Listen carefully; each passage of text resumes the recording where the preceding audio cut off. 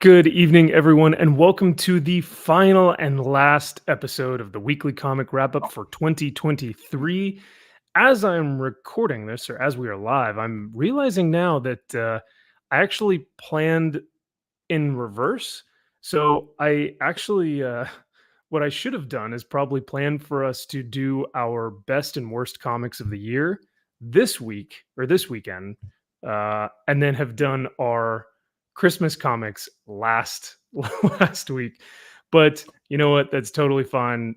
We're learning here. This is like my Yeah, second year on YouTube, so we're new here. um, yeah, we're a little bit new here. Especially because you and Kyle were doing stuff on Comics Elite. I don't know, probably 3 years ago, 4 years ago. Probably. Yeah, Yeah, it's I have to think. It's like, my God, we were on there for so long doing all those reviews. All the comics yeah, we read, all that yeah. all that shit is just, oh my God. But thankfully, we are here today, Friday the 29th.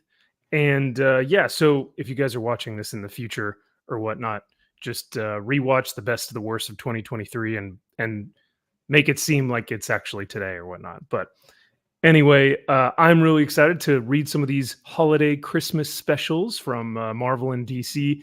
I gave Drew and Kyle some homework, which, by the way, Kyle will be a little bit late. But I gave these guys some homework and I said, hey, these are some of my favorite like Christmas holiday themed comics.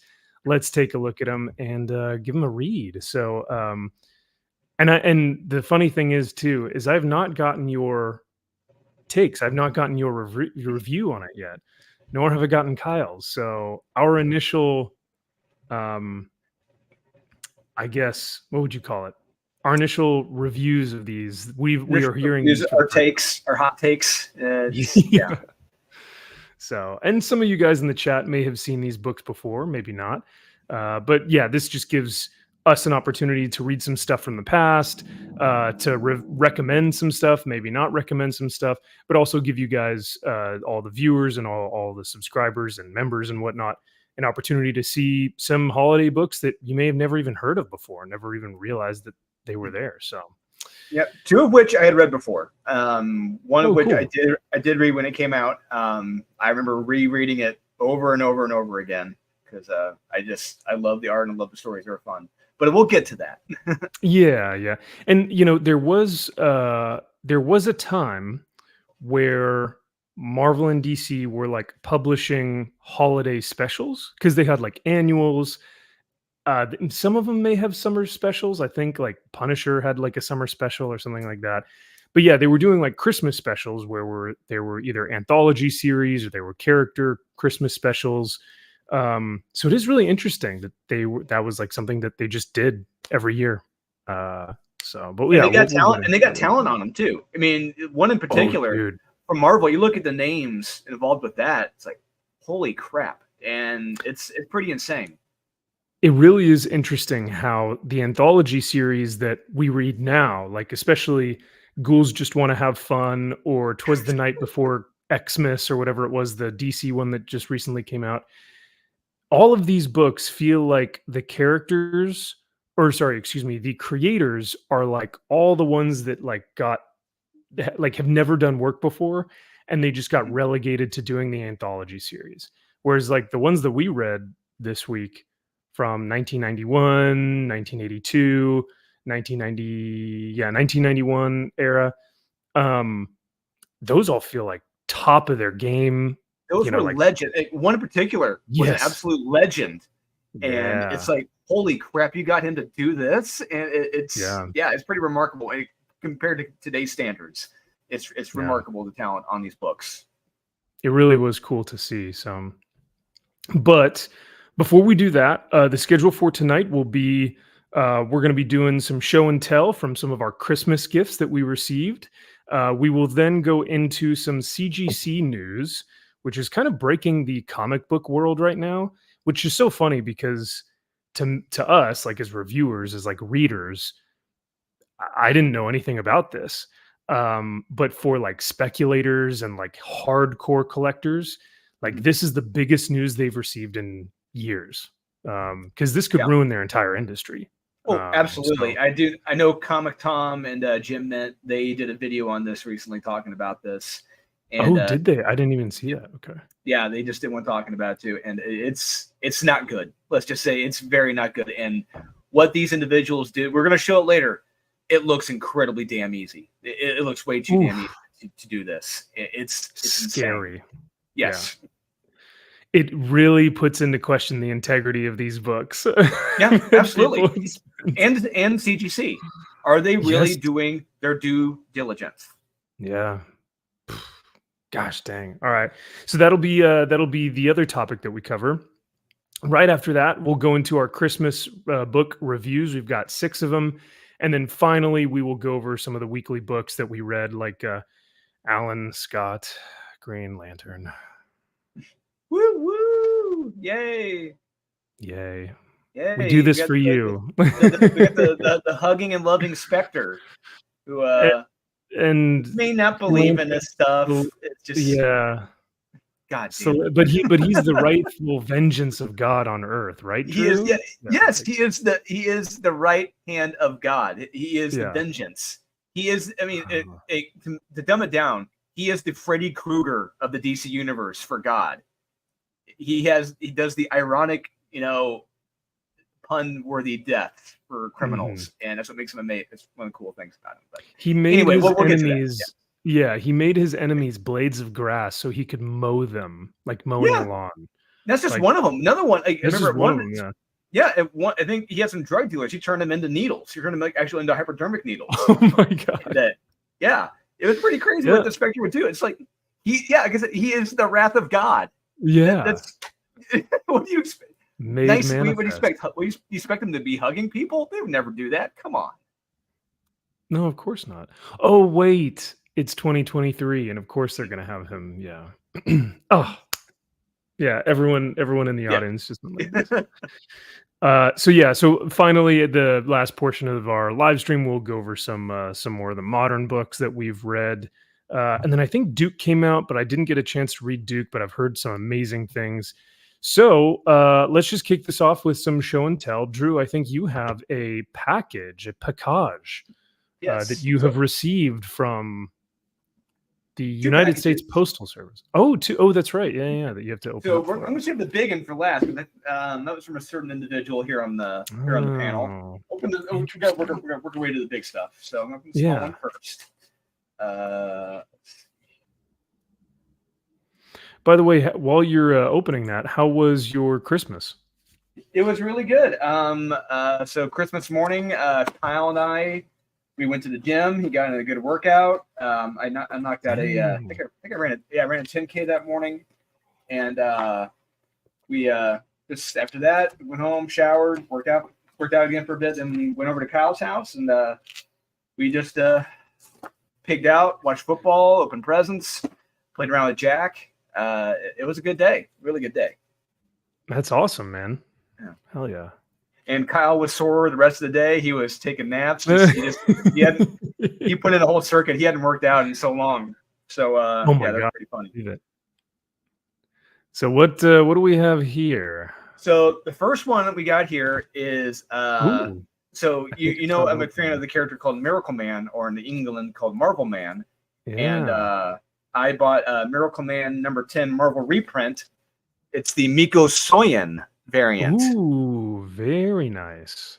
Yeah. Beautiful. That's cool. Yeah. I think it was a ratio. I think it was like a 1 in 10 variant, or like 1 in 25 at the time when it came out. But it's Miko, so yeah, had to get it.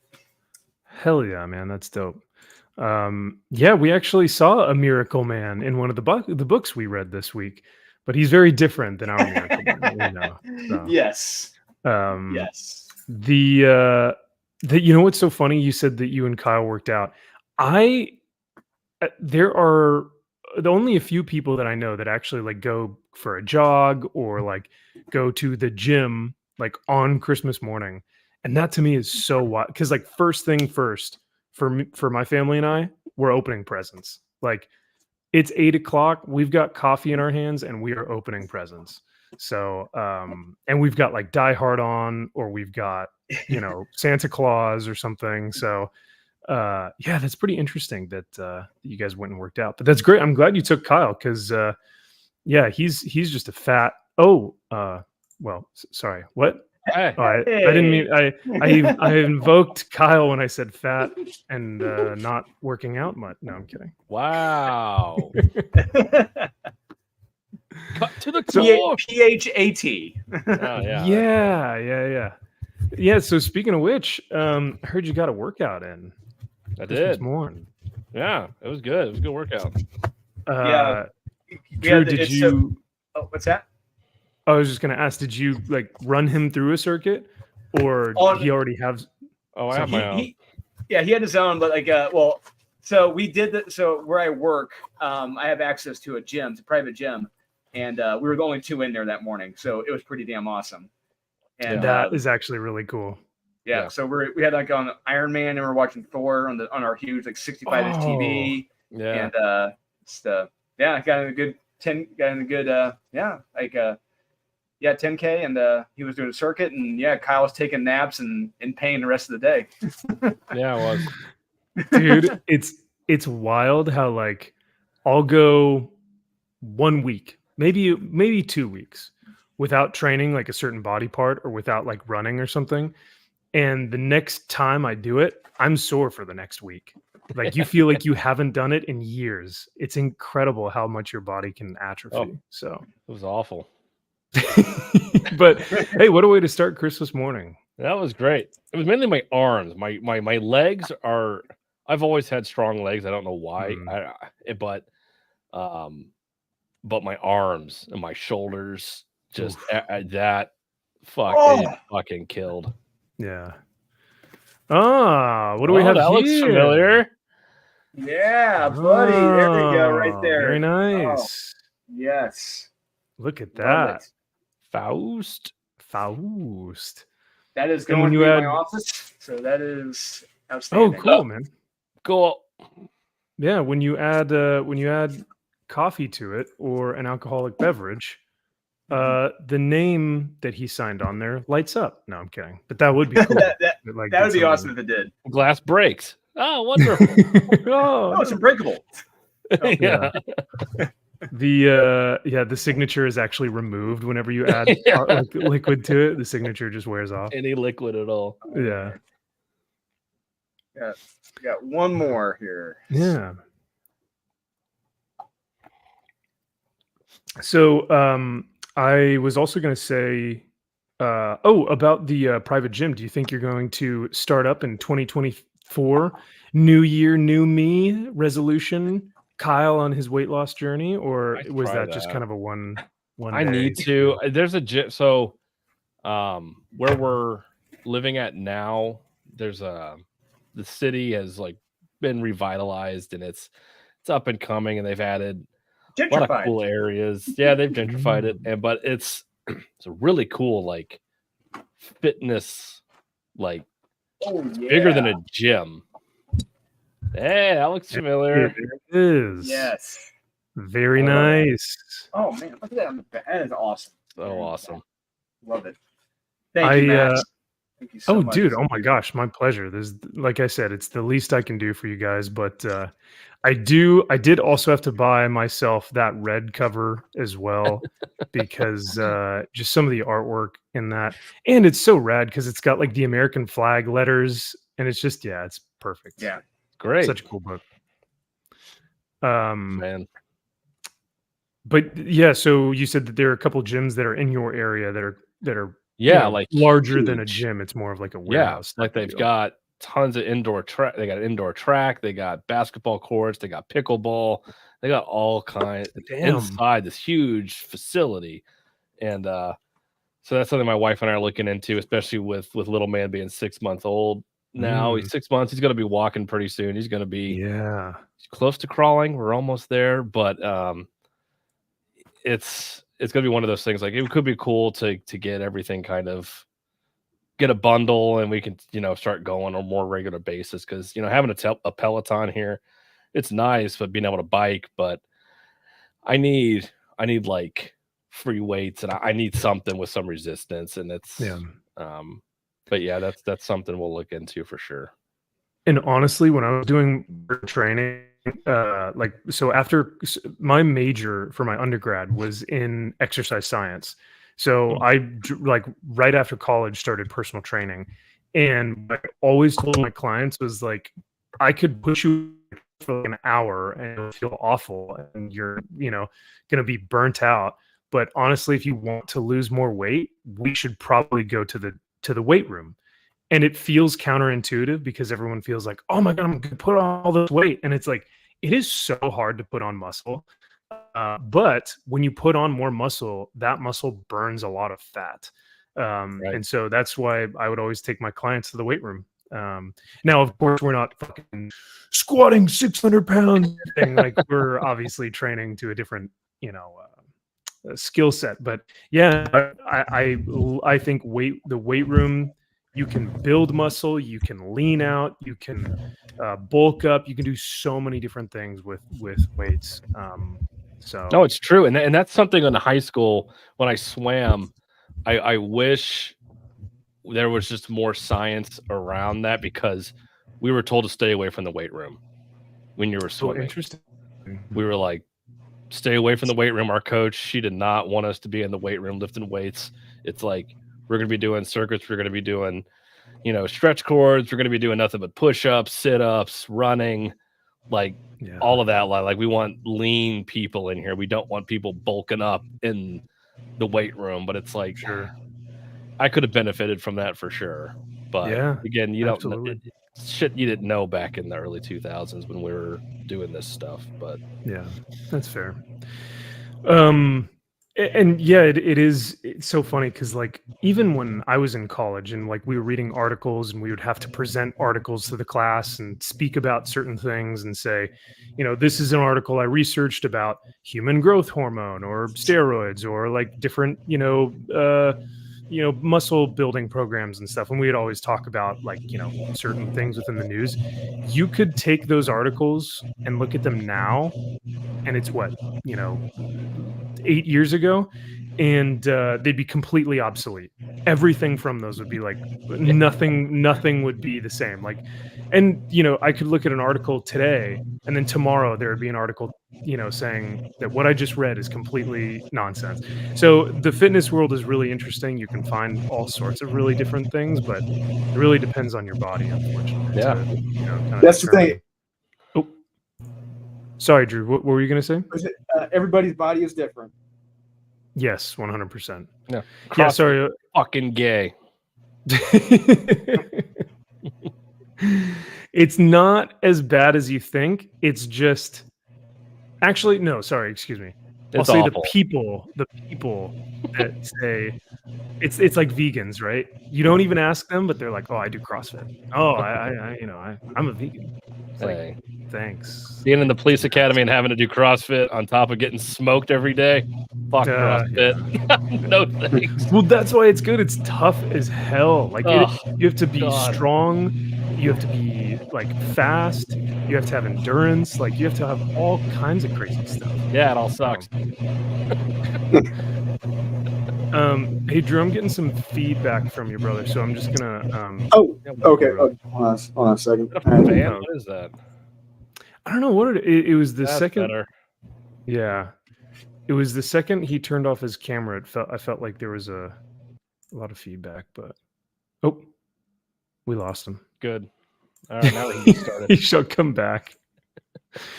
But before we get into more of our show and tell, hello to MG, hello to Virtue Comics, Fear Monarch, Vudi Volte, JK, hello gorgeous, Jock Nerdy, and Garth Whitley. How's it going, everyone? Great to see y'all in the chat. Hope you had a great Christmas. And hope you were all blessed this year. And hope you all have a blessed 2024. We've got a lot of fun stuff planned. So for sure. MG, I will bring this up. I have this backstage. So once we're done doing show and tell, I will bring this up next because I saw the picture. It's something. It's something. Oh, I don't know what that is. I'm curious. I'm excited. Yeah. It's Marvel just really Marvel and DC both. They really have kind of dropped the ball. All right, let's see if this works. How's Much that? quieter. All Much right, I better. think that'll. Yeah, I think that'll do. That'll do, pig. But yeah, thanks for showing those off, man. I'm glad that you were able to get those. Sorry they were late on, after Christmas, but Oh, it's fine. It's well worth the wait. Like I say. cool. Yeah, thanks again, man. Oh, dude, of course. Who would have thought that media mail was going to be quicker than just like standard, ground mail? Crazy. So, Kyle, do you have anything that you got for Christmas that you want to show off? Anything nerdy that you would like to put on display? Yeah, I had something that showed up that I backed a while ago, and it happened to show up. I'm very impressed with this thing. This is from Magnetic Press. I don't know if you've heard of Magnetic Press. I haven't heard of Press? Magneto Magneto. Magneto Press. Magneto? Yeah, the Magneto Press. Yeah. I haven't heard of them, but this was pushed. I think this was through Kickstarter. It wasn't through Indiegogo. I think it was Kickstarter or their own. I don't know. It was a while back, but this was. I saw an ad on Facebook. I think this was pushed to me, and I'm like, this looks really interesting. So this was a giant hardcover collection of something they did of Bram Stoker's Dracula and Mary Shelley's Frankenstein. Whoa, that's fascinating. Cool. I mean, this thing is legit. Ooh, I mean, this is gorgeous. nice. This is one of the nicest hardcover collections I think I own, let alone something on like a Kickstarter or yeah. So these are all the red foil on the pages. Yeah. Nice. It's nice. Dang, so that looks great. Yeah, the art in this is absolutely fantastic. That almost looks like a Tim Vigil cover on that hardcover. Yeah, I mean, look, so it's all of Whew. Bram Wow. Stoker's Dracula, and yeah, that is something else. It's great. I mean, I'm really impressed with this. You know what I'm hoping is that what's his name? Oh shoot, now I'm blanking on he's always on FNT. We backed or we read his Batman stuff. Ooh. Kelly Jones? That skull is incredible. Yes, Kelly Jones. Because Kelly Jones is doing that Dracula book as well. That's and right. So yeah, I'm hoping I did that. Me too. So I'm hoping that Kelly Jones's book is also to that same quality. Yeah, his Dracula looks incredible as well. Yeah, and here's the Frankenstein, Mary Shelley's Frankenstein. Ooh, whoa, that looks very Giger-esque. How cool! Yes, right. That's sick. And these are stories like I've read Bram Stoker's Dracula. It is what it is. But it's the art that does it. I know. And I've oh wow. It's good. It's good, but look, all I'm gonna say, the bar is Bernie Wrightson for Frankenstein. That's the bar. Yep. And this just makes Bernie Wrightson looks like he was drawn in crayon. Don't you watch you hold that tongue. You hold that tongue, boy. This Bernie Wrightson should be calling them if he were still alive for some tips. I'm going to pretend you didn't say that. I hope Max edits this out. I love that these are all in black and white, dude. Oh, those it's perfect. look so beautiful. Yeah, and it came in the slipcase here. Like this thing is so cool. Oh yeah, and this was limited to 1,000, I think. So. Oh, nice. Ooh. Yeah, that gold embossed like edging on the case there, just chef's kiss. It came with tiny prints. I don't know where those are at, and it came with a cool little challenge coin. Also, it's got nice, very nice. It's got Dracula on one side, and it's got Frankenstein on the other side of it. That's cool. I think it was like 150. I think 100, 150, something like that. You know what? Considering that is the same price as the oversized Conan artist edition, the one on Zoop that came out, I think that's around the price. When you look at like omnibus, artist editions, deluxe editions, 150 is right around where these tend to sit at. And I think I think that, I mean, of course, I would love it to be cheaper, but when you're talking about the quality that you're receiving with these books, I mean, it's got to be. Yeah, they got built-in bookmarks too. I mean, they really went Yeah. all out on these. And what I like about this specifically is that the corners are rounded. Oh, that's cool. That's Huh. actually really interesting. interesting touch that you don't really see ever. And so I'm like, that's actually really cool. That's actually really smart. Do you Yeah. think it's to keep the integrity of the condition of the books? So that, like, because I know like hard edged corners tend to get dinged up real bad. Yeah, and that's whenever kind of they're- like, I don't know if they thought of that, but I'm like, that is genius. If they did, Mm. and that was the reason for it, bravo to them, because Yeah. but this thing is so fun. Like, it's just cool just to display. Yeah. It's awesome. Well, hail to them and whoever, did their campaign and produced that. Like I Yeah. said, hail to those guys because they really, yeah. George Or- Bess and George Bess. George Yeah. Bess. Yeah. Magnetic Press. Good for them. They put Hell this yeah. out. It's kick ass. I think it took a little longer than they wanted. But it's totally worth the wait. I highly recommend it. If you can find them, get it. If they're numbered though, that's going to be tough. If they're limited to and are numbered, they're only going to go up in value. I feel like. All right, I'll sell mine for $5,000 right now. Buy it now. And then use that 5,000 to buy the Stephen Platt Wolverine cover that is still for $3,000. Oh, I was gonna buy the gold foil edition of the Batman #1. If we hear about that gold foil in 2024, I swear. I was gonna buy every copy available of it. I'm gonna bring in a new co-host. Send them all to CGC, and they can all be. Oh yeah, look at that. Swapped out. And also, this was just something really stupid that I bought. It's not stupid; it's cool, but it was just a $10 thing. I don't know why Drew and I were talking about Miracle Man, and I got the Neil Adams. This popped up. Miracle Man #1. This Neil Adams cover. That's a cool cover. Yeah. Yeah, I got that one too. Very yeah, I love nice. it. So that showed up today. $10. Why not? Yeah, I mean, hell yeah, it's an easy buy. Yeah. And is that you said that was a reprint or a variant, or that was the Silver Age Miracle Man book, or which one was that? Yeah, that was a Wizard World edition by Neil Adams. Yeah, that was a Wizard World exclusive. It was got a reprint of all the. Oh, yeah, so it's kind of like a. It was when Marvel got the rights back. They were reprinting all the issues, and Neil did his variant. It was an exclusive variant for Wizard World Chicago, I think. It's on the cover. I forget which Wizard World it was. Portland. Okay, close. Yeah. Almost. Yes, Neil the Great. Neil the Great. Yeah, that's pretty rad.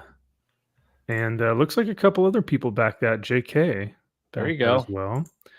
Hail, Rudy. Hope you're having a safe drive home. Oh, boys. I was looking at these two, or I was looking at these this morning as well. Transformers 3 OA. Oh, my God. I mean. Oh, it dropped? I didn't even know. Yeah, this morning. Piss. Yeah. Not that I can afford it, but. No, I mean, like, it's still. I still take a look just because one of these days it's like, am I going to do it? Am I going to be stupid enough to drop $5,000 on a page that has nothing on it? And that's the thing. It's like, okay, even if I drop $3,000 on a page, like, or like a full paycheck or something on a page of original art, is it the piece that I actually want, or is it going to be just some random one, right? So that's the difficult part, It'll be an interior with no Autobot or Decepticon on it. It'll just be trees. It's like, or it's got that stupid girl on it, and she's like condescending, and you're like, "Fuck, why did I give? I paid $5,000 for this." Gosh dang it! Oh well. But yeah, no, it's always fun just to at least like look. I know they did one. They had the Steve McNiven Wolverine versus Predator cover, which like the series is garbage, but that cover, oh my God, dude, like in black and white, it was just I have no words. And they had it for listed for 10K, and you're just like, what? That's like a car. Yeah, You're and these buying a things are car. gone in seconds. It's like, Yes. who Yeah. are these people? Divorced dentists. well, They're yeah. just the divorced dentists. There Yeah. can only be so many though that like comic books, let alone collect comic book art, that collect Do a original Google art. search. Do a Google search of dentists around the state. You'll see there's a shit ton of dentists. So Yeah, but dentists that like comic books, that That collect comic books, no that know comic books, Felix, that like right. art, that like Yeah. original art, that like original art from certain artists, that like original art from Daniel Warren Johnson, that like original art from Daniel Warren Johnson's Transformers, that want Transformers #3 original art. Maybe they're anesthesiologists, divorced anesthesiologists. There we go. I do know that there are a lot of collectors that are like realtors as well, and just like make tons of money just purchasing houses or flipping houses, and it's just like, you're just raking in money, or you have like multiple sources of income or whatnot. But yeah, I mean, you are just purchasing these things and sometimes buying them and then selling them. A lot of those guys fund their hobby through selling this stuff. But yeah, I couldn't imagine just buying multiple pieces of original art, with because you're talking about paychecks for these things. But Yeah. I think they're worth it if you are an art connoisseur. You know That's what true. I mean? Like, My wife would know, unfortunately, if $5,000 just happened to go missing. yeah, Couple $100 bucks, Investment. that's It's an fine. investment, homie. sure, Yeah. sure. When you're hitting 2,000, 3,000, 4,000, it's like I can't Yeah. hide that, unfortunately. No. It's gonna pay for Jack's college when he gets older. Don't worry about Yeah, it. right. Just might. Well, anything else that Santa brought you other than the Christmas joy of being with family That's and all sore I need. muscles? Yeah. Sore muscles. No, that was it. That was enough for me. That was good. Nice. Mm-hmm. Oh wow, that's actually whoever got that page, hey, that's a steal. That's MG, I bargain. figured, Star I'm shocked you didn't screenshot, get that, MG. That's right up your alley. He said he's saving for Gunslinger. I don't know if I agree with that, but Ooh. Hey, MG, some of those Dexter Soy pages are pretty damn good. yeah, but I don't know. MG, I do know that you're a big Spawn fan though, and I know that you like because you sent me that he sent me that it was the Gunslinger Spawn cover, I think, of the original art, and it was like the painting, right? And I'm blanking on his name. I'm having brain farts all Brett over Booth? the place tonight. No, it wasn't Brett Booth. It was But was it Puppeteer? Was it the Puppeteer guy? Lee. Oh my god, Yeah. dude, that thing is it's incredible. Yeah, I would pay an arm and a leg for that, but maybe if it was a different character though. I don't know if I'd get Gunslinger. I'd get the Darkness from Top Cow. I think if I'd had a Puppeteer Lee, but You I can think probably that'd be cool. just get those. You don't even need to pay. They'll just be like, sure, how many do you want? Of Darkness? Oh yeah. Nobody cares.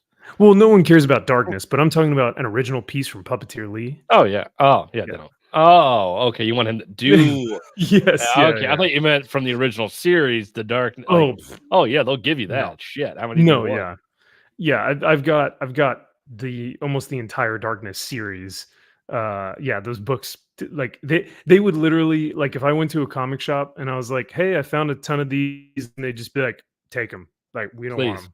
They're just God. we have so many copies. Is that all we have? Do you want all of them, please? Yes, please. Yeah. Got this warehouse. You just want to come take a look through it, please. Yeah, bring just all the Top Cow books. Just take them. Honestly, I probably would though. If I'm a shill for anything, I'm a shill for Top Cow. So it's fine. There are worse. This would be sick, MG. Yeah. Oh, Bane would be a dang. great one. But well, I will share off my some of my nerdy goodness, my nerdy gifts. So this was from one of one of my cousins got us all like Amazon gift cards. So with it, I bought the Middle Earth Traveler. Na, na, na, na, na, na, na. Here's the so it's all the artwork from John Howe that inspired the actual film. So I thought that was cool. I Nice. got some Mylar comic book archivals. You can't Never have you, too many. you can never have too much Mylar. Yeah. These were gifted to me by some family, some mangaka, kawaii, some manga tankobons. What's actually cool about Colorless is that Carrie, Nerdy Girl Creates, she recommended this one to me last year when we were on the Comics Elite channel doing the best of the worst.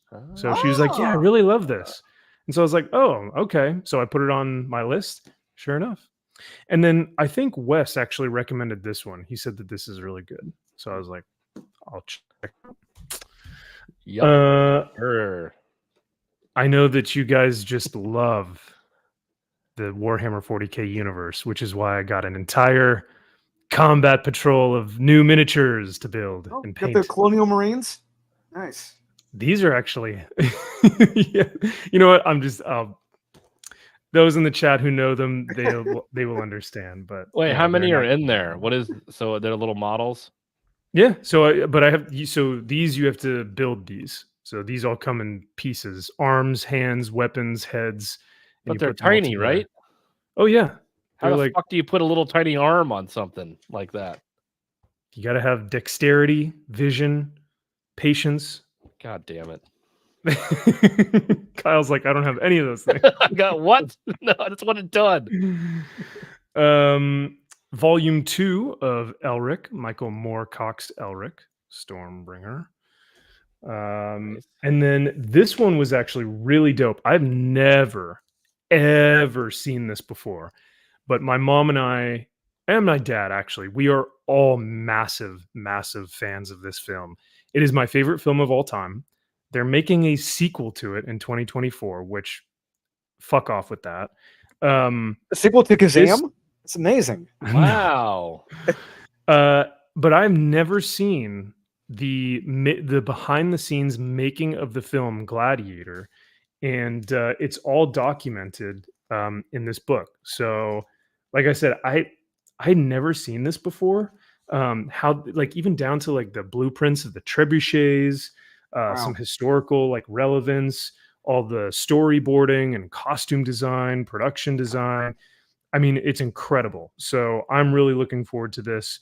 But this was really cool because, like I said, my mom and dad and I are all really big fans of the film, and I think it was one of the first ones, that and Braveheart, that I watched with my mom and dad. If I can find it, because Russell Crowe recently has come out and done some interviews talking about Gladiator. I think it was when he was doing the press circuit for the that Pope's Exorcist film he did or whatever. But he was talking about the making of the Gladiator, and he talked about just how much of a shit show it was, making it like constant rewrites on like every day on set. Yeah. They were like, "This is gonna be a night. This is gonna suck. Be a nightmare." It's it's incredible what can come from that. It's so interesting how you have something like Gladiator, which is like a lightning in a bottle film that is arguably one of the best, historical fictions out there. And then, but the production was just a nightmare, right? But then you look at something like Lord of the Rings, and everyone on set got along. Of course, they ran into issues like every film production set does. But for the most part, like when you watch those behind the scenes, everyone was like had a purpose. Everyone was like, there were script changes throughout, but it wasn't like a nightmare set. You know, when you hear about these sets that like nothing goes right. Yeah, because I mean, there are so many films like that I know where nothing went right. Like, I mean, the first Iron Man movie was a shit show. The Return of the Living Dead, my favorite zombie film of all time, that was a shit show behind the scenes. Island of Dr. Moreau, one of the worst. Yes, the most epic of shit shows. You want to talk about the granddaddy of them all? Oh my lord! Dr. Moreau, and Aliens by James Cameron. That was a shit show behind the scenes. Yeah. That really, but yeah, didn't one of those guys get burned by that flamethrower or something? I think so. I do Um, know James Remar, who was originally, I think, Hicks. He Yep. was fired because he was caught. He was doing coke in the dressing room. Yep. And they're like, "Yeah, you're gone." The other thing that I heard that was crazy about that set was that because they filmed it in the UK, is that Mhm. right? Yep. That all of the production like people, like all your behind the scenes guys, I think they're called below the line, all your gaffers and stuff like that. They would just take tea breaks. They just Yeah, stop afternoon working and tea, just yeah. take tea breaks. And The he'd be like, British "What the Union. fuck are y'all doing? We have to film this thing. We only have a couple more weeks left." And they're like, Yeah. Excuse me." Oh, afternoon teas. What are you, a fucking hobbit? You can't take afternoon tea. Yeah, it's incredible. Yeah, the British Union. So it's like someone like James Cameron, who, if you know anything about him, if you don't, he is notorious. Like, I mean, whip cracker behind the scenes. Yeah, And when yeah. he's got to deal with that, it's like, yeah, I'm not coming to England anymore, never again. So he's never been back to Pinewood since then. So yeah, Well, that is what I find so interesting is that you look at these guys like a Zack Snyder or a Ruin Johnson, and people say that they have like the best time on set. Like it's always so fun and lively, and like how they direct is like, oh, I loved it. Like that was so great. Blah blah. And you watch their films and they're shit. I mean, Yeah. I like Zack Snyder's 300. I think it's the best thing he's ever done in his life, right? But you look at something like a James Cameron or a uh Ridley Scott, and these guys are ruthless on set, and Yeah. they produce good product. So, Stanley or good Kubrick, art. somebody doing 175 takes of Oh, something. It's like, which is not an making exaggeration. That's not an Yeah. exaggeration. no, making people cry, yeah, right? Like have mental issues because of how like torturous he is. yeah. So, But you get greatness. Yes, you do. get like the torture is only it's temporary, right? But good cinema is forever. So Exactly. And I don't know if you knew this, Max, but I do love this fact with speaking of Stanley Kubrick, because we just said he does hundreds of takes with people.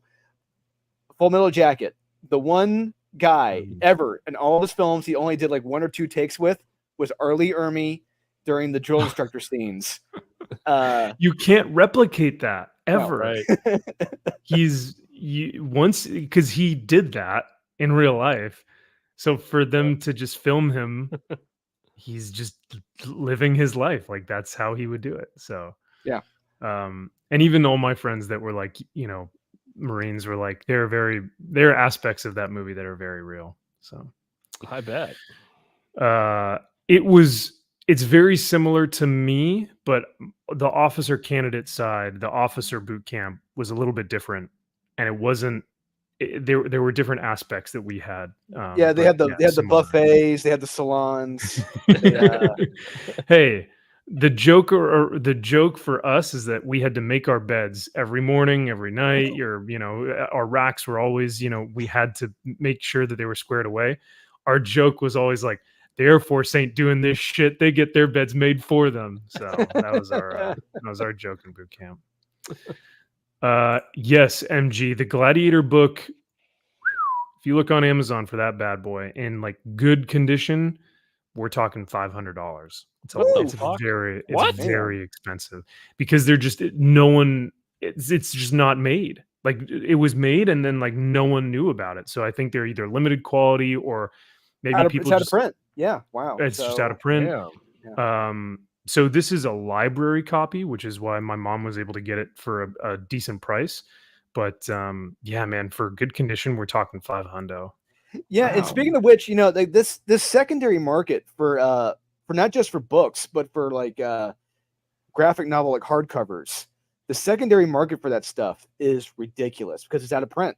So like a lot of these absolute editions, deluxe editions, a year, 2 years, a year or 2 years after they come out of print, they can go up $50, $100, $200.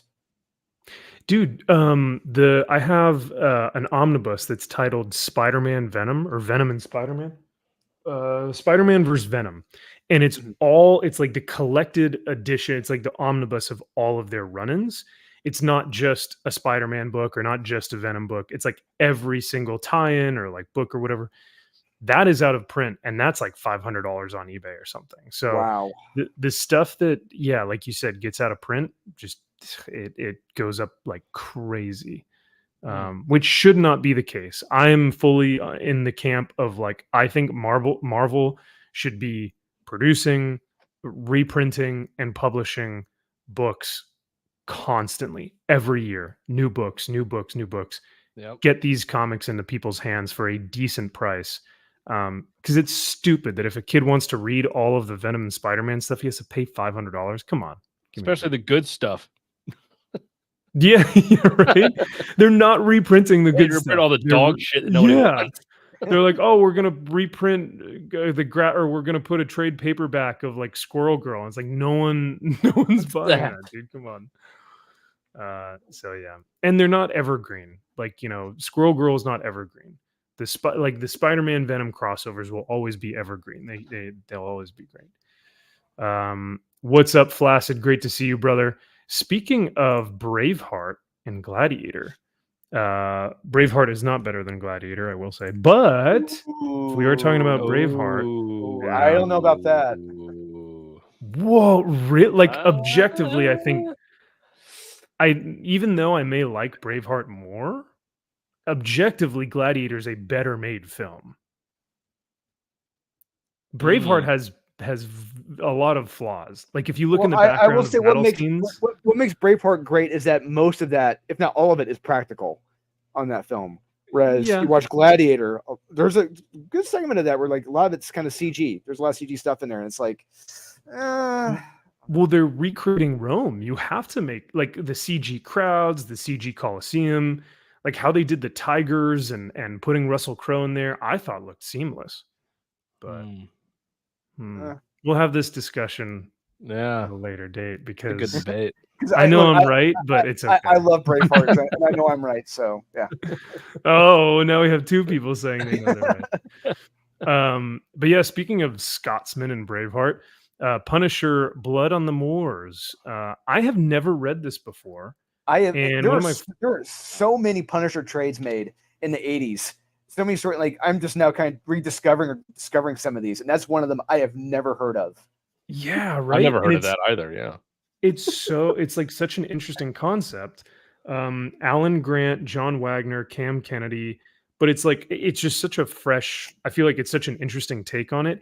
It could be garbage, it could be great, but I've had this on my list for like a year now, and finally got that one, and then finally. The last two, this one is a key. You got a key here. The funny story about this is I've owned this twice now. So this is the third time I think I've owned this. Sounds like me. But this time I was like, I'm keeping it.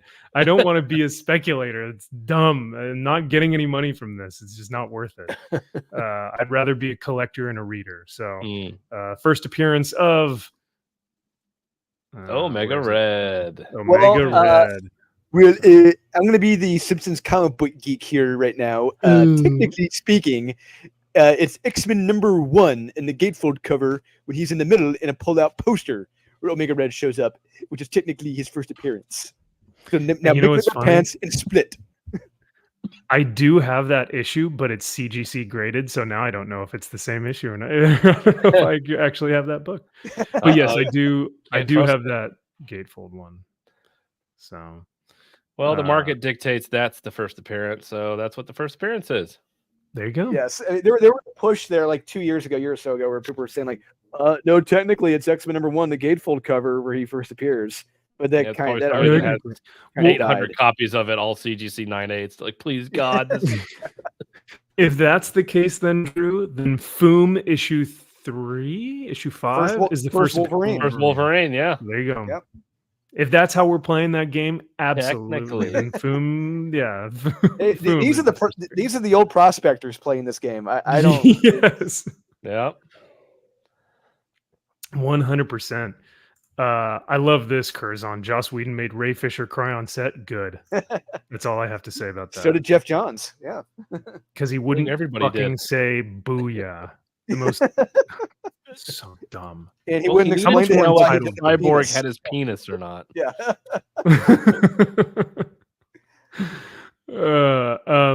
But yeah, no, it's a lot of guys have had some run-ins on set that have not been good. Yep. This is also a huge, like, Titan is pulling a clutch move here. The fact that Marvel won't reproduce or reprint all of their Conan stuff when their Conan Omnibus collected editions have been out of print for years now, and we've Mhm. been asking for Savage Sword of Conan. Titan is coming in and saying, "Fuck, we'll do it. If you're not going to do it, we'll do it." So good for them, man. Yeah. Okay. It's 'cause they're not going to be available until next year, I believe, like March or April. Gives me time to save up all my money to give them. Yeah, no. Right? So yeah, if they're doing one at a time, I'll gladly buy a Savage Sword of Conan Omnibus one at a time. Yeah. Yeah. Edward Longshanks is one of the best villains of all time. Why? Because he throws the gay lover out the window. Is that why you like him, Flaccid? Hell yeah. That is a great scene. It's an Or awesome is- scene. Wait, is it the gay lover or is it his actual son? No, that it's he the gay throws- No, lover. no, it's the gay lover. Okay, Yeah. I thought. But just the scene with the Irish, I love that scene with the Irish. It's great when Longshanks just like the bloody Irish, God. Yep. It's great stuff. Yeah, it's my island. It's Yeah. mine. I told you, it's my island. No, but when his own troops are fighting and he's like, all right, I give him a volley. It's like, but you hit our own troops. He's like, but we'll hit theirs as well. But Like, with God theirs damn, as dude. well. Yeah. Fuck. He's such a little pussy. Yeah. He's such a little pathetic. I Yeah. love it. He is a great, but like in Gladiator though, Joaquin Phoenix delivers possibly his best performance other than maybe Joker in this like conniving, perverted, like he's super interested in his sister and stuff. Like he's gross, man. He is a way like Longshanks is like funny bad because he's like just so villainous. He's like, yes, send a volley and kill everyone. And it's like, but no, Joaquin is, because he kills the father, spoilers. And like, yeah, no, I just feel like he's got so much more depth in his villainous thing. So Flaccid, real you're quick- wrong. Oh no, he's right. Okay. But I'll say that Joaquin, if you have Walk the Line, I love him in Walk the Line as Johnny Cash. He That's is Great. That's true. amazing in that movie. That's Yeah. a close second. I would say his role in Gladiator is probably a close third. So rank that one more time. You said I would say Joaquin and I would say Gladiator were Joker, third. Joker one, Joker one, Walk Walk Johnny the Line Cash, 2, then and then Gladiator. Gladiator. Okay. I would have to watch Walk the Line again, but I think he's alright. better in Parenthood than he is in Gladiator. What's that? Exactly. Oh, you know that? what he was Wait, really what? good at? And he was really good in the girlfriend movie. Oh, That I'm her. blanking on. Her. That film was so freaking good. I don't know if it holds up. I liked it when it came out, but I bet it doesn't hold up. Well, it's so real to now. Maybe it holds up like scary I well. I don't I know. might want to go back and watch it. It's so depressing. It really is. But as a single guy, you're like, fuck yeah, he feels my pain. The AI leaves me too. Everyone leaves me. Oh, that moment where the I AI is like, oh, I've been with thousands of other I men this know. whole time. And he's like, but the fuck you, bitch. Oh, it's so sad. Yeah. Yeah. JK, I thought you were on my side with this one. Oh, you're breaking my heart. You're tearing me apart, JK. She says Braveheart has William Wallace, Gladiator has Dirty Romans. Was that a scene from Gladiator that you were just reenacting? Because it sounded like it would be from Gladiator.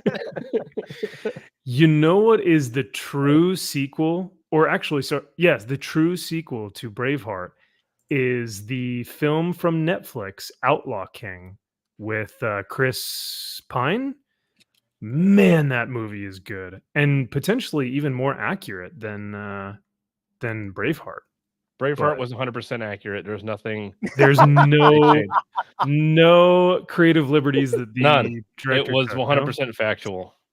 I see. Yeah, 100%. Unlike Gladiator, which is completely made up. But at least with Gladiator, you can say this is historical fiction. Like it's meant to be Or fiction. a story that never. Sure. Danny Plaza says, "Come on, MVP. Now Gladiator is a good movie, but your favorite, dude? That 70s was the golden age of American cinema. Godfather, Apocalypse, Deer Hunter, Superman, Straw Dogs. So, See a bias Superman. there. I see a bias. Yeah, geez. But Superman's up there, man. Yeah, Superman really is up there. Yeah, 70s cinema was very revolutionary. I mean, that's when it really got away from those big budget studio films. If you watch that the Hulu series, was it The Offer, talking about the making of The Godfather, that is a prime example that shows you like the studios not willing to take risks on novels like that or movies like that. It's amazing. Yeah. JK says, I'm a Celticist. That's fair. I mean, I should be on the Braveheart side because I'm Irish, Scottish, and Swedish. There's not one part of me that's Irish. I mean, so you're a traitor. Italian. Okay, yeah. so you're. I just love Roman culture, man. It's that meme of like men who think about the Roman Empire all the time. Our good friend Aaron Sparrow is here, and he says Kyle is right. The Rolexes in Braveheart were 100% period accurate. I rest my case. There you go. They had sundials on them, right? Lexus had sundials. Yeah. You don't I realize was like how that. advanced they really were as a culture. I guess so, yeah. They were ahead of their time. They were, literally, pun intended. Yeah. And then whiskey was discovered. Yeah. I also really like when in the Disney movie Hercules, when Hercules first gets to the city of Thebes, something like that. Yeah, Thebes. And it's kind of like New York. It's like the Big Apple. And the one guy like opens his robe up and he's like, "Hey kid, want to buy a sundial?" And Phil's like, "Don't mind these people. Get away from them. They're gross." But James Woods, amazing as Hades in that film. Love it. He was great. I still think Lion King, Hercules. Like Hercules is near perfect as a film. It is, and it holds up. There are hysterical jokes that you still catch, like even when you're much older. It's like, damn, this movie was so ahead of its time. Yeah. Now let me ask you this: it's Aladdin for me. Aladdin is just the one where I am laughing. I remember, Kyle, he knows.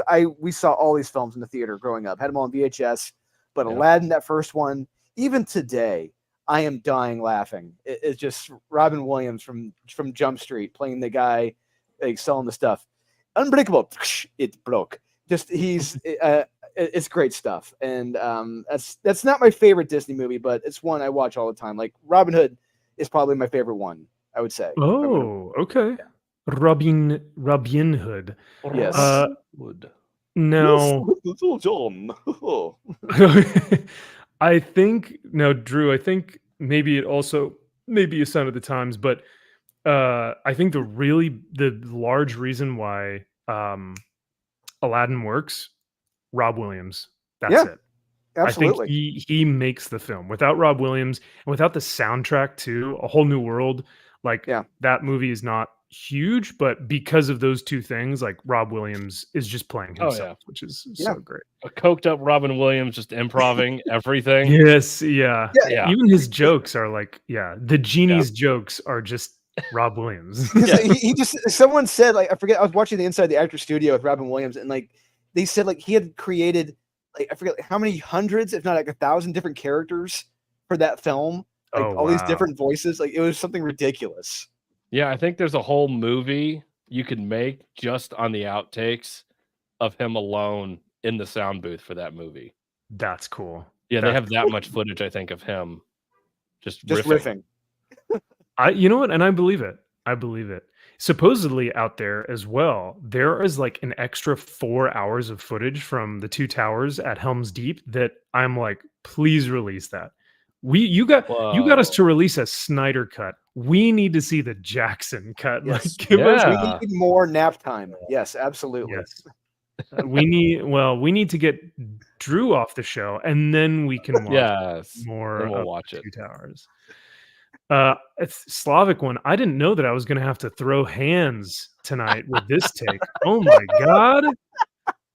Now the music in Last of the Mohicans is better than the music in Gladiator, hands down. Absolutely not. Why you shut your mouth? The There is no way. soundtrack in Gladiator is The soundtrack in Last of the Mohicans is legendary, and it will no way Gladiator comes close.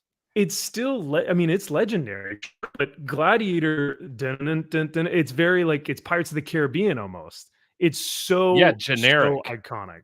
So generic. Iconic is what Generic. what comes to mind.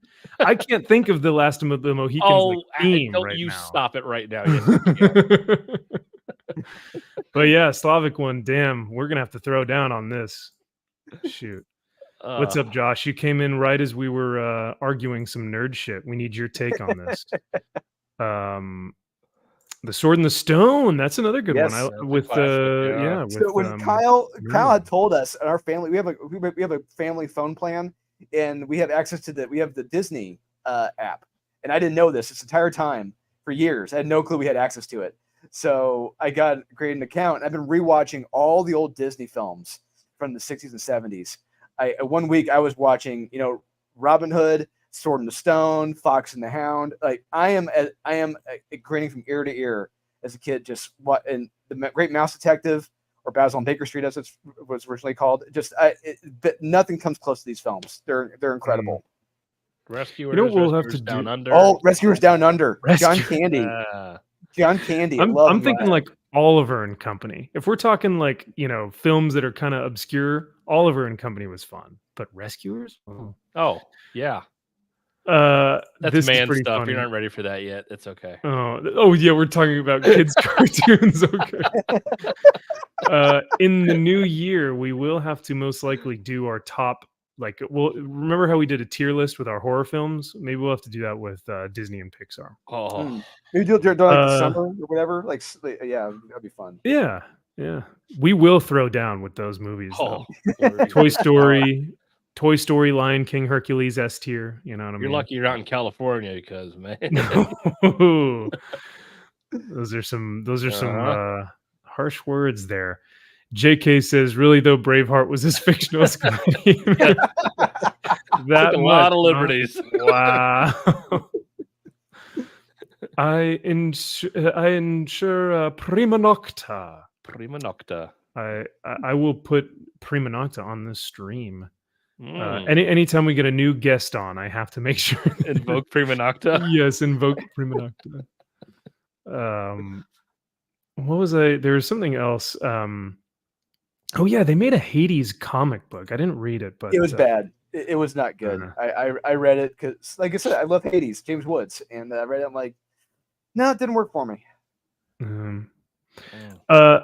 Drew, how do you feel about Aaron? Aaron wants to throw down tonight too, Drew. I mean, he needs to step in the gauntlet. He needs to step in the gauntlet. Just a contrarian for contrarian's sake. Maybe. Fear does agree with you though that Robin Hood is one of the best. It absolutely is. Honestly, two of the best songs ever, if not one of the best Disney songs ever. Robin Hood, Little John walking through the forest, gilly, gilly, golly, golly, what a day. Never gets old. Love it. That is classic. And once you sing it, it gets stuck in your head. So yes, exactly. Yeah. And listening to it, it gets stuck in your head too. You will sing it the rest of the evening. Mark McGrath says, who's down with MVP? You know me, brother. Great to see you. We also have Aaron saying that Robin Williams. Oh, sorry. Where'd it go? No, there was another one that he said. Oh, we already got the Robin Williams Aladdin take. But Black Cauldron. Wasn't that the one with Gurgi? There was a character called Gurgi, right? That was the film that made Disney change course. Yeah. That almost that killed Disney until Little Mermaid brought it back. I'm glad that I'm seeing some love for Oliver and Company in the chat. That's why I know that we have some of the best fans out there because I love that movie. So Well, as much as I could talk more about Disney films when they were actually good, we do have to get on to some topics for this evening. So, This is a comic book channel after all. yeah, right? oh yeah. Oh shoot, what are we doing? Where am I? The last thing that I will say that I did receive for Christmas, this is really cool. These are actually fairly hard to find, even like on my comic shop. It was tough to find this, but this is the X-Men poster magazine. So this isn't actually like a story or a comic book in here. This is a magazine-sized issue, and all it is like classic posters of your favorite artists. So Mm. like Mark Teixeira or Tex, we'll just call him Tex, Jim Lee, who else? I think J. Scott Campbell's in here. But yeah, and they're all like pull-out posters, like 11 by 17 posters. Damn. So it's a very cool book to have. I think it's tough to find them just because most of the posters are pulled out of a lot of these, maybe. Mm. Oh, definitely. So yeah, that was another really cool gift that That like cover issue number awesome. 1 is Sagan. That cover, that text cover. Holy Oh, shit. His Wolverine. I yeah. love his fucking Wolverine. And Underrated. his Sabretooth, his Wolverine and Sabretooth Yeah. are amazing. Yeah. Love it. So awesome. They look so damn good, and Bishop up in the corner too. Like they're Yeah. all of his characters are just they're beefy as all hell, Mhm. and Just how they yet should be. just how they should be. Comic book. They have like muscles on muscles, and yet their faces are, it's like comic booky but oddly realistic in a way. It's really, Animalistic, like they should be. yeah. And speaking So- of muscles on muscles, real quick, little segue. But speaking of Wolverine, I think I sent you guys a link that the Wolverine video game got linked. So it got leaked. That gameplay. Oh and, yeah. And I don't know I don't know if you guys watched it or not, but Wolverine, he looks pretty damn small in that game. He doesn't look muscular at all. I am not a gamer, so I'm not Neither am really I. sure how that translates. I mean, I would love to see a game that just has like a Mark Teixeira looking Wolverine or like a Mark Absolutely. Silvestri or something, but would that translate to video games? Like, would that bulk and shreddedness? Well, I guess God of War. You've got someone like God of War, so that would look good on Wolverine, right? So, but, yeah. Yeah, I don't know So- what that's gonna mean, and depending upon Insomniac making it, I mean that's early pre-production shit. That could have just been a regular, we're just gonna plop in some standard variation character we've created into here, and who knows. But I'm excited. I was gonna say, do you guys plan on playing it? Oh hell yeah. Oh, really? So you Oh, guys yeah. are gamers. Oh, I got a PS5, dude. I'm ready to play that shit. Whoa, okay. Isn't that the game console that like doesn't have any games for it? Oh no, that's the Xbox. Yeah, PS5 is for men that like to play games. Oh, interesting. No games, just Okay. sports. Well, as Josh would say, I don't play video games. I just, have sex with beautiful women. Of course he So does. do I. Her name's Amy. Oh yeah, that's right. Aw. We'll tell Amy that you said that you do both, play video games and Yeah, see, you could do both. Real men can do both.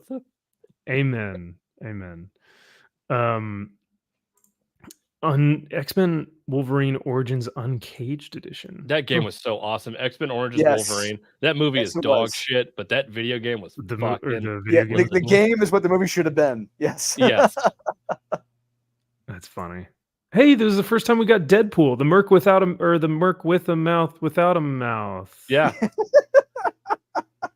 And was yeah, great. imagine the tagline to your character being like, "What I do isn't very nice," or "I'm the best at what I do, but what I do isn't very nice," and then making him the nicest character in a movie. That's pretty much what they did with Deadpool. It's like Merc with a mouth, and then it's like, oh, well, not really. We'll make him not talk. Yeah. What? Yes, Josh does bang chicks. We get it, Josh. We get it. We understand. It's like when I was watching the stand-up comedian from England, Ricky Gervais, and he was talking about like, I think it's really funny that people put in their Twitter bios like anti-fascist, right? because it's like someone coming into a kindergarten and saying, "Hey, everyone, I don't diddle kids." You know, I don't care. They could just walk around naked. I don't care. It's like I don't, you know.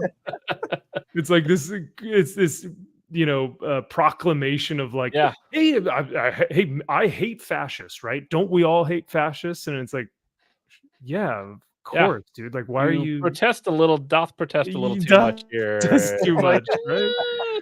Yeah. I kind of think you So are. yeah. So when Josh comes in here, he's like, guys, I promise I bang chicks. All day. I've been banging so many I'm just, chicks. yeah. Oh my Oh, god. I'm so it's like tired from enough. banging all these chicks.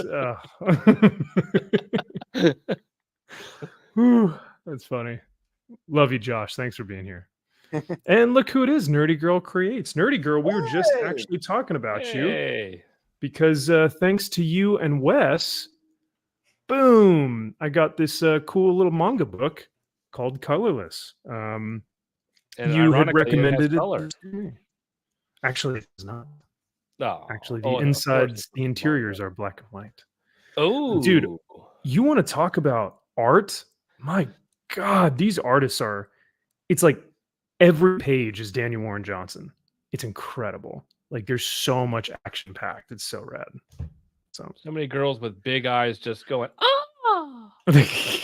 you wait, by big eyes you mean big tits, right? That's mainly what manga is. So Well, I don't look at that. I don't see those. I only see the eye. So yeah, they're right. So the people real to me, personality okay? is Yeah, yeah. I'm beyond that. Wow, misogynist. Okay, Yeah, grow up.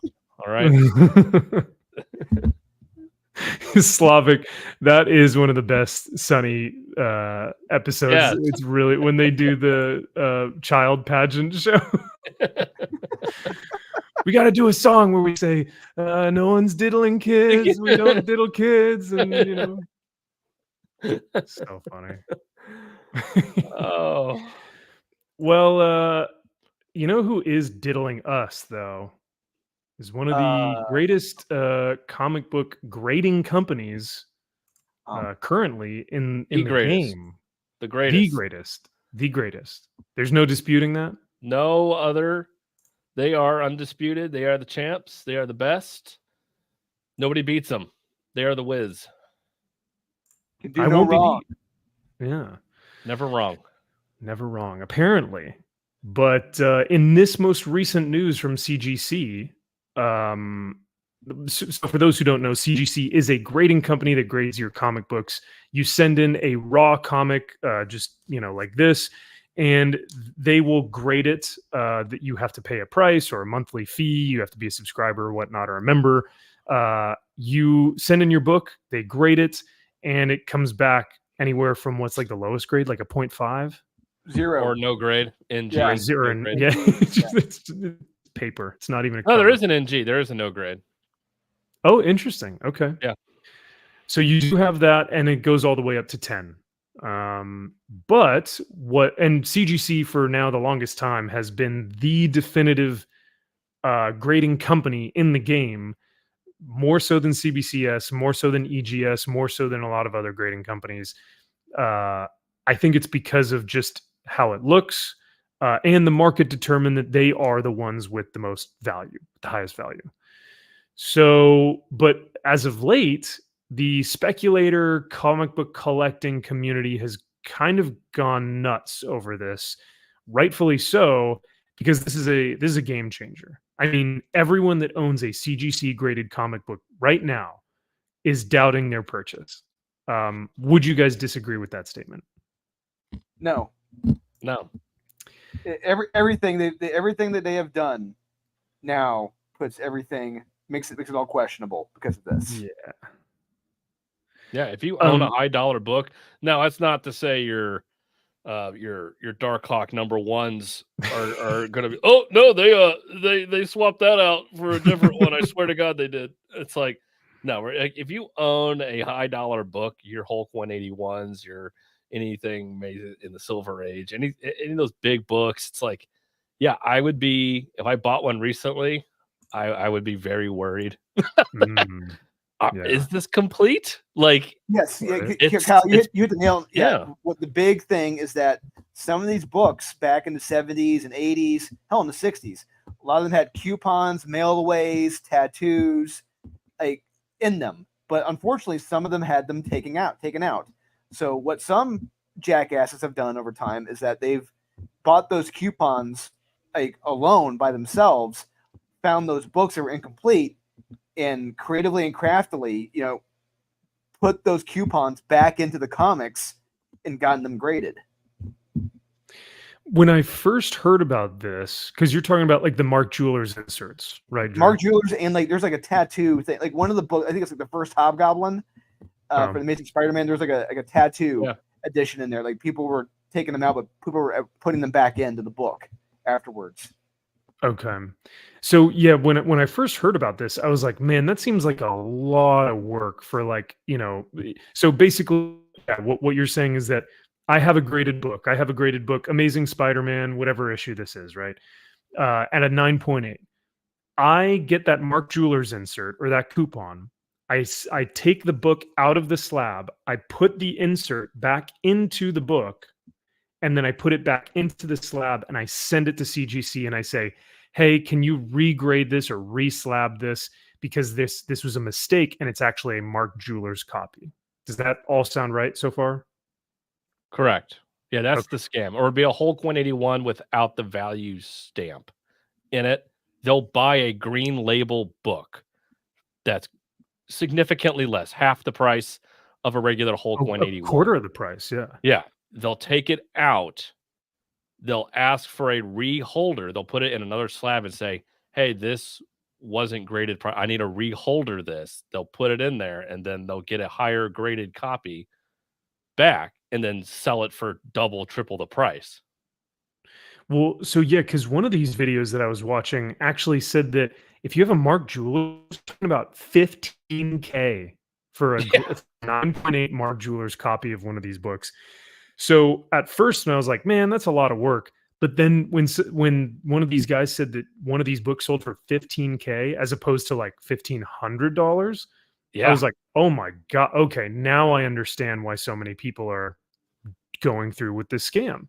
Because you can potentially, make 10 times whatever it is. Yeah. Just for inserting and a Mark Jewelers insert, a coupon, one of those tattoo things, and then resubmitting it under the same certification number. Yeah, this is fraud. This is what this is 100% fraud. And this is the fraud. Sorry, go ahead, Drew. I would say people doing this, it may sound extreme to some people listening, but they should be arrested. This is absolute fraud, and they know what they're doing. Well, what's crazy is that when CGC released, and we'll get to that as well, when CGC released their statement, they said that the guilty parties will be held accountable by law. So I don't know if CGC is actually going to do that or how they're going to do that, but we're talking about jail time. Yeah, they hired private investigative firm to go after this, and I have to hand up to CGC now. They admit this is real. This is a real thing. Mm-hmm. There are potentially hundreds of books that it's like that. Is that a low estimate? They probably would low estimate it, obviously, as a company. How many are there? We don't know. And that is the question. Like G says, it brings their whole credibility into question. Yeah. And how many other books are potentially, at risk. Yeah. For like not Dark just Knight Returns #1. That wasn't my fucking book. I did not get that 9.8. Yeah. That was somebody else's book. I'm more than happy to fucking admit it. But it's like it happens. It happens. I know they do it. They fuck up, and it's like, but it just happens. It brought down. It's crap like this that brought down one graded company, PGX, and it's stuff like this where if it keeps happening and it adds up, it's only a matter of time before this house of cards comes tumbling down for CGC. And it should. That's what's really interesting. Because CGC did say they grade millions of books every single year. And the fact that there have been a couple hundred that they have admitted that have been tampered with or are now compromised, it's pretty scary. In the grand scheme of things, like if I'm playing devil's advocate, though, millions of books graded with a fairly okay turnaround time, uh, and then to have couple hundred books to be tampered with, that's a low percentage. However, what this does now, and what I think a lot of comic book speculators and collectors are alluding to, is that it might not be just these 100 books. We're talking about every book now could be easily tampered with, and we just wouldn't even know. And I think that's the biggest fear that people are holding with the news that's coming out now about this. Is that fair to say? And what things do you guys see coming from this news that could, I don't know, potentially hinder the hobby? It's like that double-edged sword. It's almost, it weeds out the people that are just into this hobby to just turn it around and make a profit. It's like, Yes. I'm just going to buy books, get them graded, don't give a shit, and then just keep selling this crap. And I have no care. I'm just here to make money. It's scary in the sense that you have this company that has this reputation of like, they're untouchable. They're great. They are the pinnacle. They are the standard for everything. And then it's like, maybe you're not. And it's that maybe the emperor has no clothes. And then you have companies like CBCS that should then be like, hey, come with us because we back our shit. Our slabs are different. Yeah. We make ours, ours can't be tampered with, or there are certain aspects to which you can't do what they do. It's interesting in the sense that now is the chance to have that monopoly kind of righted. It's like, let's right that ship a little bit. Like, because honestly, I think CBCS has the better slab. The market, for whatever reason, dictates that their slabs doesn't matter. It's worth a third of the price of a CGC slab, which I don't understand. But the same book and the same grade. Same book, same grade, exact same thing. And they're like, yeah, I don't care at CBCS. I don't like it.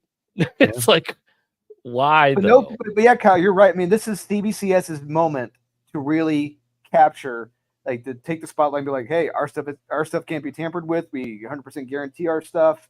This won't happen with us. This is their time right now. They need to capitalize on this. They need to absolutely begin to start speaking with their marketing firm or whoever's doing their marketing right now, their team, and they need to start pumping out, I don't know if it's pictures, if it's videos, if it's whatever, but they need to start getting onto social media and start to really push the quality of their books right now. Maybe if it's even sponsorships, reaching out to certain YouTubers and influencers and Instagram, like all these people that are on Instagram that are selling all these graded books that have like whatnot, collections and selling all this stuff. Reach out to those people and start saying, hey, you got any CBCS books? We'll give you some money if you do a review for us or something. I don't know. Yeah. But yeah, they definitely need to start getting their name into the market at this point. They do. But it's scary. I mean, it's scary. And for these people that were affected by it, that fucking sucks. Like, yeah, I would be so pissed. And at least CGC admitted it, and they're willing to compensate for money lost and it's like, so I have to commend CGC for coming out, and they took the time to wait. It wasn't a knee-jerk reaction. I was really worried that they were going to come out really quickly and say, oh, we'll get to the bottom of it. We'll see what happens. We're not really sure where this goes. And it's like, no, they said what they needed to say. I was impressed with what they said, and they're willing to make it right. And it's just going forward. How do you fix this? Because a lot of people are very worried about it. I will absolutely agree and say that the statement that they made, I thought was very well spoken, very well said. And the biggest thing is they waited a week, because they could have come out and made a statement right away and probably gotten a lot of stuff wrong. So the fact that they waited and investigated and then said exactly what they needed to say afterward, I think was very smart. And believe me, I'm not either way. I'm not like a CGC fanatic, but I'm also not like a CGC hater. I think they've done a lot of stupid shit in the past where they're like upping prices for subscriptions and monthly, memberships, and like, grading certain books is going to cost more every single year. They upping the price for this, and it's like, yeah, I get it. Turnaround time times, years before you see your book again. But I'm just not a graded guy in general. I like it raw. So. Yeah, I'm down the Um, middle. I mean, obviously, I have graded books here, and I have Yeah. a box full of graded stuff. But like, I'm not like every book has to be graded, otherwise it doesn't matter. It's nice in the sense that if you go to sell a book or you want to buy a book from something, you basically have an idea of what the cost of that book is. It cuts yeah. out that you have the one guy that wants to upcharge it. Oh no, it's definitely a 9.8, and you're like, I think it's like an 8.5 at best. And they're like, no, I don't see that. It's definitely a 9.8. I want to charge this. Yeah. So it weeds that kind of bullshit out when you go to actually purchase a book. But yeah, I don't take it or leave it. I'm not a. It's got to be CGC or nothing else. Personally, I honestly I prefer CBCS, but it's kind of nice. But at the same point in time, it's kind of nice seeing the king kind of get taken down a step. Like it's like, you know what, guys, they're not as perfect as you fucking think they are at the same point in time. Yeah, and I think there are a lot of people right now that are well, rightfully so, they're worried, right?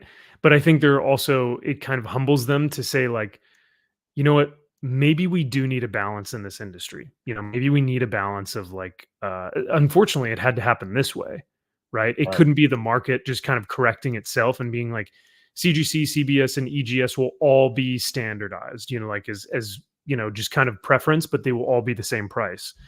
It's unfortunate that it had to happen this way because this is obviously awful.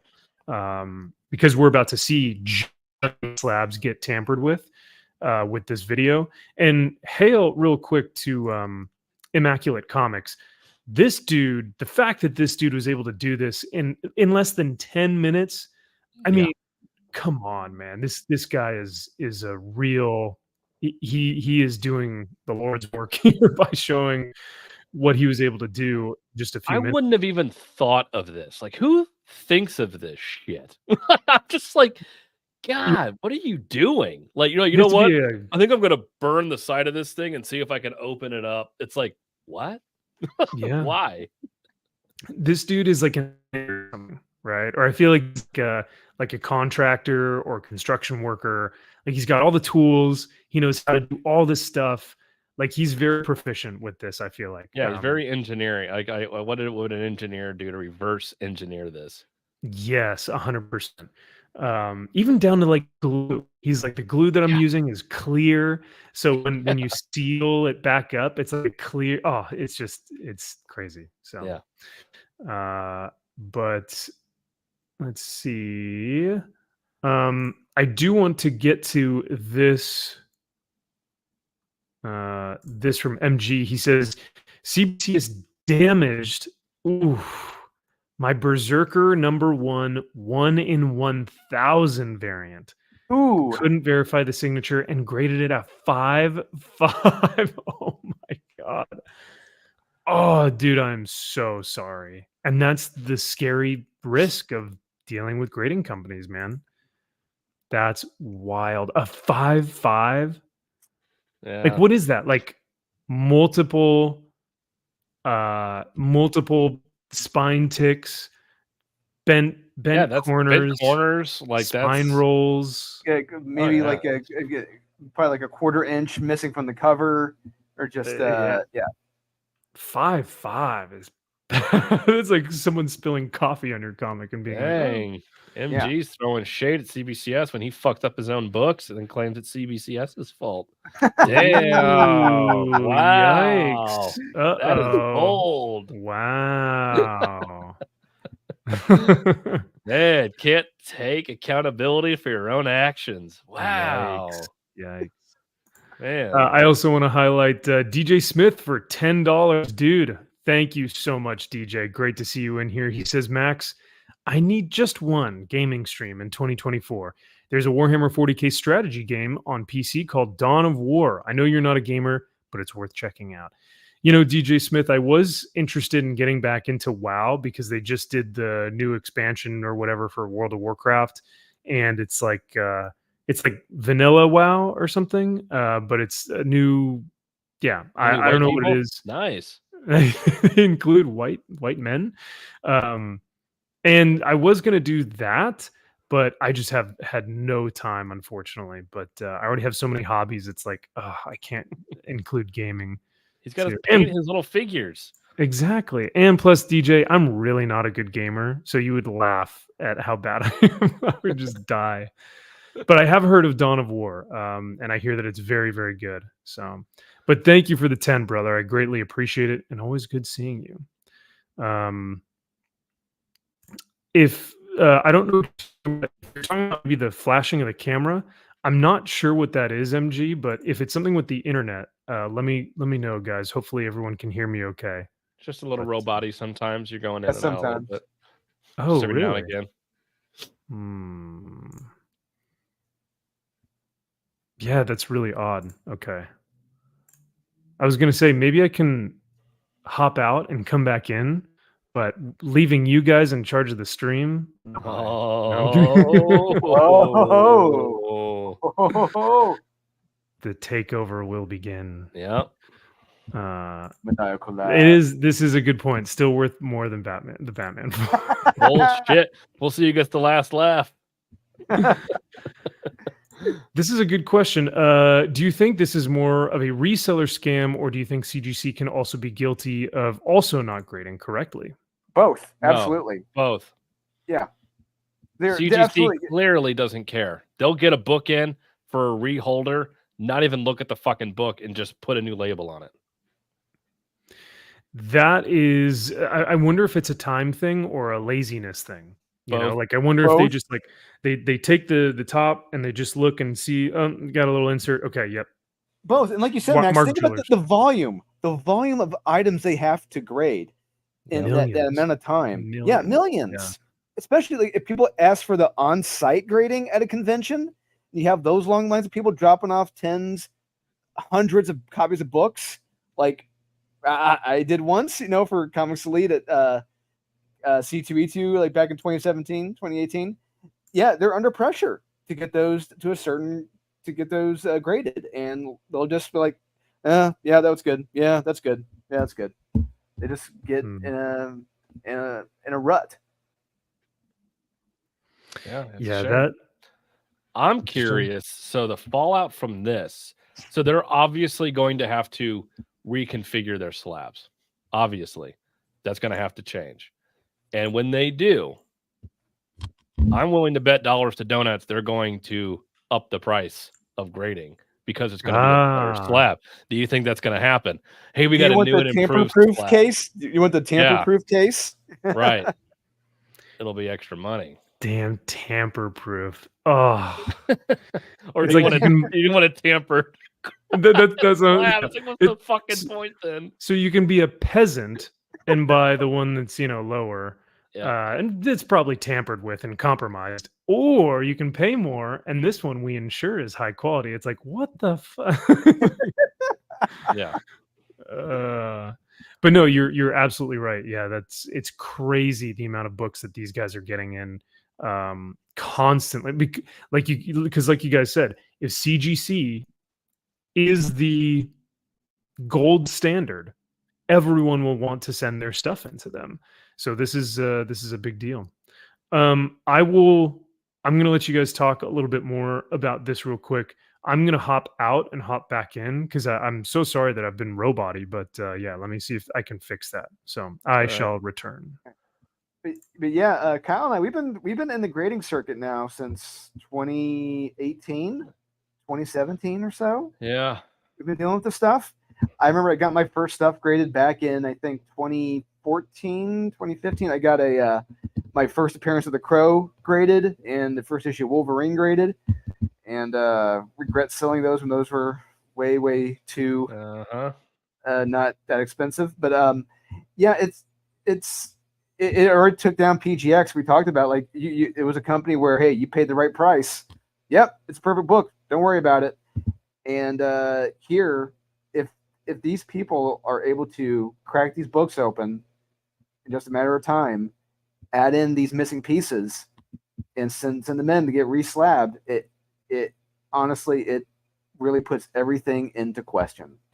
It does, and that's something that there needs to be a code or a sticker or something that is attached to that specific book. Like it has to be something attached to that item.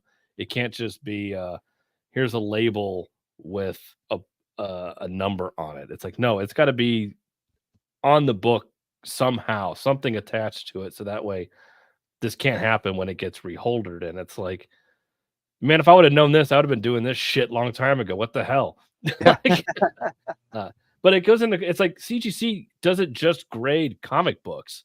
We were looking at this. I sent you guys an article. They grade all kinds of stupid shit. So it's like, is it just with comic books that people are doing this? Or is it with their VHSs and their DVDs and laser discs and Blu-rays and spoons? I don't fucking know what else they get graded, but it's like, what else are we doing? I mean, does it just fall under that category? And sneakers. Forget Jay-Z. Yeah. He bought into CGC. Sneakers are getting graded now. Oh, I would think like the Air Jordans or Jordan 1s or whatever are Oh those, my those God. popular All of sneaker, them. right? One Oh, and twos Yeezys. and threes. Yeezys all the are Jordans. hot Yeah, too. all right. Yeezy, yeah. Yeezys, which are like god awful, disgusting looking. Yeezys look What? awful. You don't know fashion. You got a pair of Yeezys. Yeah, I'm wearing them right now. Chat, let me know if I'm a little bit better. Ah, fuck. My camera's flickering again. But hopefully I don't sound robotic. Nope. You sound better so far. So far, so good. We'll see. All right. Yeah, sorry about that. I did put like a brand new update on my computer.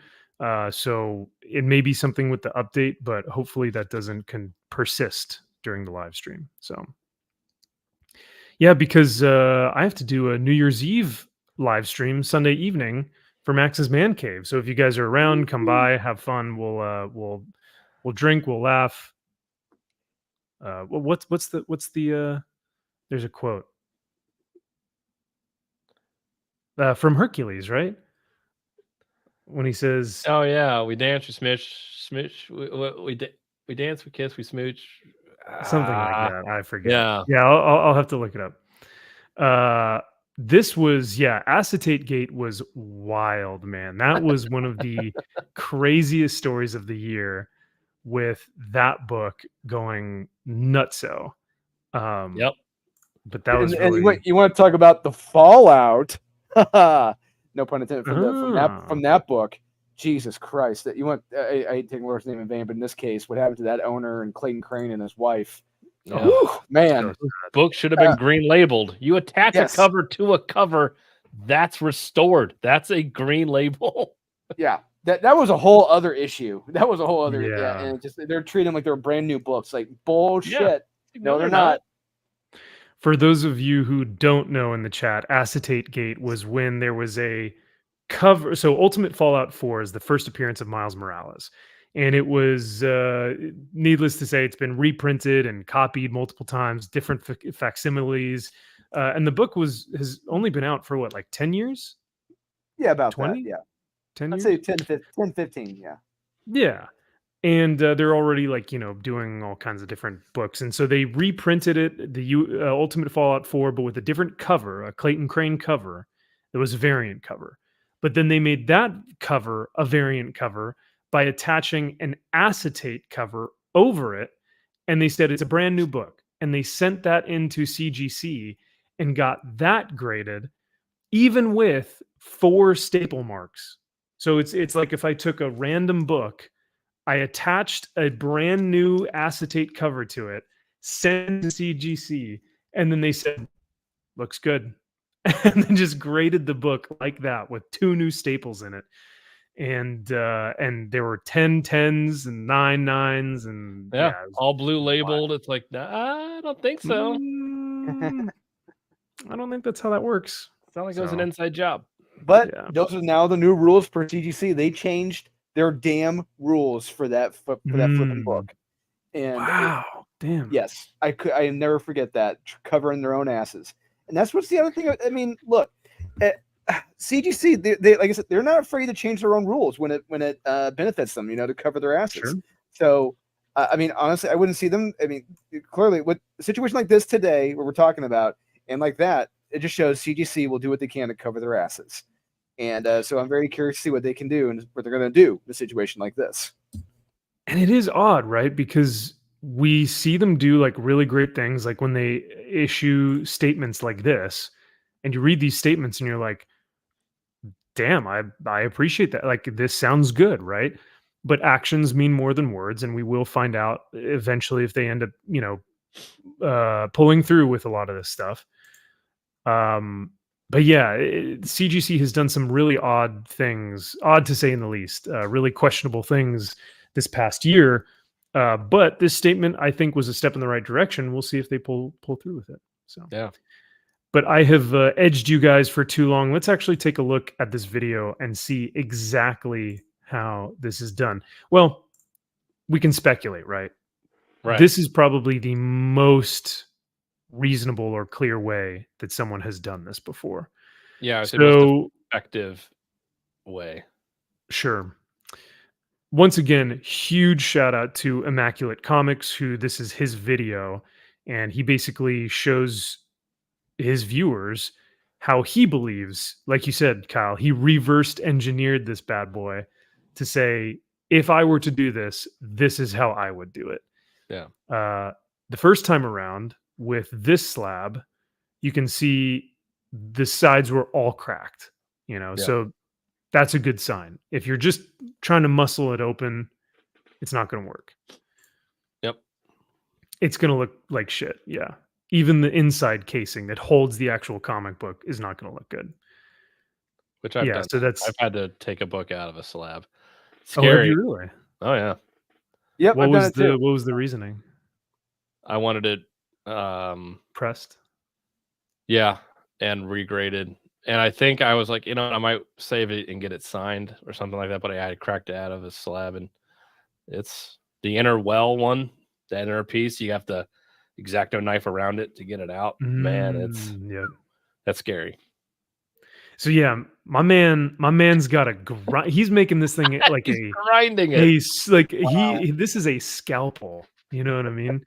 Like, you are performing surgery on this book. It's almost like taking apart a cell phone. I don't know if you guys have ever taken apart like iPhones or Samsung Galaxies. It's almost the same thing. I've done that hundreds of times, and this is almost the same thing. You trying to jailbreak your phone there, Drew? I can neither confirm nor deny that at this time. So then this dude is like galaxy brained. Like, he is thinking in the year 3000. He starts heating up the edges in order to, I think. Really see it. It's what I do for the phones. You're loosening the adhesive around the edges. Yeah, that's what it and does. there's little heat those little heat pieces, and it'll warp the plastic so you can pop it out. Yeah. So, and he's using like an industrial. It doesn't look just like a hair dryer. Like, that thing looks, fairly. He's got all this in his garage. Yes, what he's using works faster. Hair dryer will work, but it'll take longer. Oh, okay. Yeah. You're speaking from experience, Drew? Not with CGC slabs, but I can neither confirm nor deny that at this time. All those newsstand Mark jewelry he's sending out. Interesting. All those ASM Hobgoblin copies that have the tattoo in them. Yeah. Yep. Dude, this is where I think every comic book collector who owns CGC slabs, their heart sunk. I was just like, son of a bitch. When he grabs it and he just slides it right out. Right out. Look at that. Oh, look at and that. You're like, bro. Holy shit. Yeah, it's like, no. Shit. Oh, hey, it's David Finch. Hey, Yeah, David go back Finch. his book on Kickstarter or wherever it is. Yeah, there's Marvel art. Yeah, pretty good. Yeah. So immediately everyone is just like, we're done. We're done. Everything we've ever known is like Is Santa Yep. Claus real? Who's real? Well, what's real? We don't know anymore We don't know. because he's now sealing the book. Yeah, he's got the clamps. He's got this specific like needle nose for the glue. All the He's got the adhesive is He's got clear. the adhesive. Yeah. And so I'm thinking also to myself though, but maybe I'm just a layman, right? I'm just a peasant. I'm a civilian. I don't know any of this stuff. But as a CGC grader, if aren't you cracking the slab open again to see the book? So would you recognize the like you know what I mean? I don't know if they would Yeah, would you notice that it was like tamper. Tampered re-glued, with. tampered Yeah. with? Sure. I Yeah. don't know. I don't know how they open them. Like, do you just? They've seen guys just clap. I don't know how fast. If you're getting a ton of these in, like you have to break these things pretty quickly to start reholdering them. Like, I don't know if they have a machine that does it. I don't know. I have no Oh, that's clue. a good point. Maybe they have like a big suction machine. Another thing is like they have like an industrial like a suction thing like that pries the adhesive away from both pieces. They could be used. Yeah, like do they have just a machine they put them in and it pops them open? I don't know. Yeah. Beautiful book, by the way. Love the Hulk 181. But I think this is just a facsimile. Toadstools. But yeah, Toadstorm. So yeah, Sean, there which you go. Sean famously had as real quick, which Sean famously had as a coaster on his desk. So yeah. Yes, he I does. don't even. Yeah, we don't discuss such things because it breaks my heart too much. But yeah, no, it just goes to show it really is. Like if someone were to do this multiple times and to get good at it, Yeah. dude, you could easily do something to compromise these books. I mean, this just shows that it's interesting. Something happened recently in the sports card market where there were certain cards that were like one of ones, like superfractors that are super limited, that got out into the wild that shouldn't have gotten out, and Mhm. they don't know how that happened at Tops, I think was the company, and it's like, how does this happen? Like, how do we have redundancies to where these things are getting out in the wild that shouldn't? Like, you have these things in place, and it's like, it's like, do we have access to see what it's actually like inside CGC? Like, just like with these people at Tops, like, is there behind the scenes? Like, can we actually see what these processes look like? Like, when this stuff gets out, and it's like, Yeah. how the fuck does this happen? Like, do you not have security cameras? Do you not have redundancies in place? Like, I know you have Yeah. humans, but like, how many checks and balances do you have in the process to make sure that this doesn't happen? They probably I'm had not- more initially, but they probably cut back on them. Probably cost too Yeah. much. So now I'm just Yeah. like, they got to put that shit back. Like, we need a behind the scenes. Like, I don't know. We get to look into CGC and see how do you reholder a book? What's your step like? What's your process? And it's such a great question too, and something that I would be willing to like if they're asking me to pay, a certain price for a yearly subscription or monthly subscription, I as a customer, I would feel more comfortable if they released videos or updates or anything showing their processes and procedures. You look at any car manufacturer and you go to like Volkswagen or you type in Volkswagen or Mercedes and you will have tons of videos of their warehouse building the cars and all the processes and all the steps that goes into making one of these cars.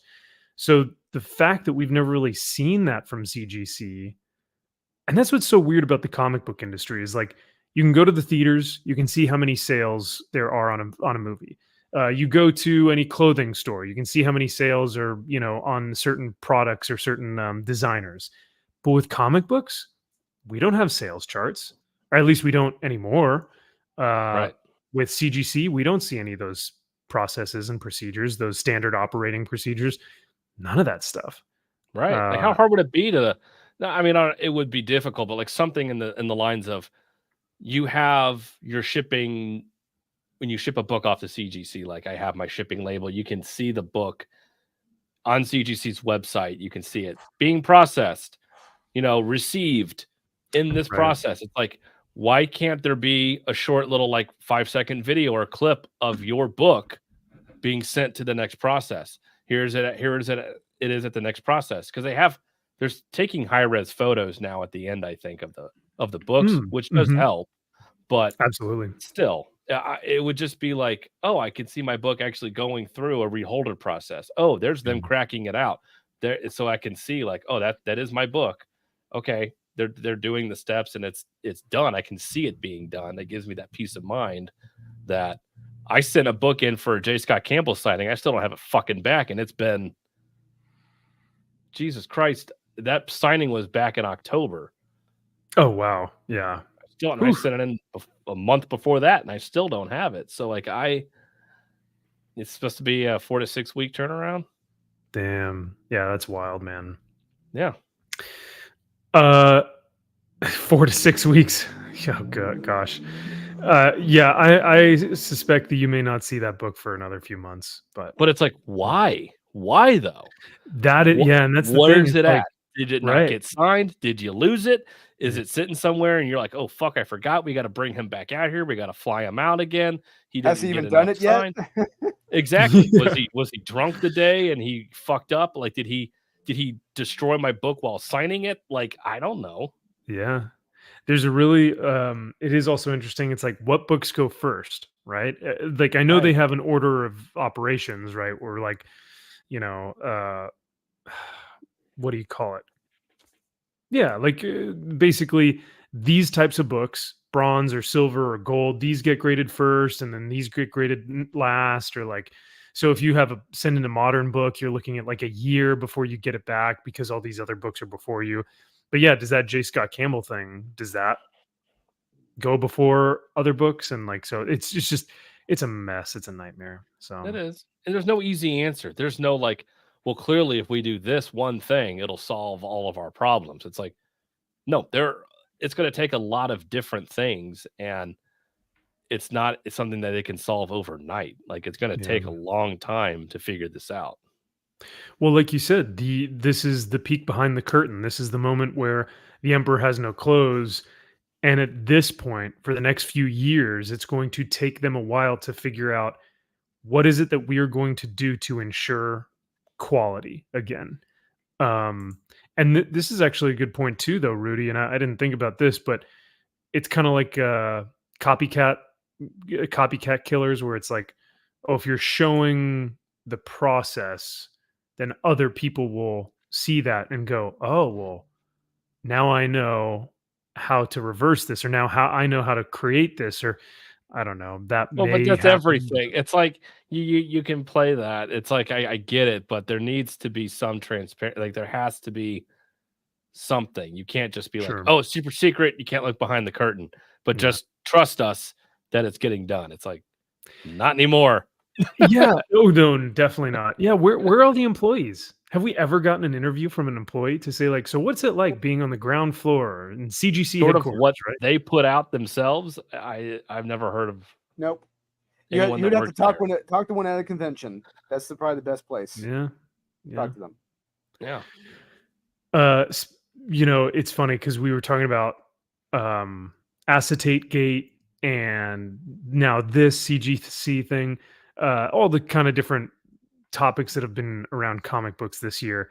But do you guys remember when Bad Idea started grading invisible books and just making slabs and then sending them out to people randomly for lots of money? Yeah, that was genius. You want to talk about the publishing company that's just a punchline? It's Bad Idea. Just everything they do, everything they are doing is a gimmick. That's all they're doing. And a bad idea. Yeah, legitimately bad idea. Their name. Yeah. They lived up to it. I think the last one that they did was at a convention, and they said that it was a scavenger hunt. So you had to, in order to get the book, they would give you something. They would give you like a hint, and then you would have to go find that hint. And then that hint would lead you to the next thing, and you would just follow that around the convention. And you had like a certain amount of time until you could come back with the answer, and then they would give you the book. And I'm like, no one would fucking do that. And if you did do that, was it worth it? You know what I mean? You're an idiot. I'd rather buy a $200 donut. Oh God, yeah, right. Jeez. we're not Bad Idea anymore. We're Bad Idea We're Donuts. donuts. Yeah. Oh my god. I was talking to my local comic shop here in SoCal, and I was like, dude, what the fuck is going on with Bad Idea anymore? And he's like, honestly, they have lost me thousands of dollars. I don't want to Oh, carry their shit anymore. Sean has Coliseum. Sean has long boxes of unsold shit from them. Yeah. Boxes of unsold shit, like several different series. Just no one And wants it. that most recent book that came out from them, and I forget what it was, but it was like a week or two ago. But that book, you could get a pin for it. You know how they were doing the first in line pins, right? oh yes. Yeah.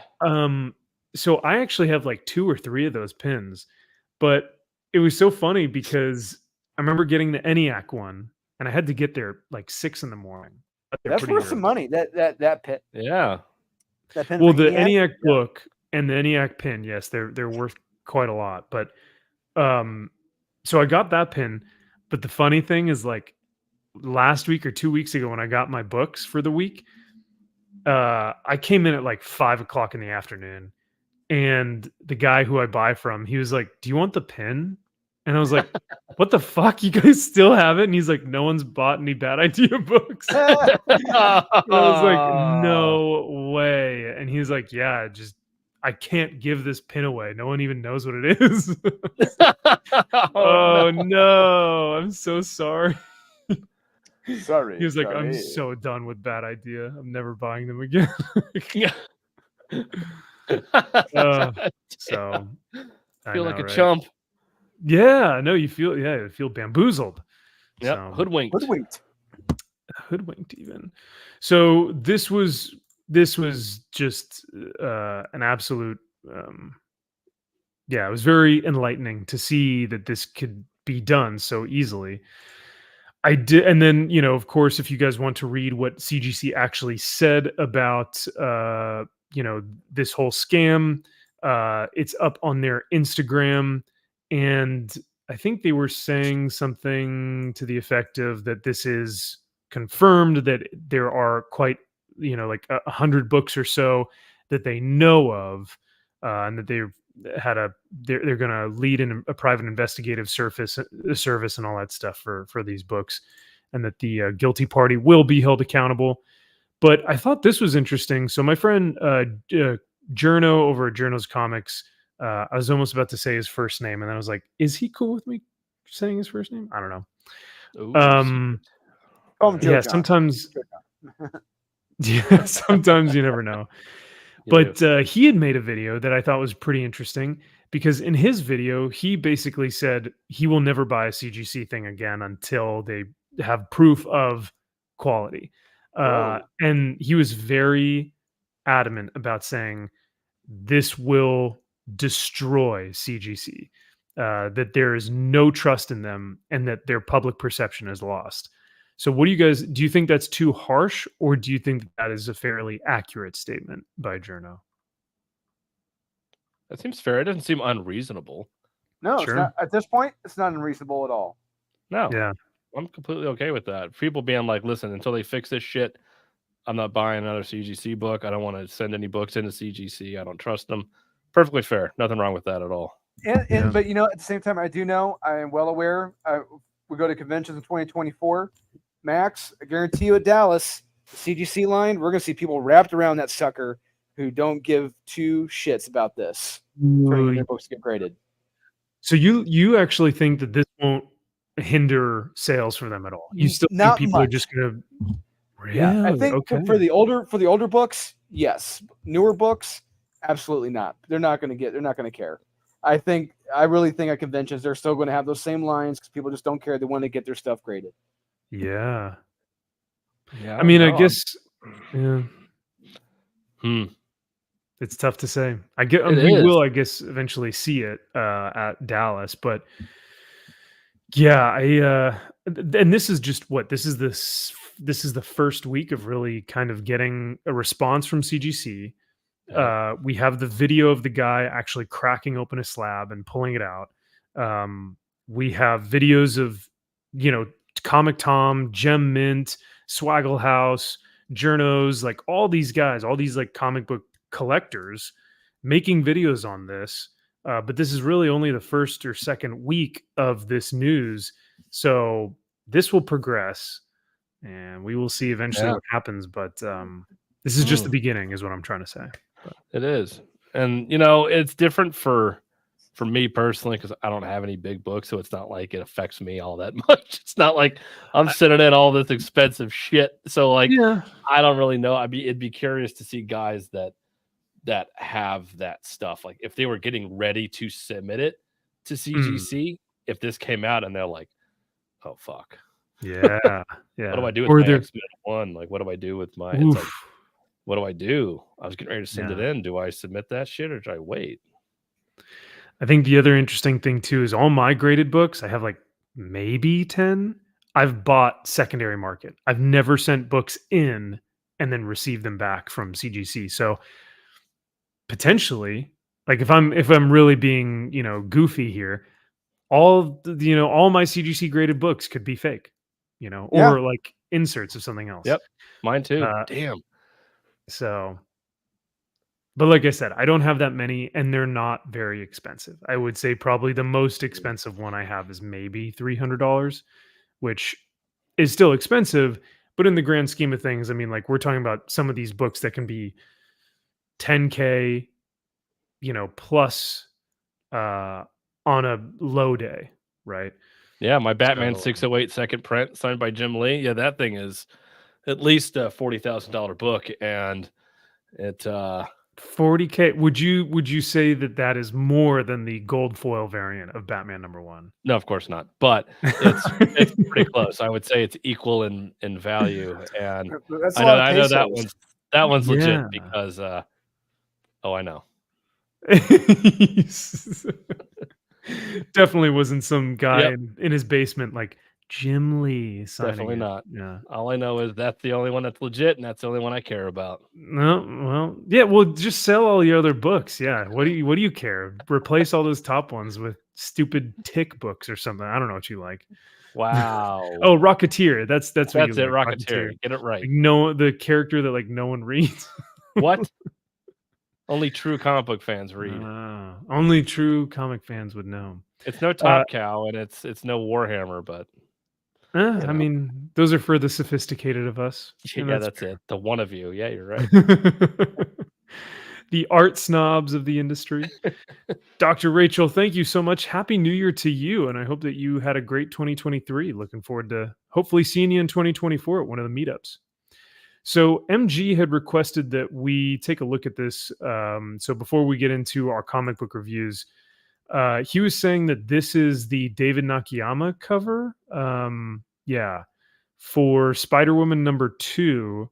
And if you look here at the chest, it's not like fully colored in. There's like some black marks here. It looks like they were on an iPad.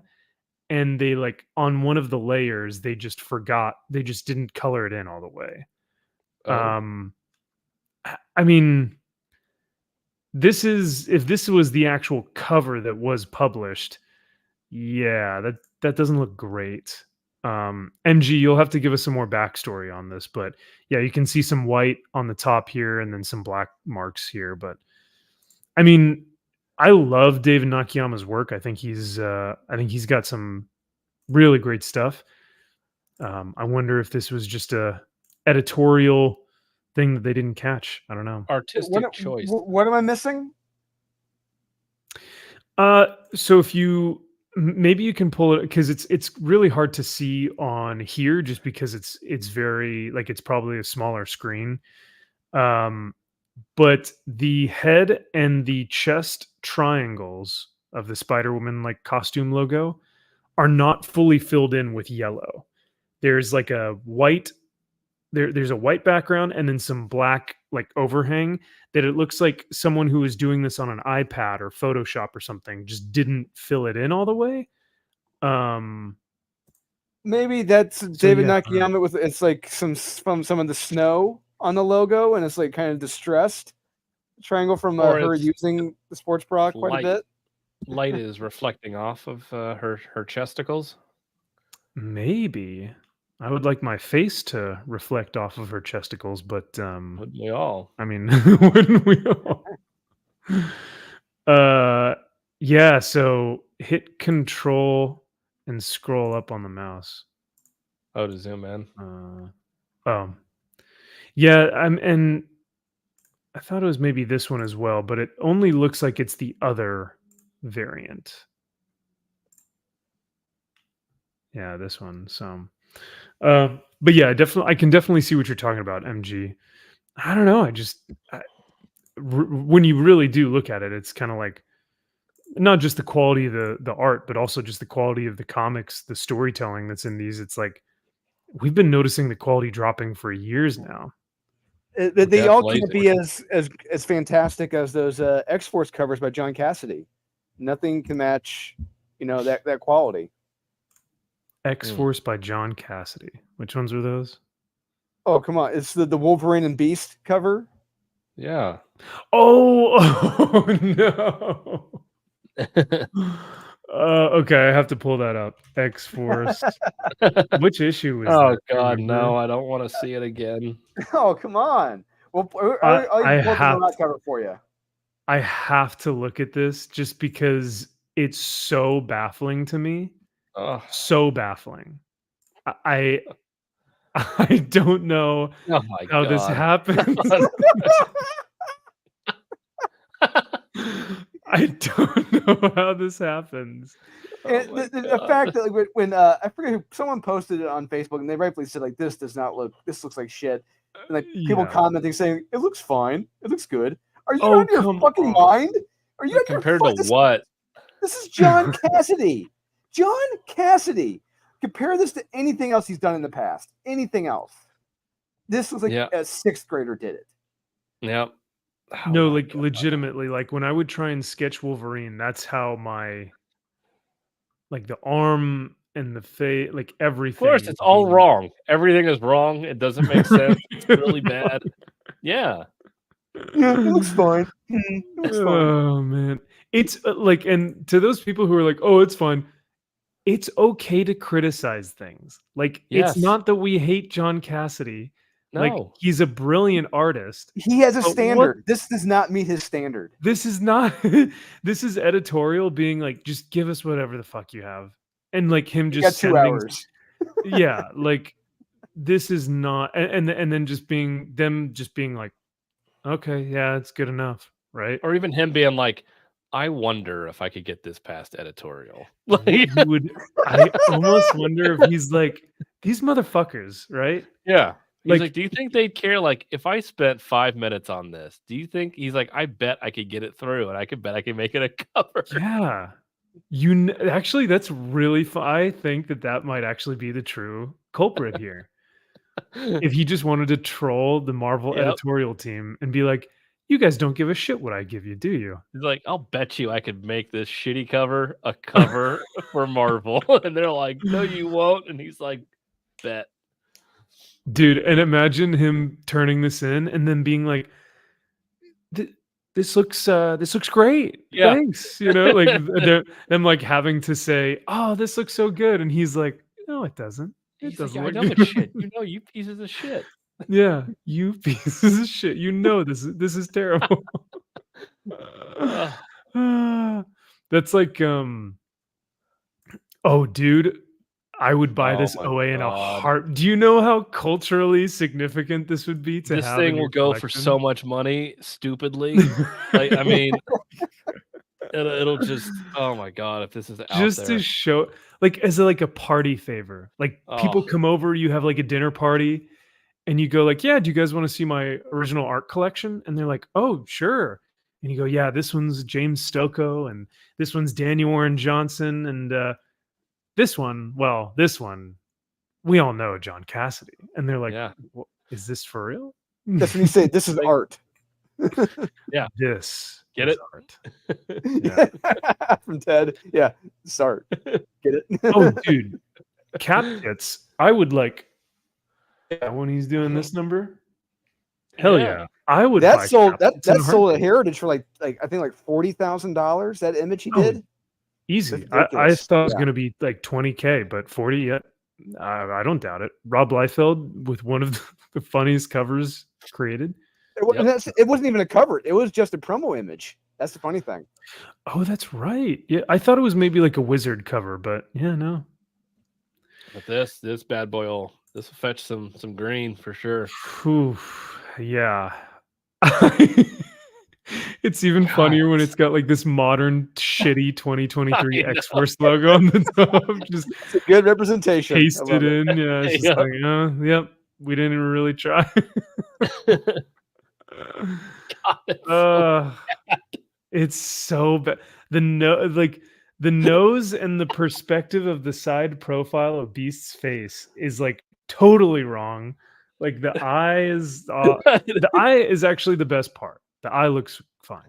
Eye looks good. He spent more time, I think, on the spit out of Beast's mouth than anything else. He just put white out on it. That's not even. Look how many there are. Like, look how much time he spent. There's a lot going on there. It's so funny, God. dude. I really now want to believe that he's like, these motherfuckers. They know that this is shit, and yet they're gonna let me produce it. Yeah. This cover is gonna be so sought after when it comes out. I guarantee it. Just for the troll. Yeah. Yeah. God. So good. That's too funny. But yes, like I said earlier, to those who were like, "Oh, it looks good." It's fine. It's fine to criticize things. You can say things are shit because that's what I want to recognize. I am currently taking a class in my master's program, and we had to give a pitch for individuals that we would recommend hiring. And so for one of my pitches, I basically said, like, this is the person that we're looking to hire. This is their qualifications. These are their skills, blah, blah. And I had to present that to the class. And most of the kids in my class are Zoomers. They are like young 20s. And all of them were like, that was like so good. It was just so good. And I like loved how you did this. And so I was like, oh, thank you. And then like someone else would give feedback and they're like, yeah, that was just really great. Really great. And I had to ask them, I had to say like, okay, enough. Yeah. Can someone give me some like criticism, please? Like, can someone give me feedback? Because I wasn't getting anything out of that exercise if people just kept telling me like, oh, it's so good. It's so good. Because I know it wasn't. I knew that I did shit wrong. Of course. So one guy actually had the balls and he was like, yeah, you actually looked at your notes way too much. And I would have preferred you to look at the audience more. And I was like, thank you. It's probably another white dude. You're like, yeah. Gotcha. I see you, brother. It's like, don't criticize the fact I'm a white male. I get that part. All right. I can't fix that. But anything else. Yeah. I can't, like, my male privilege. Like, I can't do anything about that. I'm just given that, right? You're like, cis maleness was just like too much for me. And I felt attacked. It's like, okay, thank you. So you're a little aggressive, the shaved head. Can you like not with that? Yeah. And like, are you like a Nazi or something? And you're like, you come off fairly aggressive. So I took that as like a personal attack. So I would be aware of that. Like, you need to be aware of your patriarchy because it's very prevalent. And it's like, what? Okay. But yeah, so all that being said, the lesson of the story is I actually loved it when someone criticized me because it made me so much better. The next time I presented in the class, I knew specifically the thing I needed to get better was my eye contact with the audience, right? So stuff like that where it's like, you need to be criticized. 100%. No one's above it.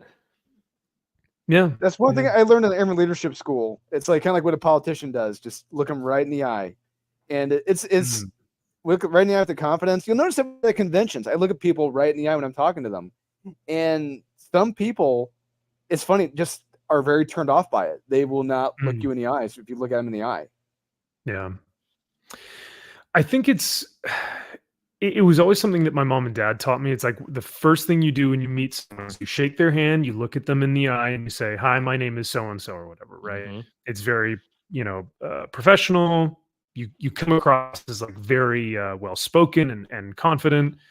But But yeah, presenting is difficult because you want to look at your notes. You know, you're kind of, it's like a security thing. And to look at the audience is tough. But like you said, Drew, at conventions too, I'm sure people can probably, it's almost like intimidating because they're like, oh, whoa, easy, man. Don't look at me that way. Yeah, it's a microaggression. Yeah. When I was in the law enforcement academy, when I was going to be an instructor, like we had to get up and present several times, and in a room full of cops, it's very intimidating. In a giant amphitheater with a lot of cops, it's like, Hell yeah. it's a lot. So you there, and trust me, they are not afraid to tell you, fucking talk too much, you mumble, you look this way, you're doing this, you're touching your gun belt, you're doing this, you're it's like more than happy to tell you you're a piece of shit. And I'm like, okay, good. Yeah, watch someone who's watching this stream either now or later is going to come in the comment section. They're going to be like, oh, so you're like being criticized, huh? Well, you fucking piece of shit. It's like, okay. These guys can't handle criticism. These fucking whiny man babies. They'll block you the second you start criticizing them. Yeah, right. There is a difference between legitimate good faith criticism and just telling someone they're a piece of shit. I love it though, because I am. I know I'm a piece of shit. I don't give a fuck. I've never said that I'm not. Yeah, that's always really funny. It's like, oh, so holier than thou. And it's like, Kyle has never come onto this podcast or the show professing that he is like God. Ever. However, Drew and I are saints, so we can do that. Absolutely, 100%. Yeah. Yep. Saints, and you need a sinner, and that's why I'm here. And that's why we just let you do that. Yeah. Just go. Kyle's our straight white male of the bunch. Yeah, this is so funny. Like Beast, of course, your eye goes to Beast first, right? Because it's bright, it's blue, it's obviously like one of the main focuses of the book. But you're right, NG. Holy shit! I mean, this Wolverine, man. I mean, you can't, like, his arm is like looks like but it looks like this big. It's like.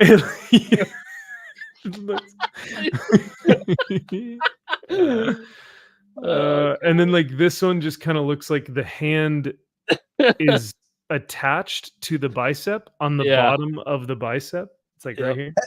Do you know if Gary has seen this? Has Gary seen this cover? Oh, I'm sure he has, but he and Az have not read a modern comic in 6 years, 7 years. Oh, I would hope that they've seen this because they know who John Cassidy is, and I hope they've seen this cover. Because this is yeah, this is wild. It is. I'm gonna say I'm dropping Hulk because I can't stand the constant art shuffle. Same with Blade. I know that you guys had Hulk as your honorable mention. What do you guys think about that? Yeah, I mean, I wouldn't say it's not constantly. You want to talk about art shuffling? That's Daredevil. Daredevil is constantly shuffling artists. Yeah, but Nick Klein. I mean, they've only had 2 artists, Nick Klein and the other guy who did those 2 fill-in issues. Which, I mean, that's not bad, all things considered. But because Nick Klein takes some time. But it's a shame. It shouldn't happen that we're getting all these fill-in artists anymore. But it's Marvel 2023 and 2024 for you, unfortunately. Yeah. That is kind of that is one thing that I've been very thankful for with World's Finest is we really only got 2-3 issues of a different artist out of 3 22 issue run. You know what I mean? Like that's fucking good, man. Like comparatively unheard of. Yeah. Everything. And that guy was doing the guy was also doing Shazam and also doing the Power Rangers versus Ninja Turtles. And it's like and he was producing good work, like not just good work, excellent, like top of the line work. Yes. Yeah, none of it phoned in. None of it. Yeah. But yeah, Josh says I'm pretty sure Gary tweeted that cover out when it was posted. Okay. That tracks. I feel like I remember seeing him do that as well. But yeah, I mean, at this point, he's like, I've seen it all. He's like, yep. Between that and Frank Miller's Wolverine cover that both came out, it's like, I love me some Frank Miller, but wow, that was Yeah. so many of these decisions you just go, how did this get through?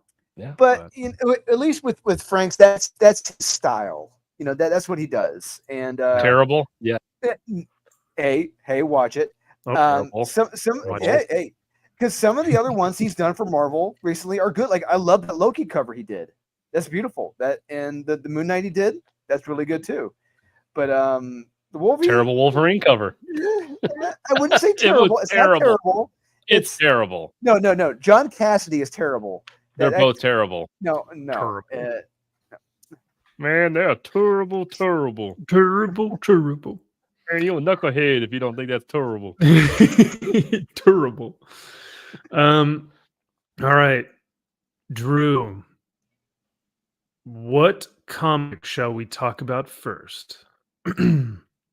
I'll let you decide, and then I'll go with Kyle, and then I'll choose one, and then you'll choose one, and then so we'll go around in a circle.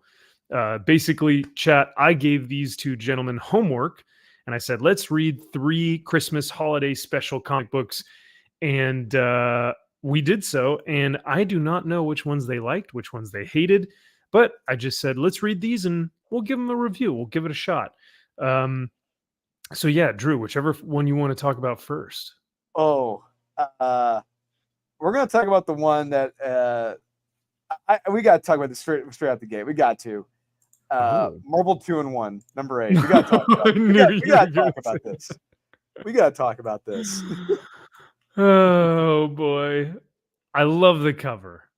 Yes, I really like the cover. I love the title. Title is probably the best. Yep. Yeah, Silent Night, Deadly Night. Hell yeah. Easily the most offbeat holiday extravaganza. Well, you can say that again. Uh-oh. This was offbeat. Uh-oh. Looks like you're somewhere that's not doing too well right now. Me? No, Ghost Rider and the thing. It looks like they're heading into occupied territory. But if you read this, Kyle, there's a twist in it. Yes, that's right. That's right. So, Drew, I believe you said that this first page, you just saw the wall of text and immediately we're like, nope. Yeah, it's just the wall. Look, I understand Steve Gerber. He is a legend. All right, I am not knocking him for that. He is a legend in the comic and the animation business. Creator of Howard the Duck. But this issue, all the text in this damn comic, not just that page. This opening page is bad, but it's just literally, look at that. Half the panel is text. Yeah. Half the panels are text. That is ridiculous. Yeah. I noticed that a lot of these older books, so I'll preface that all of these books were between 1974 and 1997. There was nothing before or after. All these books fell within that 1974 to 1997. And I noticed that the 70s and 80s books took forever to read, which is kind of nice, but also very it took 30 to 40 minutes sometimes to read some of these books. Yeah, this is literally like a mini novel. This whole issue felt like a mini novel. Yeah. With all look, we're gonna go through this. You look at the all the text and all the bubbles in the panels. It's ridiculous. And speaking of, real quick on the art, Sal Buscema's art in this, the Esposito. This is not the best Ghost Rider. This is not. He doesn't look too good in this. No. I mean, it was. I think the issue overall was charming, and I'll show you guys why later in the issue. I just thought it's incredible. All of these books were a sign of the times, really. I could not believe that Marvel had the balls to basically depict the biblical story of Christ coming to Earth in a manger, doing the nativity scene in a comic book and talking about the 3 kings, the 3 wise men who came and gave gifts and stuff like that.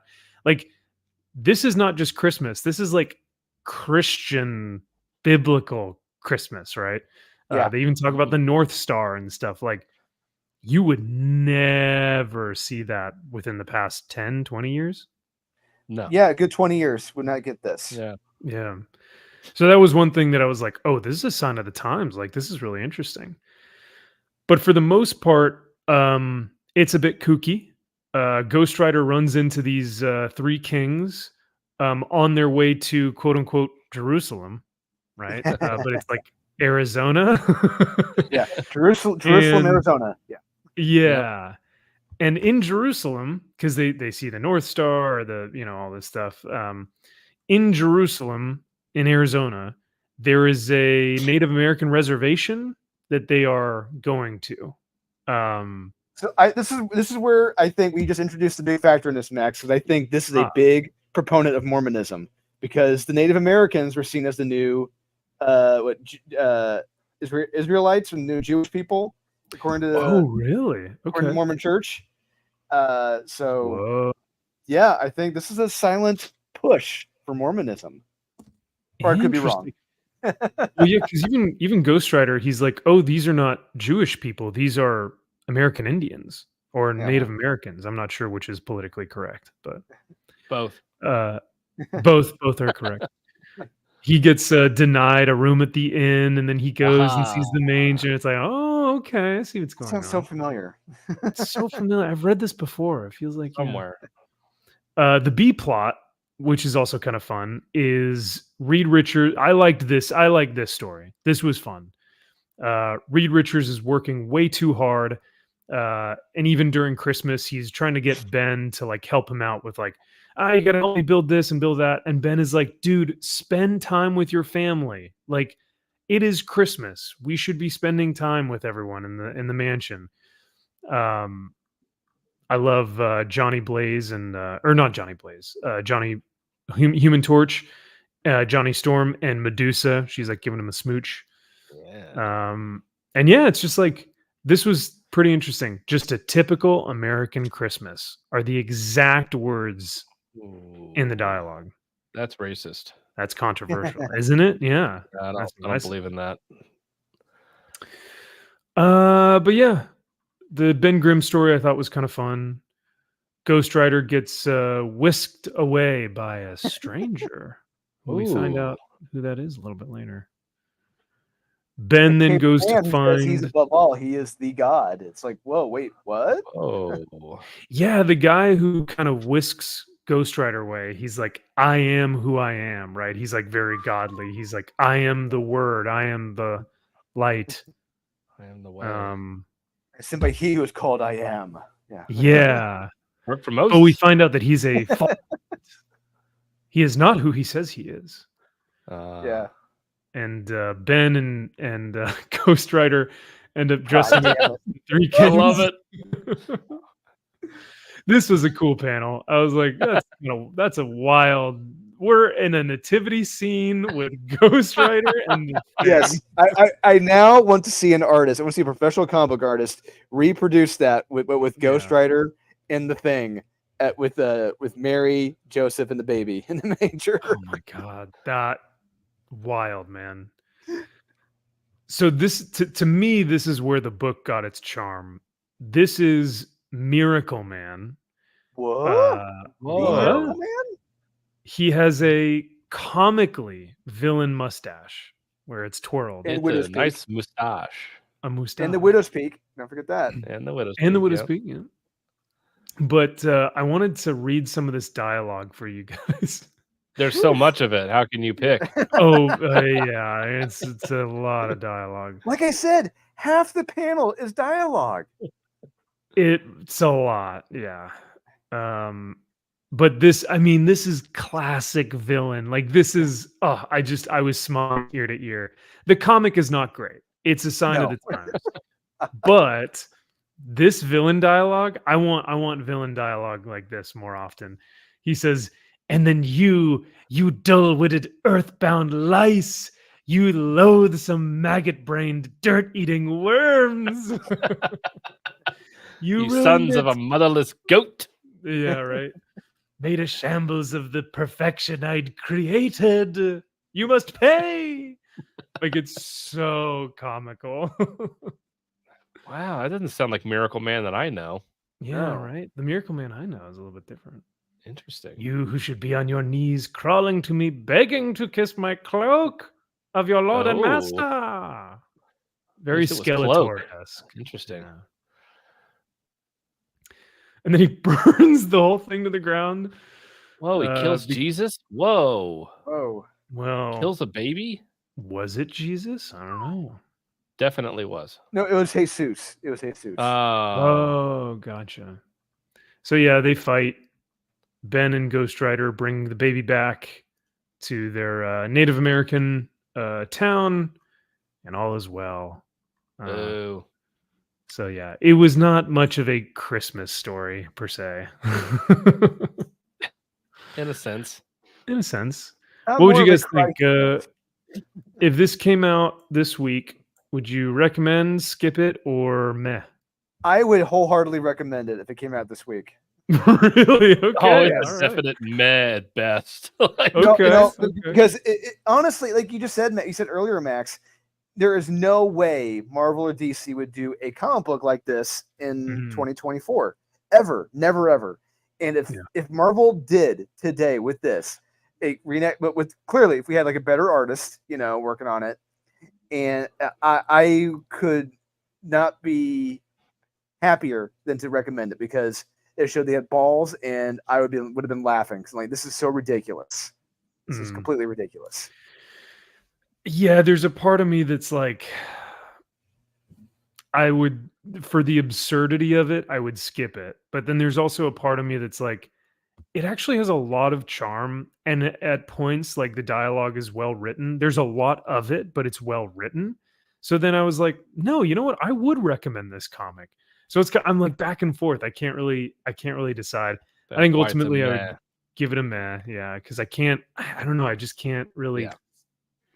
Too much It's right dialogue in this book. Way too much. Yeah.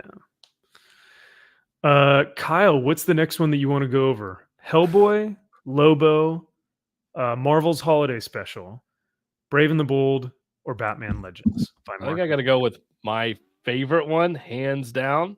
No Oh. question. It's Lobo. Yeah. This was wild, This right? was by far the best one. Yes. Absolutely. So, and this is the old team. This is Keith Giffen and Simon Bisley, man. Simon Bisley on interiors. Yes. On interiors. This is the biz. God, you open up on these two fucking people, and they are the absolute worst people on the Disgusting planet. Pieces of shit. Oh my God, they are so disgusting And their parents. miserable. And their parents. Yeah. And they have all these kids, and she's nagging him like, "You one that wanted all these kids." And or no, doesn't she say something? She's like, "Oh, you said you wanted to nurture all these kids, but you just really wanted to have sex all the time." Yes. Yeah. But yeah, look at how like Simon Bisley has this visceral, like disgusting way of drawing, like, really vile people, and they just look so gross and despicable. Which is also part of the reason why it's like, oh man, his art is just it's so good. So perfect.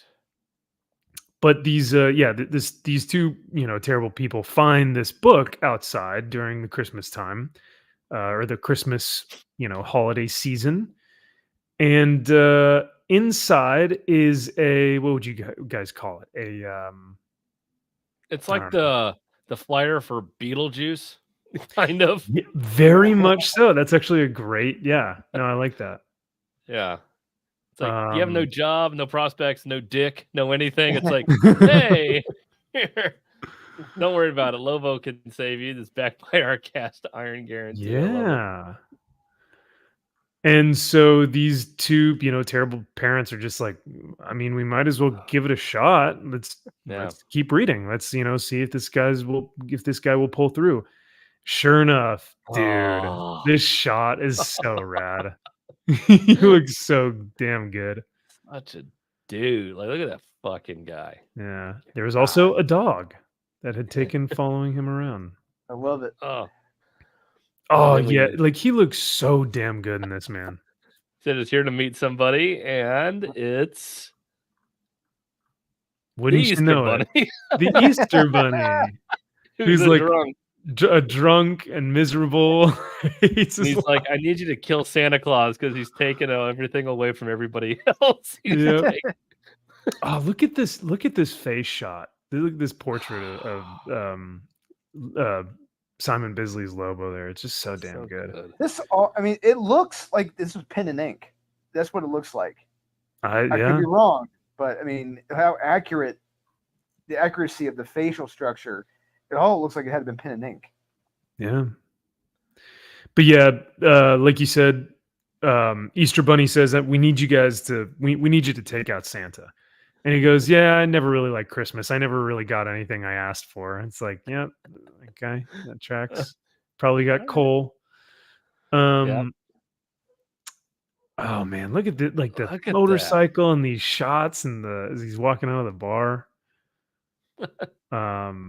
What gets wild though is when we get to Santa's workshop when he starts I love fucking destroying the elves. It gets so dark. It gets so much worse. dark, like real fast. Look at real this. fast. Look at the hold up of Santa Claus. Look at And what's so funny is it's almost written like from the perspective of Lobo, because he talks about Santa as this brutal dictator, right?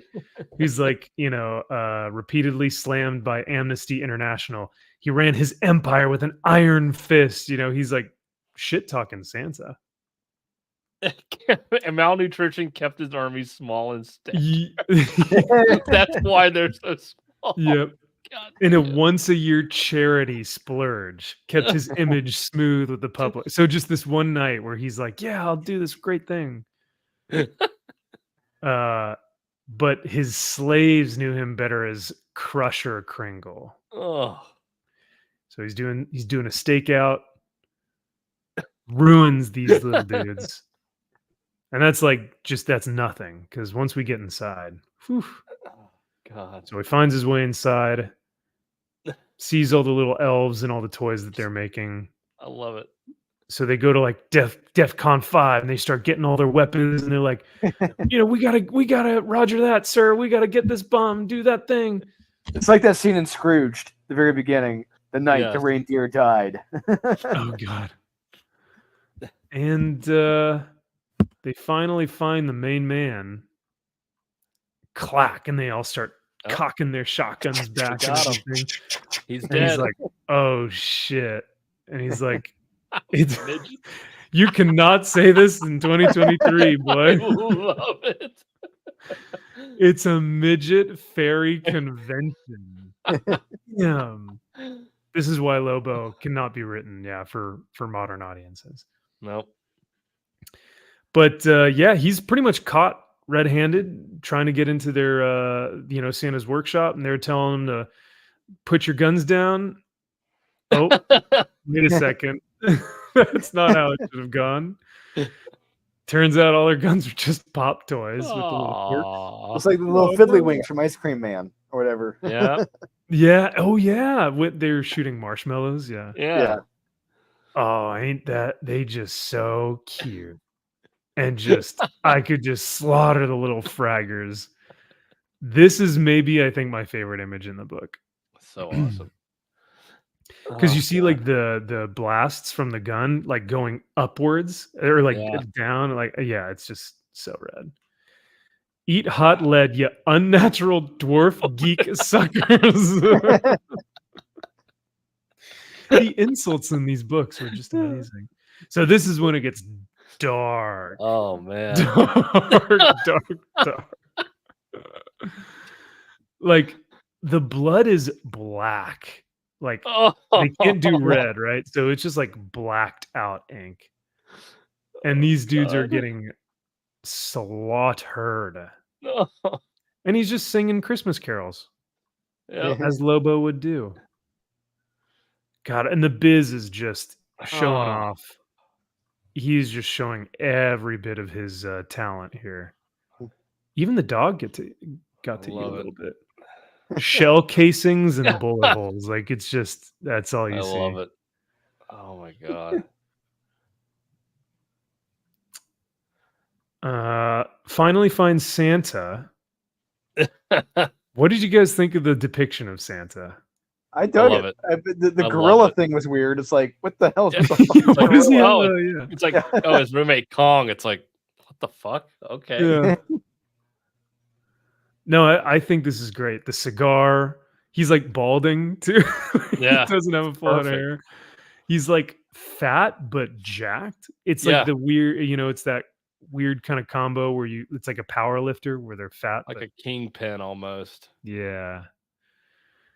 And so Lobo says, "Listen, man, I'm here to kill you. We can do this quick, or we can do this a long way." And Santa's like, "No. I'm gonna get my weapon, and you'll have your weapon. We'll duel it out." So he's like, "Fuck, okay, whatever." Santa gets these like knife blade things. I've seen these before, but I don't know what they're called. I think they're like Indian sword, like something you see like in India or like in Middle Eastern knives, Yeah. machetes. Sure. This was also it's all just ink, man. So awesome. And they battle it out, duke it out. Like I said, all the blood is just all black ink. It just make it look so like gritty. Oh, they're not- kukuri knives. Kukuri. Okay, thank Kukuri. you. Nice. Thank you, Vuri Volte. Yeah. Yeah, pops an eye out. Santa says, "Die, you naughty bastard."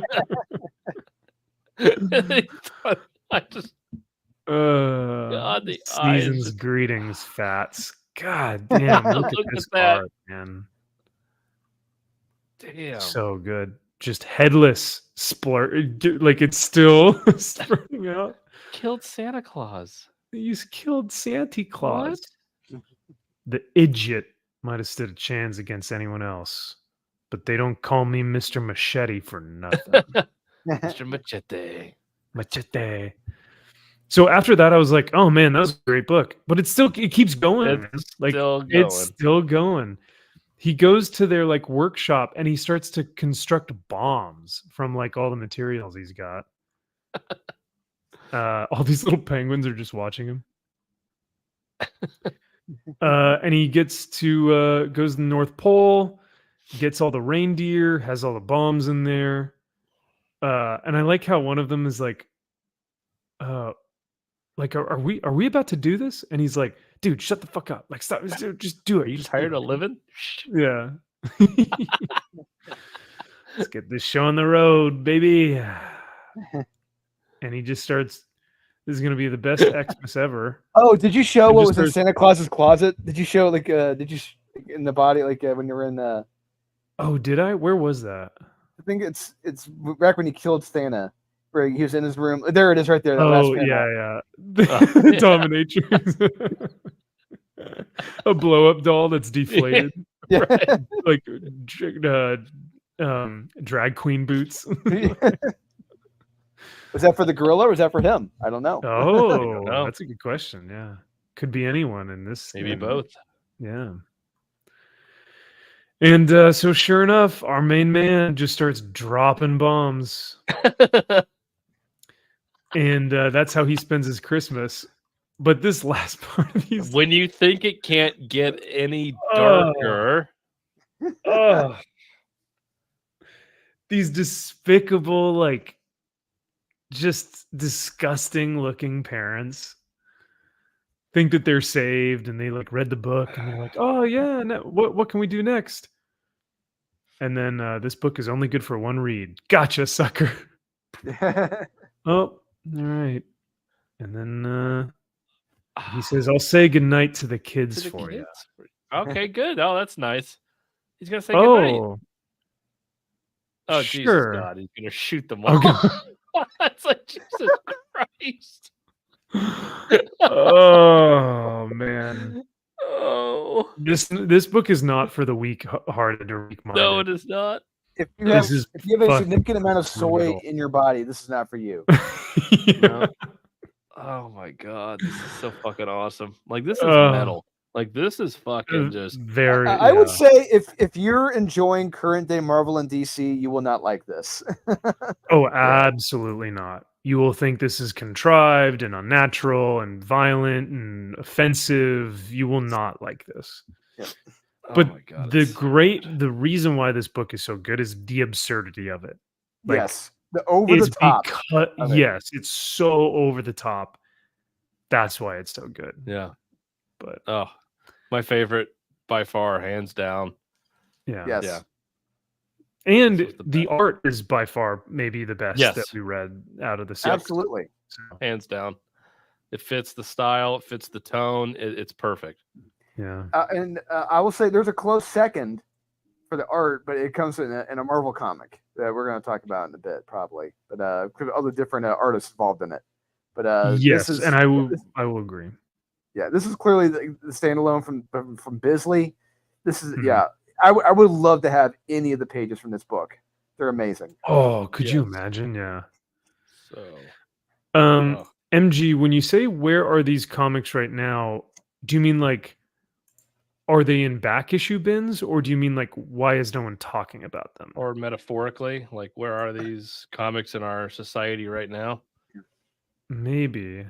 Oh, maybe. Yeah, maybe because he says, imagine if we got a Punisher series like this right now instead of whatever the current and last couple have been. Uh, I don't think we can. Like, if anyone has been keeping up with comic book news recently, a lot of the articles have been saying things to the effect of like, comic books are changing and that's a good thing, or like the industry is changing and here's why, and like you got to change with the times and all this stuff. That's why I don't think we will ever get a book like this again unless it's from an independent creator, or unless it's from that's really only I can think of is like an independent creator or maybe like a dark horse, um Maybe. because it's you can't make something like this anymore. Like, if the industry truly has changed, which it has, yeah, we won't be able to get something like this. Yeah. But Not People are for a too long sensitive. time. Yeah. yeah. Yeah, the comics seem to be corporate products, JK. I think too that we will see more of this. I only think it's going to double down from here. I don't think maybe Mark Miller will be able to produce a great well, I know Mark Miller will be able to produce a great Superman book. Will it change the industry though? No. Like the industry has to be changed from the top down. And speaking of Lobo, I mean, when one of the rumors, according to James Gunn, the James Gunn camp, is that maybe Jason Momoa will be taken over as Lobo in the film series. Now, anyone who thinks if hypothetically, if this were true, if anyone who thinks that we're going to see this Lobo in his DC universe, you're sadly mistaken. There is no damn way we're going to get half of the Simon Bisley, Keith Giffen Lobo. Not going to happen. No, we'll be lucky if he's smoking a cigar. Oh, Yeah, that's not. right. I guarantee you that will not happen. I guarantee. No. Fucking I'll bet you $100 right now that will not happen. Yeah. Even the fucking dog is smoking a cigar. Come on. Yeah. Right. Let's go. You know, like that's gonna be- cool. No stogies, no dog, no dolphins. That's all gone. I guarantee you. Yep. Yeah. It's so lame and corporatized. And to effectively do a film, like to have Lobo in a film, it would have to be R to the nth degree. It would have to be an X-rated film. Because this book is I would argue maybe in the 90s, if I'm a comic shop owner, if there's a kid that comes in and he's like, "Oh, cool, Lobo," I'd be like, No. you know, I don't know if you should maybe read this one. You know what I mean? Like this Yeah. is it's pretty heavy duty. Yeah. But like, where are your parents at? yeah, like I just need to make Here's sure a- you've got Here's a Family Circus comic strip from the newspaper. Here, go read this. yeah, Yeah. right. But then again, I don't know. Maybe this would be good for kids. Well, maybe not good for kids, but all I'm saying is that I grew up with Lobo and Wolverine, and I look at how I turned out. And now everyone is like, Yep. "Yeah, you turned out like a yeah, big exactly. kid." Yep. Exactly. This is why you don't give Lobo comics to kids. Correct. But to the corporate products thing, yeah, I think that Marvel and DC will most likely decide to make comic books into marketing pamphlets. So whenever they release a new film or a new show, they will release a comic book to partner it to make money for the show more so than actually write a good story for the book. If that makes sense. They tried that for the Flash film. Those comics sucked ass. That's one thing I remember. Jeez. Terrible. Yeah. Terrible. Slavic, well, you know that James Gunn's favorite book of 2023 was Tom King's Human Target, right? So if you want to hear something more depressing than that, or you know what? Actually, it's a damning statement, but it helps me determine whether or not I'm going to watch the new DCU or whatever, right? But hey, like it's in their private chats. Let's see where James Gunn is after January 1st when a certain something comes out. But we'll see. Oh, yeah. Oh. For $5, Lady Gravemaster. Thank you so much, Lady G. So great to see you. She says James Gunn is a proven liar, though. Oh, really? He lied about the Flash movie. He lied about why he fired Cavill and Affleck. Plus, he's a confirmed creep. Damn. Yeah, speak to what we just talked about. Yeah, so January 1st, if a certain list comes out, let's see what happens with them. Wow. James Gunn can do no wrong. You guys take it back. Oh, gosh. He's the savior we need. Oh, no. We've got Kevin now. Kyle has left the building. We've now got Kevin. You guys just want to hate on everything. You can't like anything, can you? You just hate everything. I like Jim Lee. Jim Lee is the best comic book thing ever. He makes perfect comics. Yes, he does. He needs to collaborate with James Gunn. They would just create the perfect. Oh no, conglomeration. Yeah, they would just scissor together, eh? Yeah. Yep. Well, thank you again, Lady G, for the $5. Super kind of you. Hope you had a fantastic Christmas with Mr. Gravemaster, or Lord Gravemaster, excuse me, and the kiddos. And yeah. You know what? One thing I would like to know, would you have done the conservative calendar, Lady G? I'm very interested to see if you would have, if someone asked you, would you have done it, right? Put on your, silkies and made an appearance. Yeah, it's not our fault. Everything sucks. That's a great point.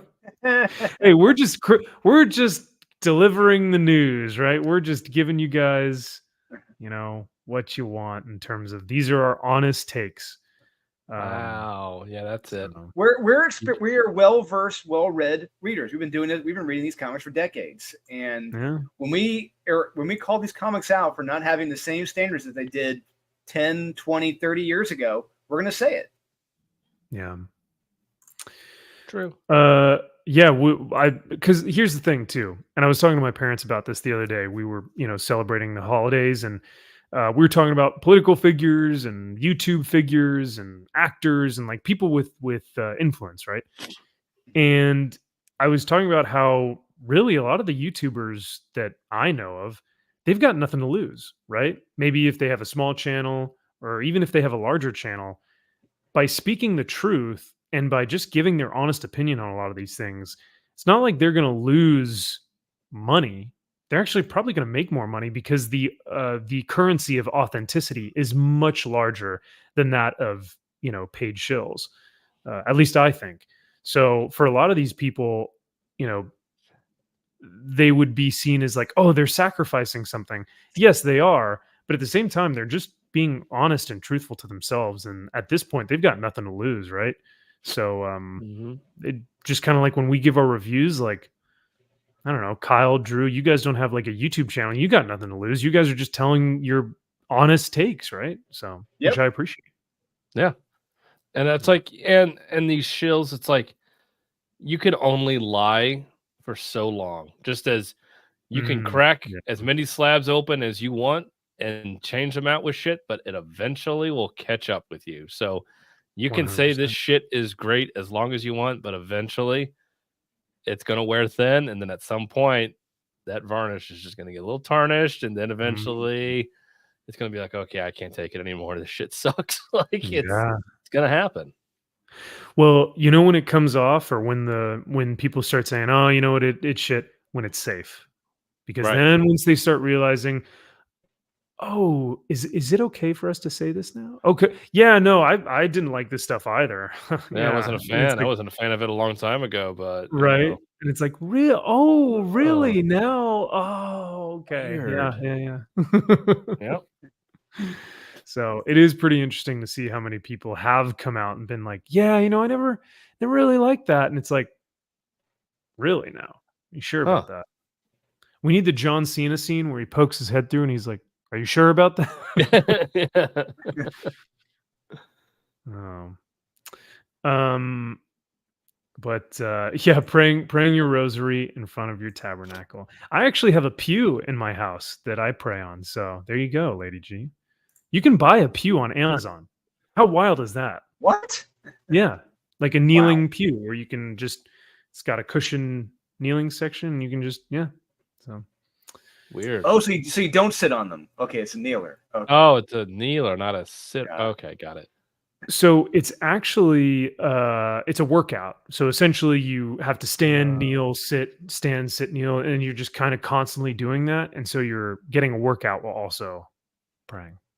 Dang. That Always Sunny in Philadelphia where Charlie's like, all the sitting and standing and kneeling, I can't do it anymore. But, so I guess it's my turn to pick. Yeah. Yeah. Yep. Oh man, Hellboy, Marvel Holiday, Brave and the Bold, Dark Knight. You know what? Oh, okay. I'll say I think it's a tie between Marvel Holiday Special and Mark Miller's Legends of the Dark Knight. I really liked these two. I need to run to the restroom, so let's talk about Legends of the Dark Knight because Marvel Holiday Special is pretty long. So we'll talk about this one real quick, but I'll let you guys share your thoughts first because this is Mark Miller in 1997, and this story was titled "Favorite Things." But yeah, I'll let you guys discuss because I haven't heard your thoughts on this one yet, but I'll be right back. Yeah. Uh, So Kyle, I wasn't the biggest fan of it. I thought it was all right. I did notice some art problems in this. There were some inconsistencies in this Yes. book, Big time. specifically with Batman's old, like his logo. It changes Yes. a few times in this book. But I do like the idea of it, where someone's stealing stuff from like the wealthy. It's like okay. I did like the end word because I thought it was leading toward okay, someone took the pearls, obviously, but oh no, it's not. It was something else. Like oh, okay, they took It was something really stupid. that. It's like okay. It was so stupid. I'm like, okay, the end when you Yeah. when you see him sitting on the ground without a shirt on, with Yeah. like the I lower go to back half. I go to Homer Yes. playing with the racing cars. Just go put my shoes on. Yep, that's exactly what I thought. It it I there are some things I like. There's some of the stuff with him, like busting up some of the gang stuff, or it's fine. It's good. This is far from my favorite one. I'll say that.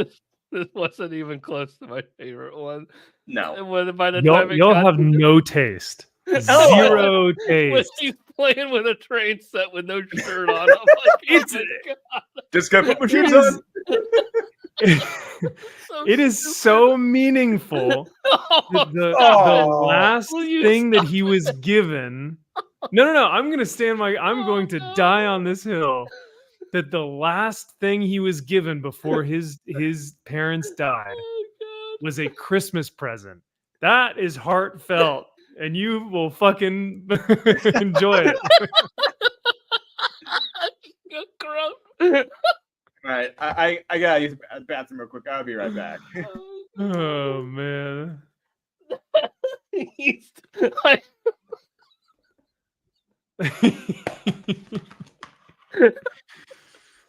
I mean, this wasn't your worst of the week, though, right? No, it wasn't the worst, but it was definitely Okay. the funniest. It was the funniest? How? No. We'll get to the end. Hold on.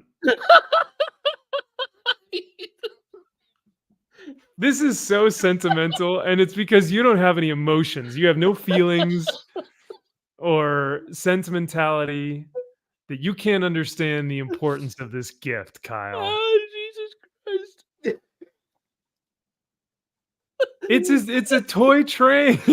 I know. A grown man. He's not. He's enough to take his cowl off and his shirt off at a time for bed.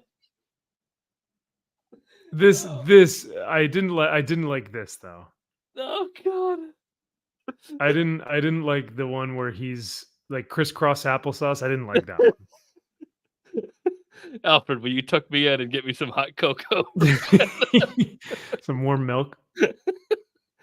Oh my God. It is But, so like, come on. yeah. It is a comical image of him. I agree. But the sentimentality, that's what's important. He's like, at the beginning of the book, he's like, I gotta blow everything off, Alfred. This is Yep.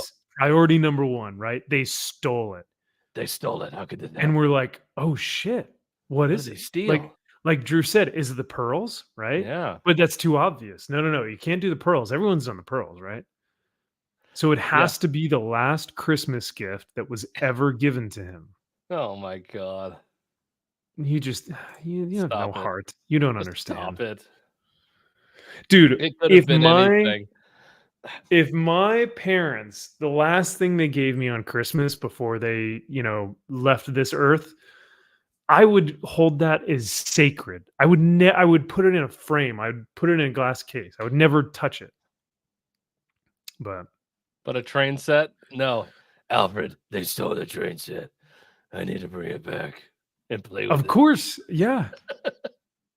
And think about how sinister these villains are to either know that was no. actually his most valuable thing, or that they stole it by accident. Who knows? The idea makes sense, but when you actually see it done, it is stupid as all hell. I It's like- recognize that it doesn't look good because it reverts him back to being a child. But at the same time, something like that, who is this man who seriously does have probably like mental PTSD, he's got issues, right? Yes. So by them stealing this thing, I truly think that it would have triggered something like him to be like, oh, fuck. You know what I mean? I'm okay with them stealing.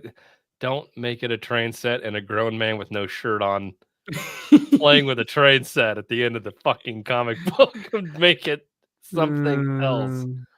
I don't care. Make it a fucking baseball and a baseball mitt or something. I don't know. Oh, there you go. Yeah. I don't know. You could have done 1,000 things, but don't make it a train set. Like that's just. I don't know. What if the train represents something, right? Stop it.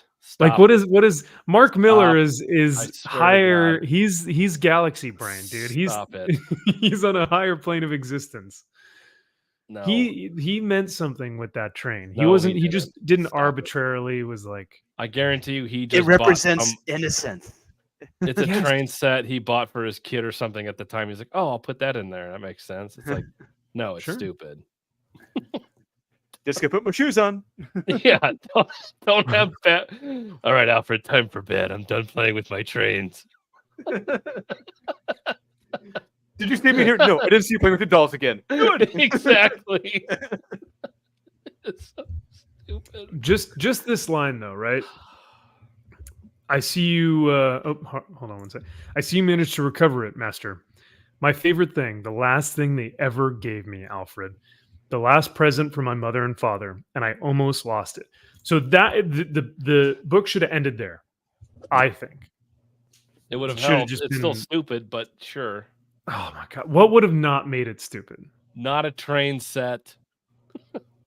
That's it. Yeah, like if it had been like That would help. if it had been like a baseball glove or a baseball glove and a ball or something, yeah, I would absolutely go with that. Yeah, something easily stolen. Like, what did he have this in a box or something? I don't understand. How was it set up? Like, was it set up in somebody's still? Like, That's what it sounds like. That's what it sounds like. We're made to believe this room has been untouched, and everything was as it was when he was a kid. yeah. And so it's like, what? Sorry, Drew. I didn't mean to laugh. I was laughing at Josh's Oh, no, you're good.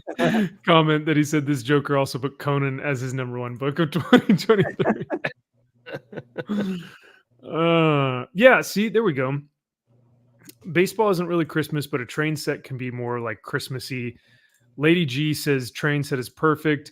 No, I like this too. It is one of his, because when you think about it, Bruce had to grow up immediately from the moment that he saw his parents die. He had to grow up and become a man in that instant.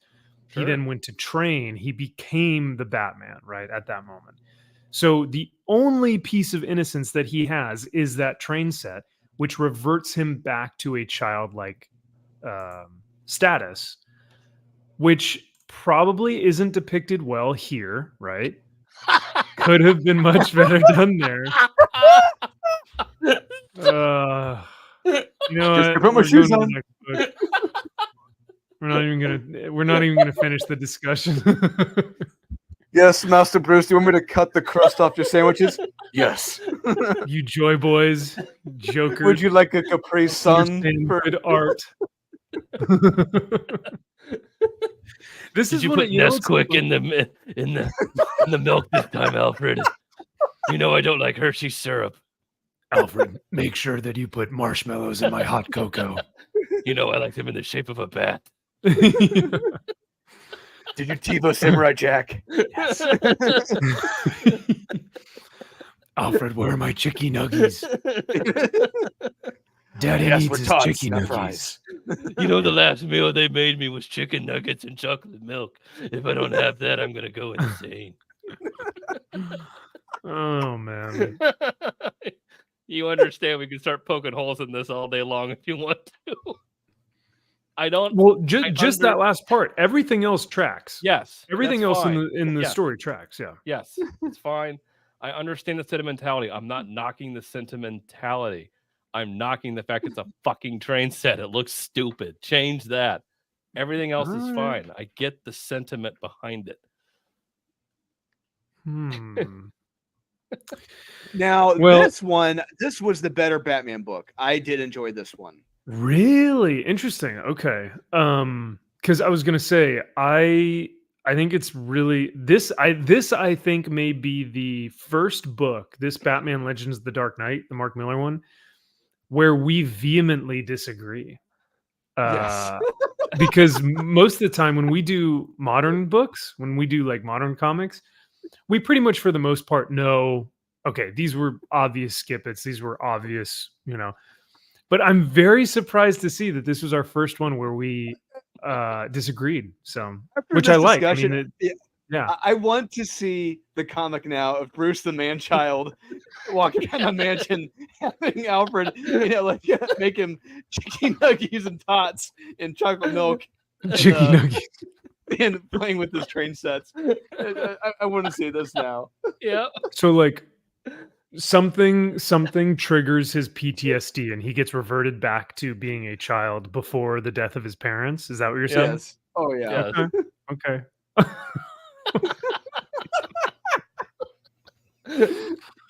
Well, we'll get Mark Miller to write it again, and maybe he'll do it. They took my favorite snack. They took my Dunkaroos and put them back. The Lunchables, were Lunchables even a thing when he was a kid? He was wealthy. Who knows? Probably so. I don't know. Well, because when did his parents die? Was that 1950s? I don't know where we're at with the timeline now anymore, but yeah. Sure. Oh, well. Back when train sets were the cool thing. What was it supposed to be, like a Game Boy or an Xbox, PS5? And it's like the last thing my parents ever gave me. I don't know, what was it back then? Polio? Like, what the fuck would you had an iron lung? Like, I don't he had like understand. he had like that wheel with a stick. He was pushing that a was cool. wheel with a stick. Yeah, that was the thing. yeah. Man, fun for hours. Yeah. It's just a wheel. Oh, Lady G says 1958. Okay. Mm. All right. I mean, that makes sense. I mean, that would be on brand for that era, right? That time period. But okay, so Drew, why did you like this Batman? So this was Jim Aparo. This art was beautiful. Yep, primetime Jim Aparo. Yeah. So this takes place. This is pre-Crisis. This is before Crisis on Infinite Earths happens, and this is when characters were going to different Earths, free nilly, this however often they wanted to. And this is a case where we get Huntress from Earth 2 talking to her quote unquote Uncle Bruce on Earth 1, and it's good Silver Age fun, and it's a Christmas story. It's a Christmas story around Silver Age fun, where Huntress is talking to her quote unquote uncle father from another Earth, and he discovers something that may have happened with his parents, and he may lose his way of being Batman. And she's like, I saw this happen to my father. I don't want to see this happen to him. It's some good stuff. There's a lot going on in this book, in just one book. There's a lot that happens in this, and I really dug it. I was actually very surprised at how much was happening, and because it's a roller coaster. Yeah. It like starts out with Batman, catching this dude who's disguised as Santa Claus. We got a beautiful Huntress. I love this costume design. Ooh, yeah. She looks great. And it kind of describes like you said, the two Earths.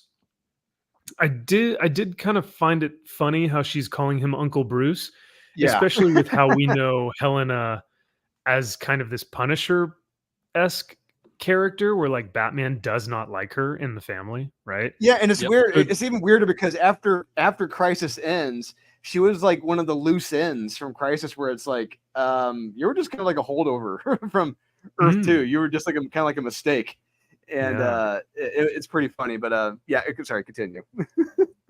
Oh no, I was just kind of summarizing some more of the book, but no, you're absolutely right, and you probably know more about this era than I do, because I was not reading DC at this time. I wasn't alive at this time, but I never read this era of DC. Really, I was more Marvel.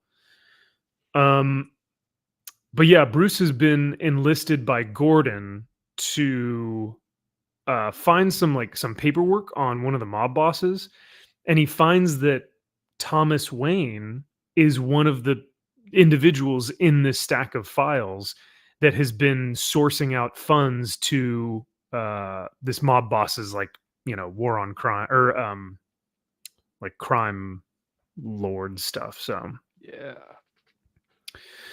Merry Christmas, Batman, Your Last is like this, classic criminal, but Huntress comes in and gets him before he can shoot our Caped Crusader. But yeah, no, you get a lot of like character building where he's like, I don't know if I can truly be Batman if my father is the guy who funded this mob boss, right? Yeah, Mhm. absolutely. And I thought that was super interesting. Yeah, it's a good twist. It's like, oh crap. Yeah. And he does detective work. Like he investigates this Goes to the accountant. Yeah, for his dad. Mm. And he investigates the files. He then he like goes to the mob boss's house and investigates there too, as Bruce Wayne, I think. Bruce Wayne. Or maybe it is, maybe he goes as he goes as Batman. Yeah, never mind. They have a voice recording. The voice recording allegedly of his dad. And this is where he loses it. Dude, it is so wild to see like a 1-for-1 panel to cover, right? Because like this is the exact cover. Well, not the exact, but same pose, same like everything. Great. Yeah, no, it's like it's exactly what we get is what we see is what we get. There he is. Bruce has given up, and Huntress is like seeing it. She saw it with her dad, on Earth 2 when her mom Selena Kyle died. So yeah. So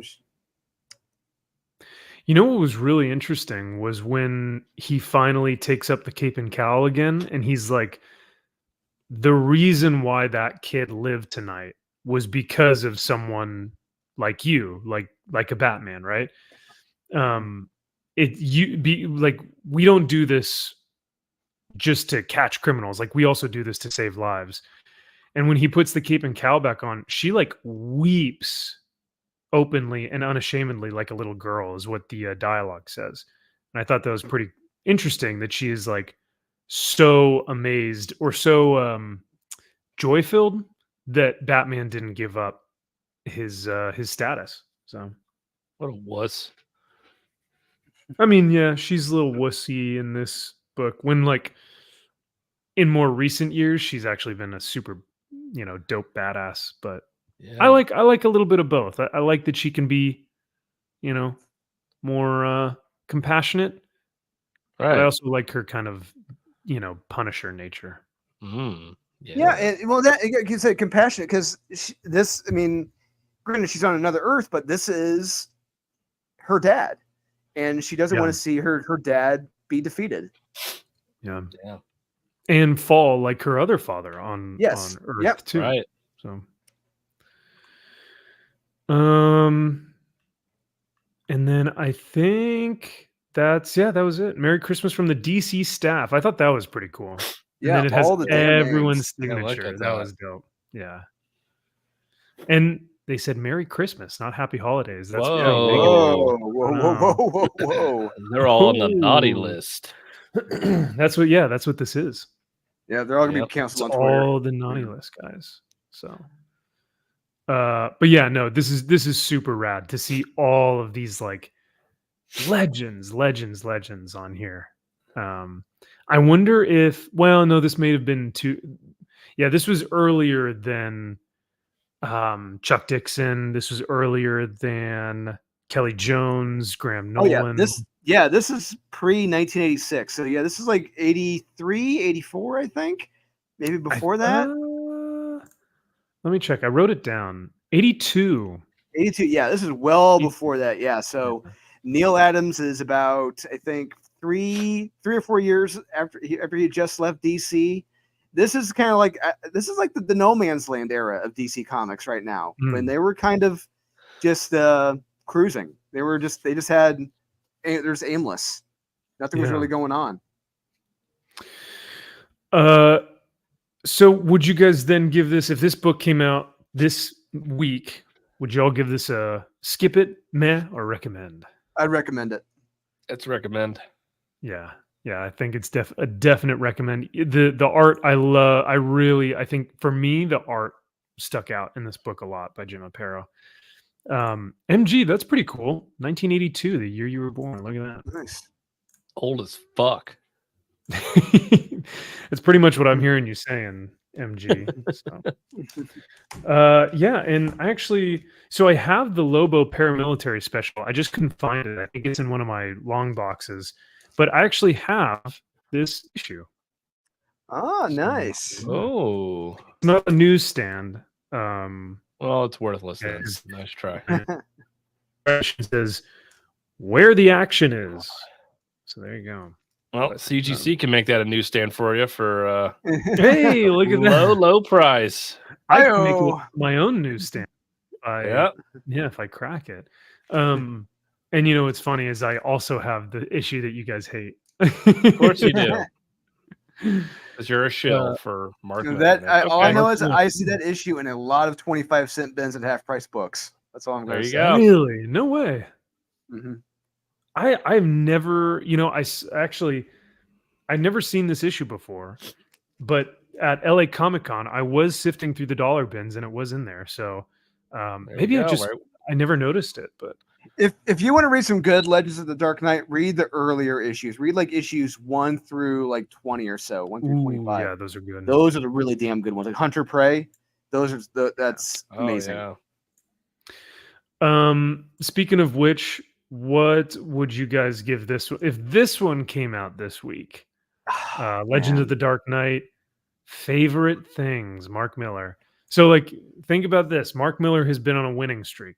He's had Big Game, he's had Nemesis, he had Magic Order, and then he puts out this Batman book. Would you guys recommend it, or would you guys tell people to skip it? I'd be like, hey, no one's perfect, on occasion, Wow. like, even Barry Bonds struck out, so this is a swing and a miss. Yeah, it's So you would almost skip the- it's so you that would skip Brown the- Arrow territory where it's like you got to read it to believe how stupid it is. I but agree. It's one of those where it's so bad it's good. You got to read it to experience it. Are we paying So you guys are- $1.95 for this, or are we paying prices now for this? price like a $3.99 or $4.99 price tag. Fuck. I can't, in good conscience, recommend a $4 book. But if you want to laugh and you have an extra $4, pick this book up because you will die laughing at the end of this book. Well, I would say I would recommend the book because I genuinely enjoyed it. So,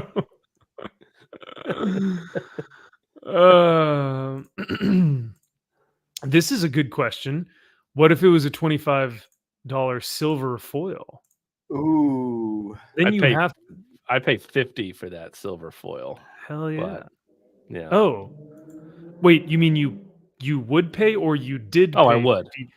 Oh, I did. I did pay $50 for. I'm kidding. I didn't. I was gonna say, But I dude, would.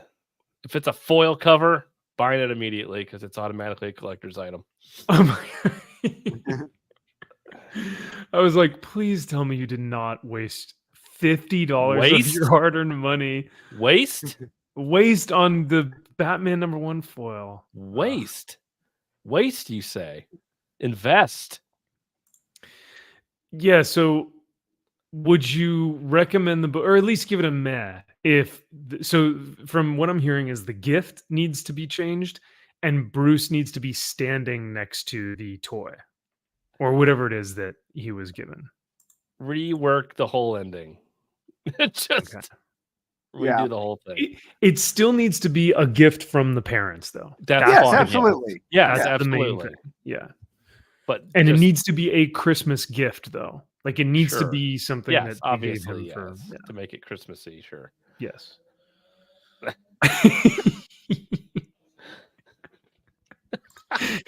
my chicken nuggets.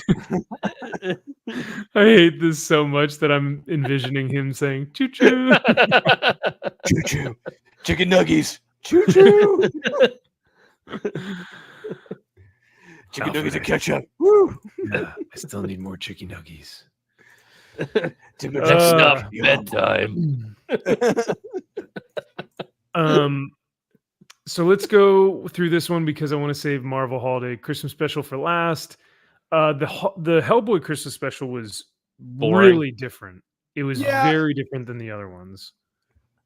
The But I first love story this was first story. the first story was good. But after the other stories after that were either just weird or just boring. Yeah. Yeah. It was so frustrating because the last story had such good art, but I can't tell you what happened. Like this one, Yeah. it was gorgeous. Like I loved the design, I love the black and white. The concept is really cool. But God, if I know what even happened here, I couldn't tell you. Life happened. Yeah. You have to experience the book. You can't just read it. Yeah. No, I mean, I love the art in this. Yeah, you get the weird torso face people. It's like, Yep. what is happening? I And mean, you it's get no like train Santa set, Claus. but it's a little deeper than that. So, Oh yeah, I bet there's some. We're just not, as high. high science. Yeah. We're out here playing with train sets. He's at much higher level than us. Yeah. But no, I thought Chick- this first Hellboy story was great. If this Yeah, it was were good. the issue, yeah, I would have been happy with that. So Sure. Yeah. Hellboy, surprisingly, is one of those series that consistently gives, I think, good content or good entertainment and art. Like, He has his fan base. yeah, Yeah, I'm not the biggest fan. I've tried it. I've tried reading it several times. I can. There's something that it's not. I just can't click with it. I don't know what it is. It Yeah. just doesn't click with me. But I understand it's very popular. very, yeah. Yeah, because there's some people who's like their favorite character of all time is Hellboy, right? So Mhm. makes sense. This was kind of odd. I did like this, whether it's true or not. This was a little short story that they put in the book that I thought was really interesting, is like kind of an homage or a honorable mention to Charles Dickens, who wrote Christmas Carol. Christmas Carol. Yeah, thank you. You're welcome. 1870. So you also get like a picture of what I'm assuming the artist is trying to say happens about consumerism during the holiday season. Jeff Uh, Duro. Yeah, man.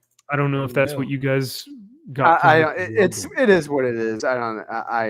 It's Jeff Duro doing a piece of art. So Yep. it's whatever you want it to be. Oh, okay, yeah. And then this was interesting. I gotta go to the bathroom. I will BRB. Sounds good. Yeah, I feel like the art in this was good, but I just don't know.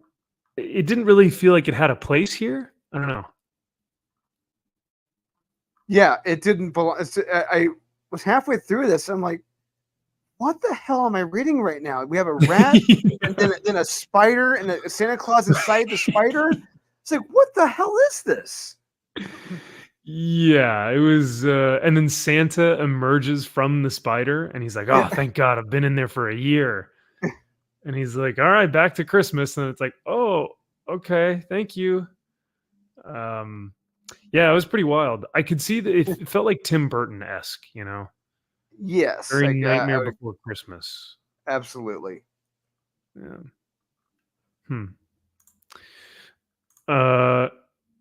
It's funny, I got How Santa Claus Began by Grant Morrison.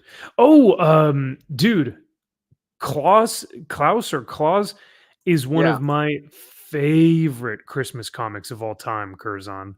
I have the hardcover deluxe edition with the gold foil pages and everything. I love that series to death, and it's probably one of my favorite things Dan Mora has done to date. I think I enjoy it even more so than World's Finest in terms of art. So Curzon, I'm glad you got that. Also check out all of the single issues that came after that. There's like Klaus and the Witch of Winter, Klaus and the Something Snowman.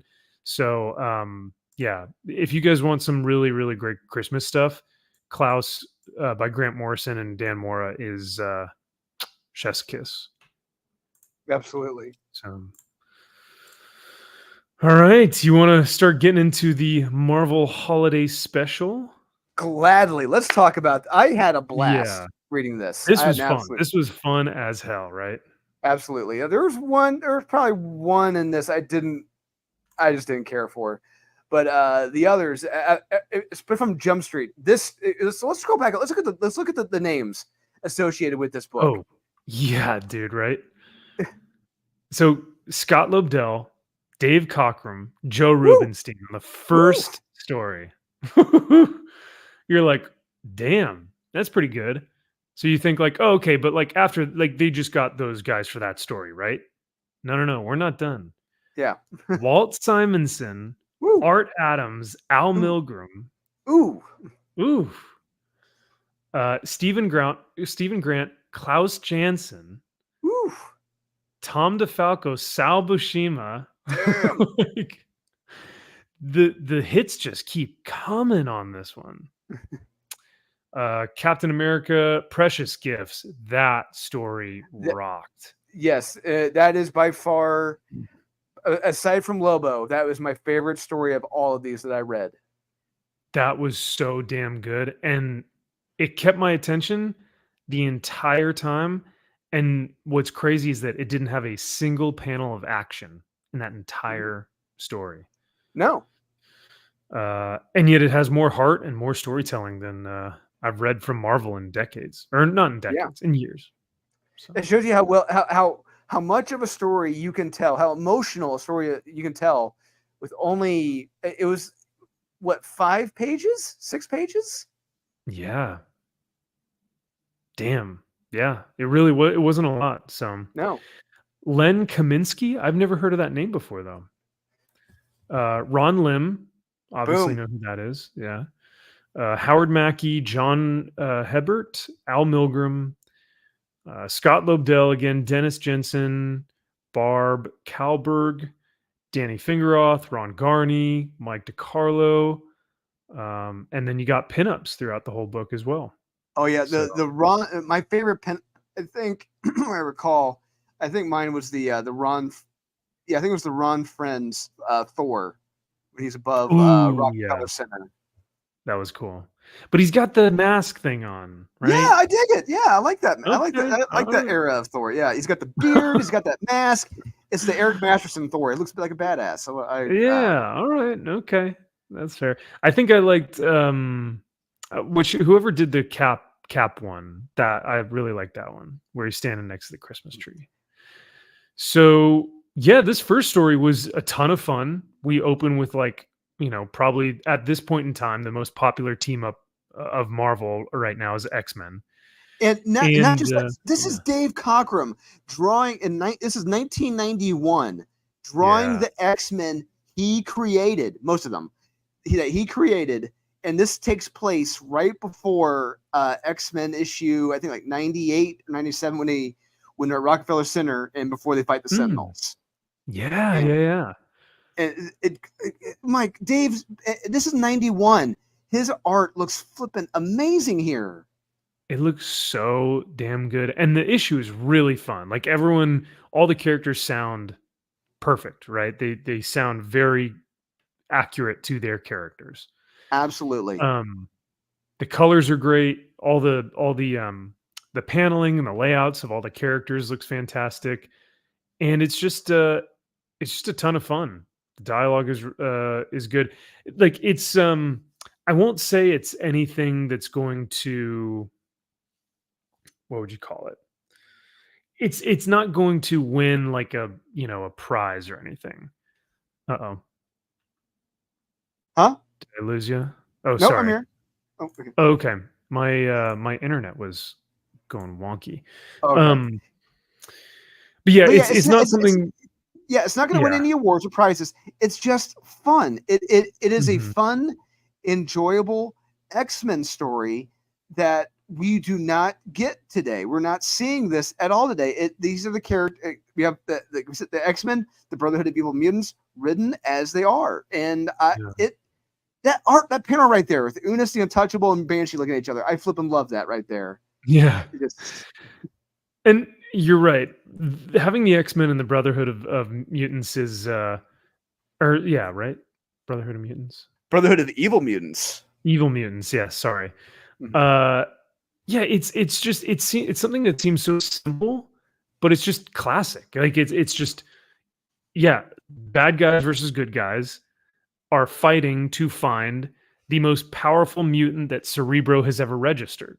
That's the Mhm. plot. It's super simple, but it's a lot of fun. You get a ton of action, and you're trying to think, who is this Omega level mutant that Cerebro has found and that everyone is looking for? Colossus tries to move Blob. Banshee tries to scream at him. Wolverine tries to break down what's his name, like his force field. Like everything is Unis. just so much fun and kinetic, Mhm. and it's an action story, but it's also a little twist at the end because we find out that the Omega level mutant that they were looking for the whole time was good old Saint Nick. And it looks like he may have turned them into action figures. That's what we're led to believe. He didn't Yeah. kill them. but he made them into action figures, which is like, Yeah. oh, okay. That's and I terrifying. do like how he was like, yeah, I could get rid of these. I don't think I'll be able to. I'll have a hard time giving Yeah. these toys away. Yeah. Whoa, with that creepy face too. It's like, what the hell? Yeah, it's not a great Santa face. They could have made him a little bit jollier. Yeah, nose a little more red. But yeah. But hey, Storm looks beautiful here. Oh, yes, she does. And then Kris Kringle wisps them away to Rockefeller Center, and then they meet up with Gene and Scott and everyone else. Which, like I said, picks up right there in what X-Men 98 or 99, whenever they get attacked by the Sentinels. So much damn fun, dude. This was great. This was fun. Reading this as a kid, you must have just been like page turner. What's gonna happen next? You know? Yeah. So cool. I didn't want to mention it, but I do have to say, Jean's a little racist. I mean, she says a real honest to goodness white Christmas. I mean, come on, guys. We're in 1991. It's about time. Storm, get the fuck out of here. My husband is going to be the leader of the team now, bitch. Get out of here. Yeah. We'll take the Irish and the Russian, but we don't want the African. Get out of here. Yeah. I said white Christmas. And white Christmas. Yep. Well, I mean, I guess that would also mean Nightcrawler too. He's purple, so definitely. Yep, he's out. Yeah. Stack it against the current X-Men and it might deserve an award or two. Yes, 100%. I mean, yeah. I feel like this is just a really simple, plot, really simple, streamlined, quick, fun story. And yet I'd rather read that 20 times than read one of the issues from the current X-Men era. But yeah, absolutely. Yep.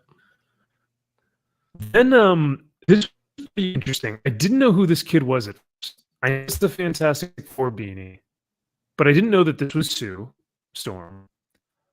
And really? I don't know, maybe I didn't get into it or I just was reading quickly. But Walt Simonson is writing this and Art Adams is doing the interiors. Damn. That's why it sucks. Shut up, Kyle. Yeah. That explains who we can blame for this. Interesting. But yeah, no, it's just I like the Teenage Mutant Ninja Turtle ripoff. It's like alligator Teenage Mutant. I know. I got a kick out of that. And no, it's just super. Like once again, it's wholesome. It's got a good message that the story is about giving and sacrificing and not thinking of yourself, not being too selfish, thinking of others during the holiday season. He runs into this guy who is fading away. He's like the kind of the Scrooge character. It's Jacob Marley. Say again. Jacob Marley. Oh yes, yeah. Sorry. From Christmas Carol. Yeah. Thank you. Mm-hmm. And yeah, I mean, he runs into some kooky hijinks where he has to give up some of his prized possessions in order to save this guy. But finally, who finds him is his mom. And when they go back home, yeah, it's the 90s. She looks good though. Yes, she does. Art Adams women are amazing. Yes, they are. And then, when he gets back home, he gives the gift to his dad that was given to him by the ghost man thing here. I forget his name already. Jacob Marley. Jacob Marley. And then, I don't know what else to say. A little pinup here. But yeah, this was just a very fun. I love that pinup. I love that right there. Yeah. That snowball, he getting ready to hit the thing as they're carrying it away. I love it. It's very National Lampoon's Christmas Vacation. Yeah, it fits this Fantastic Four. It's great about it. It's cute. Yeah. No, it's great. And I think, I don't know if I mentioned this before, but one of the things that I noticed in this book and in most of the books written previous to 1997, which was the latest one I think we read, is that there is this like overarching and overwhelming theme and atmosphere of just morality, goodness, kindness, and it's I don't want to say it's rooted in Christian values, but most of the things that are like alluded to tend to be from the Christian beliefs of Christmas. Like even in that Ghost Rider book, it's like the nativity scene and stuff like that. So there is this kind of I don't know, wholesome nature to a lot of these books that you just don't see in modern books. It's Those very are it was really those are interesting. qualities that are frowned upon. Putting others before yourself, that's very frowned upon. Yeah, right.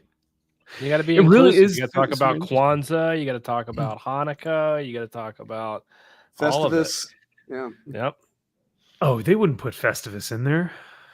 I They mean, I wish should they if they were did. inclusive. If they were truly inclusive, if they were Yeah. actually progressive, but they're Where are the not. Kwanzaa stories at? Yeah. No, but like, yeah, for real. It's like they wouldn't have the balls to do a Christmas story, but they would do a Kwanzaa story. It's like, Even okay. though Kwanzaa is just as made up as Festivus. Yes. By what was it? A gender studies professor or something? Yeah. A history professor? Yep. Then surprisingly, we get a Punisher story by Klaus Janson. That was cool. Klaus. Klaus. And it was Um, he was doing some Punisher stuff in the Hmm. early '90s, and Alan Grant, he was on the Punisher for was it Stephen Grant on this one? I forget who. Is it Stephen Grant who wrote this one? I think it's Steven. Yeah, probably Stephen Grant. Yeah, and he wrote the Punisher main series when it kicked off. So this talent, it's like they got the guys to work on this. This is great, and this is a Punisher story I can see the Punisher doing. This is great. Oh yeah. That's what's so wild is that like so many of these creative, talents on this one book. That's awesome. That's a great shot of him kind of looking over and seeing like the demise of these criminals, and also the homeless people getting their money. That was pretty interesting. That solves all the problems. Yeah, right? Just give them all the money, and that'll make them. Give them money. Just like But, we learned in the Nightwing comic from Tom Taylor. Just give people money, and all problems are solved. Yeah. Right? Isn't that what they said in the Flash movie? Is that Batman, if he truly wanted to solve crime in Gotham, he'd just give all his money away, right? Yeah, Correct. absolutely. Yeah, exactly. Because that's how that works. We all know. Correct. We all know that giving people free money doesn't make them more lazy. No. Definitely. Anybody that not. wins the lottery all turn out okay and great and happy. Yep. Don't actually spend it wisely and invest and put a lot of it in savings and Correct. turn their life around. No. Very, very intelligent people. Yeah. What are the odds? This Thor book was a lot of fun. The art was great. It was pretty kooky. Yeah, I'll say it was kooky. very. It didn't really have a Christmas theme about it until like the very, very end, and when it's like, wait a minute, are they saying that Odin is Santa Claus? Yeah, That's what I thought. Like I guess he's got a white beard like Santa Claus. Yeah, and you know what? It's funny that you say that because I actually did go back up and look and go, oh, I guess that is Odin, huh? Like I had to look at the panel before. But yeah, this like goblin creature comes to Asgard, threatens them with war. Thor fights him, and by destroying the little troll goblin man, creates like this big explosion, and that star is what Sigurd is able to sail his ship towards to go to land. So they end up Odin ends up giving them food and drink and things to preserve them through the winter. And because of Thor killing that goblin creature, Sigurd is able to make his way home. Screaming goats. Screaming goats. Is that what we got there? No. We got screaming goats. Oh my god, it's screaming goats. The screaming goats are funny. Oh my god, they're so funny. They scream.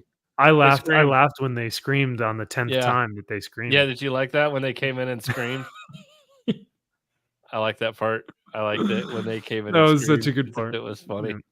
It's funny because Yeah. goats scream, and so it's funny when the big goats scream in Thor. So it's funny. Yeah, and they hit him and they scream at him, and he can't get him to stop And they screaming. scream again and again and again. Oh god, it's great. I loved it when they screamed again later in the movie. So Oh my awesome. God. Fucking kill me. But yeah, so Drew, you were saying this was the one you liked? Yeah, I love that pinup of Thor. I love that great. helmet. Yay! You like the helmet. Okay, all right. I Yeah. do, with the helmet, with the beard and everything. That's such a The cool look. mask, yeah. Yeah. Wow. Love it. Wow. What do you think about the 80s Thor with like the vest, the biker vest? Oh, you mean Thunderstrike? Yeah, Thunderstrike. Yeah, Thank you. I love Thunderstrike. Yeah, that's the Thunderstrike. I grew up with that, and Eric Masterson is. Yeah, I thought it was pretty cool, and we it was funny. It's ironic about that in that shitty Thor movie, in the very beginning of it when he does the Van Damme splits and all that crap. That's the Thunderstrike costume he's wearing. Well, that's Yeah. why I was asking, because it's in, Thor Ragnarok or Yeah, Thor Love and Thunder, so you should love Thor Love and Yeah. Thunder, right? I mean, that's your or not. or not. Yeah. But yeah, I Yeah. dig that costume. Yeah, I love that. Okay, all right. I thought this is pretty funny. Josh says, "I shot myself on the 20th time that goat screamed." The fact that you put up with it for 19 times is more. I cannot do that.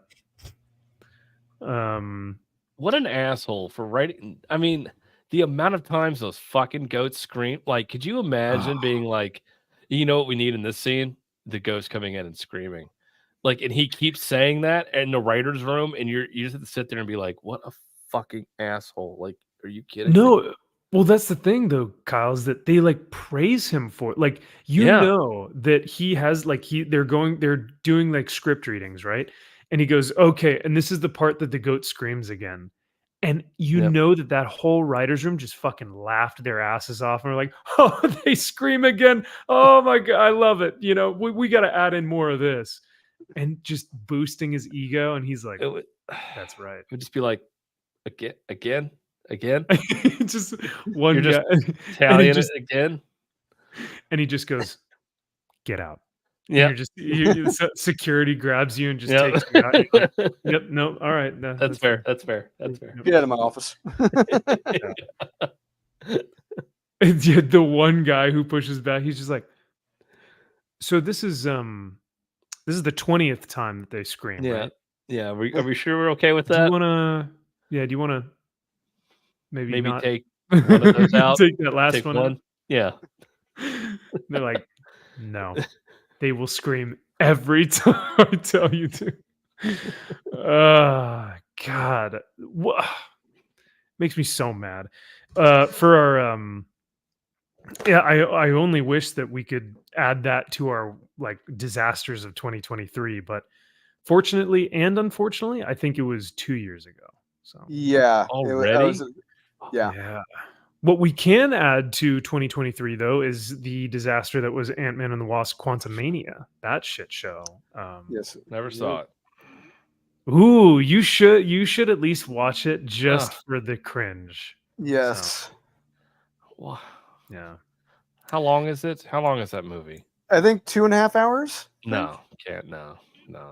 Actually, you know what? You should probably watch Mahler's 6-hour video, and you would probably gain more. That I would watch enjoyment. over that movie. Yeah. Yes, because that's actually what I did. I watched his 6-hour review and was like, "Wow, all right."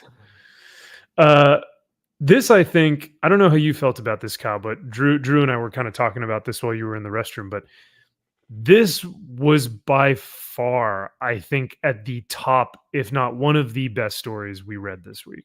Yeah. Oh, hands Absolutely. down. That's Yeah. American. I would agree. Yeah. Hands down. Many years ago, there was a terrible war in which brave men fought and sometimes died to defend the world from the madmen called Nazis. Ooh. Wow. Present Whoa. day. When the Whoa. word had meaning. Right? Yes. Because now Oh, it doesn't now? Yeah. Oh, well. I hear it. Oh. You hear it a lot? I hear it every day. Oh. Do people tell it to you to your face? Then? Yes. Daily. Oh. Interesting. Huh. But no, this was great. I had never heard of Len Kaminsky. Of course, we know who Ron Lim is, but Overrated. ooh, I'm just gonna Kidding. ignore that. But like immediately, we see Steve Rogers sacrificing his time to go serve veterans in need, like Christmas Eve dinner for impoverished vets, and he Whoa. is taking the time out of his day to go serve these men and women. What was the line here? I think this is important because the woman here is like, "What are you? You're young. You're good looking. Why are you here serving? These impoverished vets. Like, go out and go do something fun for the holidays." And he goes, "I think this is important. This country needs to honor those who fought for it. And since I don't have any family of my own, and I just don't feel comfortable intruding on friends or coworkers during the holidays, well, let's just say I feel I'm needed more here." And then he asks her what, but I thought this was especially great.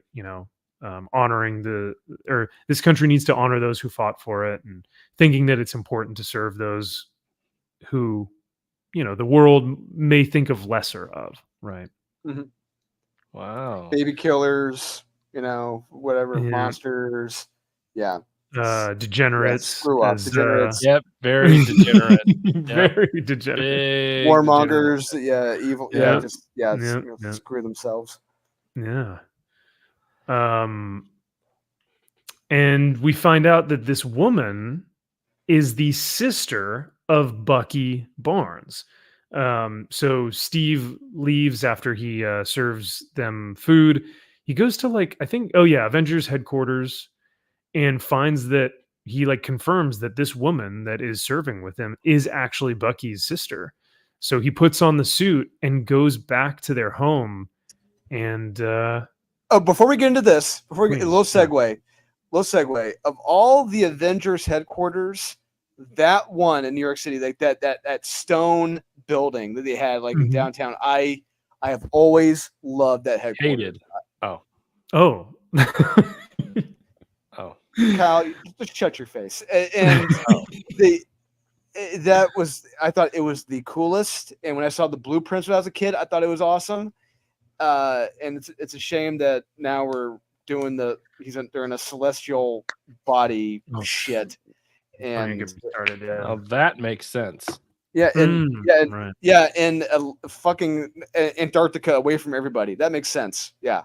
As opposed to downtown New York that hasn't been attacked or anything by any terrorists or anything. No, that wouldn't. No, that makes sense. Yeah, because whenever an alien entity or a life form comes to Earth to attack it, they always go to small rural areas. They don't really come to the big cities. So. And don't put a giant A over your building to let everybody know where you are at all times.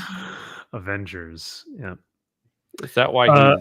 Did Captain America take that A and put it on his uniform, or did the uniform come first and the A later? He was first, the first Avenger. And so I think maybe Avengers headquarters probably said, "That's a good logo. We can get behind that. We like that A. We're going to be Avengers headquarters. I'm not going to be Captain Avenger." Well, because it wouldn't make sense to just be A for Captain America, because then it would be CA. Yeah, CA. So Avengers headquarters, that's A, but plus I do A. Yep. I like this is reminiscent of 90s architecture. That looks like a 90s building. Yes, it does. Which is so funny. Whereas now, if it were more modernized, it would be 8,000 stories tall, and it would look like kind of Stark Tower from the Avengers movie. Yep. No, I like the building. Fine, I think the building's cool. I think it's fun. I like it. It is pretty funny that it's just straight cement. I know. That's like a bomb. That's reinforced cement to keep them safe from attacks. Yeah. Yeah. JK, thank you for being here. Have a very wonderful New Year. If I don't see you for Max's Man Cave on Sunday evening, but if I do, I'll see you then. Have a great hike tomorrow. Enjoy. But yeah, this is where Hello. this story I'm gets Captain good. America Avengers headquarters. I'm all of those things. But instead of calling him all that, he just goes, "Please, Cap will be fine." Ah, that's fine. That works. And I love this. I love this right here with the kid. This scene with Oh, the That's kid, right. cool. I That love is it. so awesome.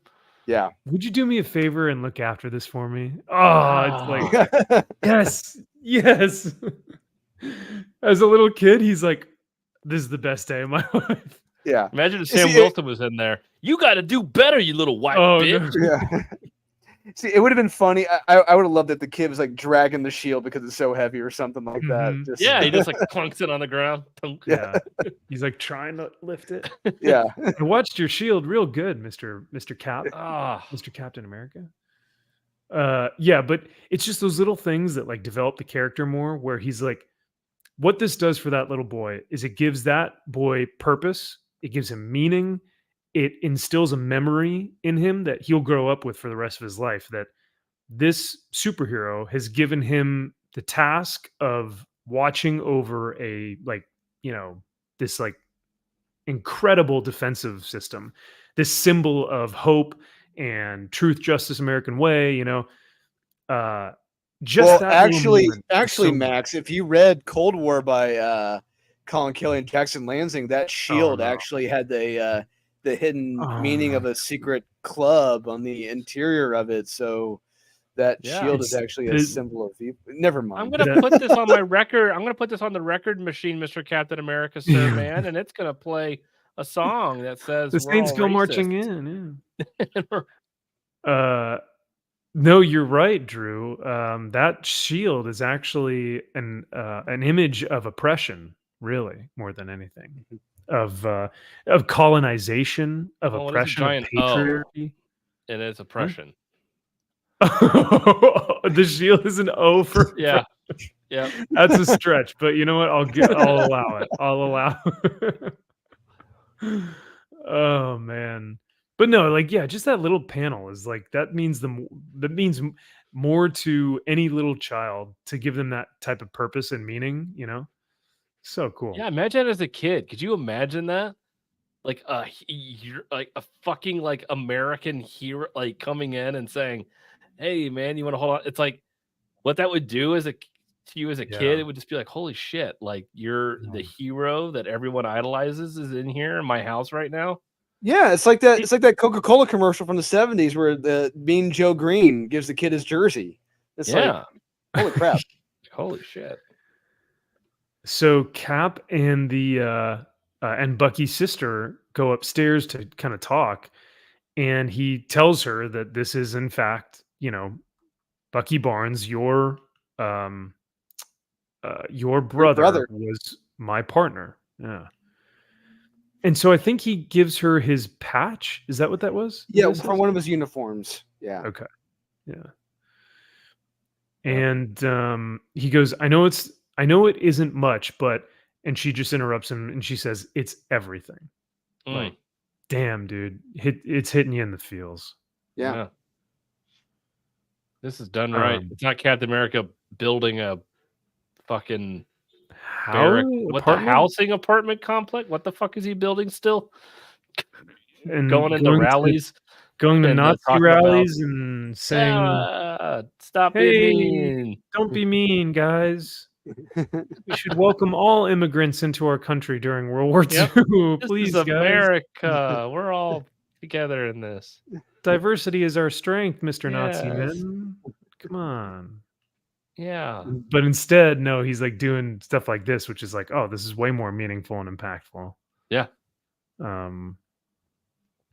I like how she totally goes like mom mode on him. I love it. Like, well, great. I guess, yeah. She's like, oh, I guess I'll take off now. You know, I've held you from your family long enough.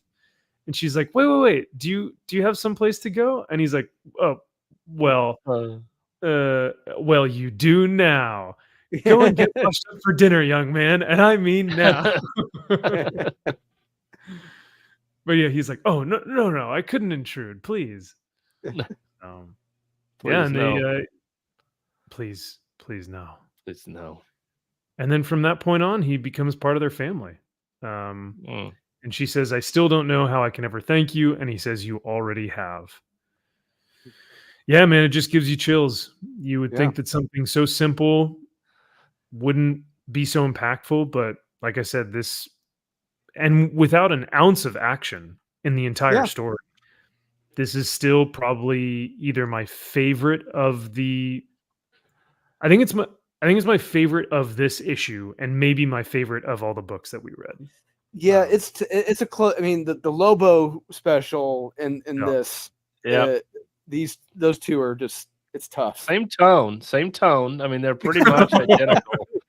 You read them both back to back, it's almost And like they're you read like, the I same mean, book. it's It's like, whoa. I mean, the themes of giving Yeah. and sacrifice, they're both there. Yep, They're all they're there. both Yeah, there. absolutely. Yeah. Yeah, this was my favorite pinup. This I love was that. awesome.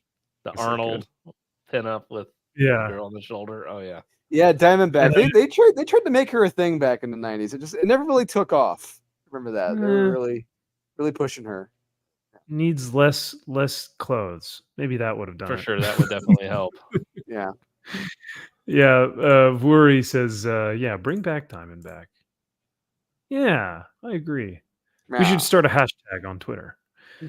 Yeah. It is also funny that the two gifts are for Dan Panosian and Levins. Yeah, Panosian and Levins. It's cute. Or that's who drew it, and that's what their calling card was. I'm not sure. For the kids. I think the other one, my second favorite of this one, was the X-Men story. I really thought that X-Men one was fun. Yeah. And like you said, Drew, the art in that was great from the original artist who did the new X-Men. Yeah, Dave flipping nailed it. To the day he died, he was nailing it. And this story right here, holy crap. This surprised me. This was actually really good. I enjoyed this. I had zero idea where this was going. I was Me like, too. Yeah. what the fuck am I I thought it was reading gonna be right like a now? Daredevil. I thought it's gonna be like a Daredevil book, but no, it wasn't. No, it's yeah, no, it's not. But when I did find out who it was, I was like, fuck yeah, dude, this got way cooler. Yeah, and how So- he's drawn in this, he looks amazing. He looks very, very good. Oh, yeah. John Hebert, and Howard Mackey is writing. Hey Bear. Hey Bear.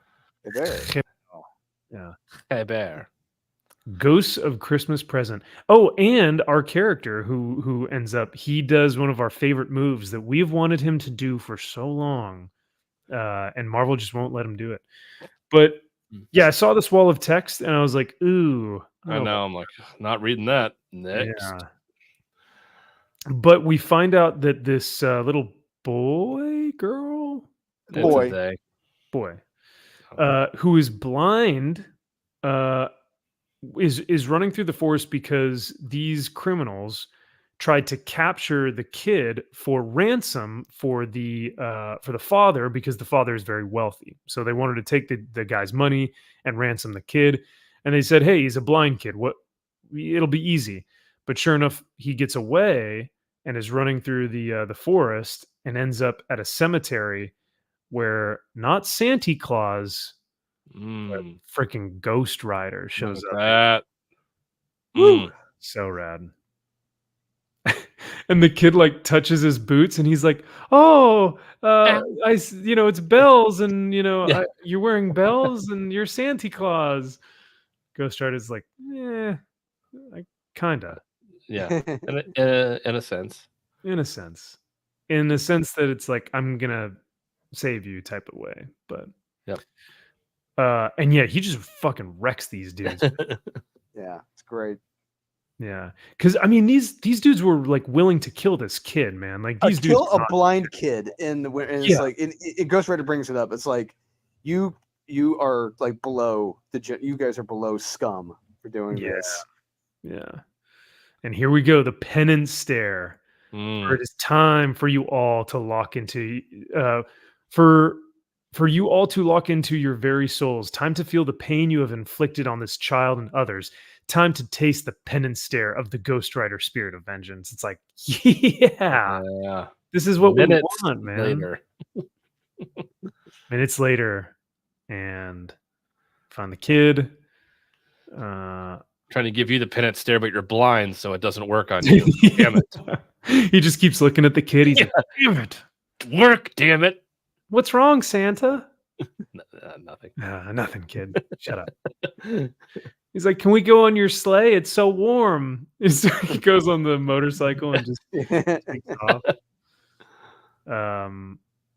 And ends up taking him back to his house where we see this beautiful, diverse family. Whoa, a mother and father? Whoa. That's not accurate. Should be two moms, right, boys? Well, the dad definitely wouldn't be there. Hey, definitely. That's it for us tonight, folks. We're gonna. No, I thought you were gonna say because every woman at Disney or Netflix has to be a black lesbian woman of some sort of disability or something, right? But yes, that too. With two moms, but no, we actually get like just a good old nuclear family. So love it. Or it'd be my two dads or something like that. Yeah. Oh, maybe. Oh, you know what? This is a trans character for sure, right? Definitely. I don't know. No moon babies in this story. Thank God. I actually read the newest Ghost Rider and it was shit once again. So. Yes, it was. Speaking of shit, I hated this story. I did not get this. It wasn't funny to me. It was dumb. Drew's favorite character, Captain Ultra. Hey, it didn't work for me. It didn't work for me when I was a kid reading this story. I'm like, what? Yeah. A waste of a good artist too. The art in this story is really good. And it's like, for this? Really? For like a nobody, this character design is fucking atrocious. He's got like Spider-Man gloves, but I guess that this is kind of the joke, right? Like he's supposed to be a joke character? ?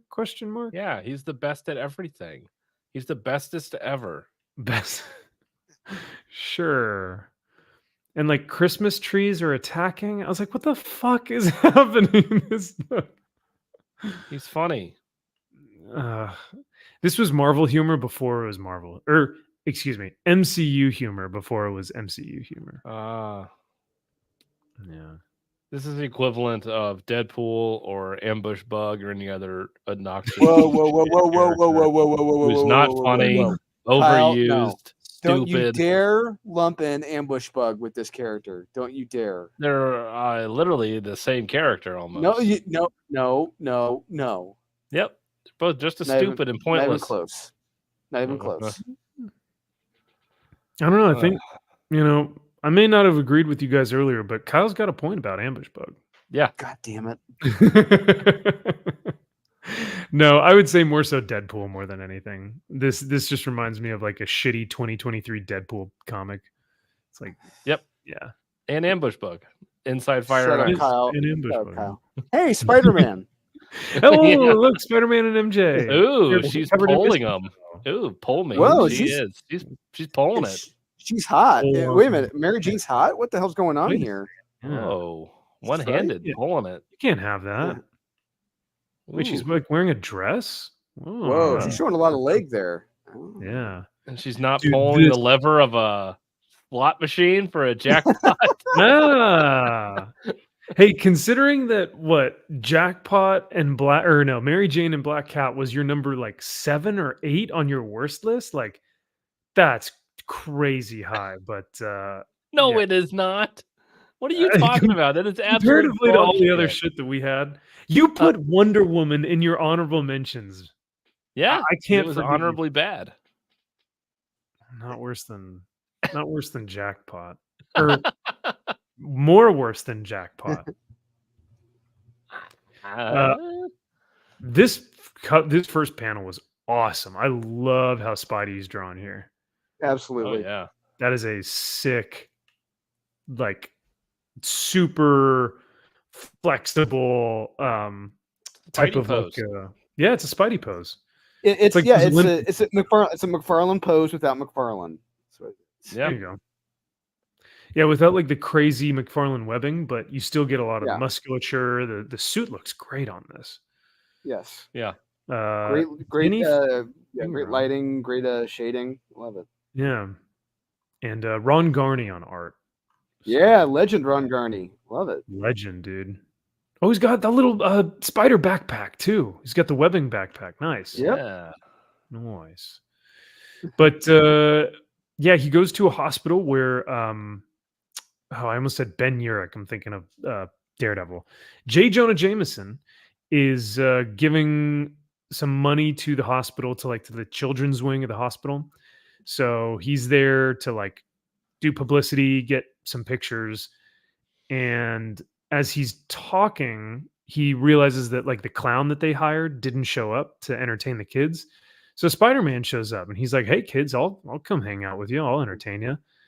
And little by little, we find out that a lot of these kids, either their parents or the kids themselves, have been saved by Spider-Man, and they're all telling the different stories of that. And these are sick kids at the same time. These are kids who have like underlying illnesses. Yes, some are surviving like cancer. Some are just going through like removing tonsils and stuff like that. So Yeah.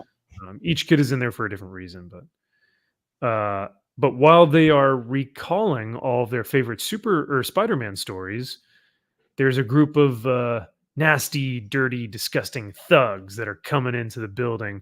They're trying to find the safe of the hotel to steal. Whoa, it's like all the Die money. Hard.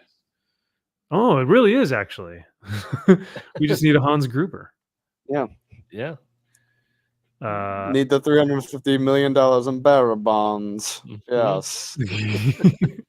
Oh God, are you gonna kill me? Oh God, when he turns into the American accent.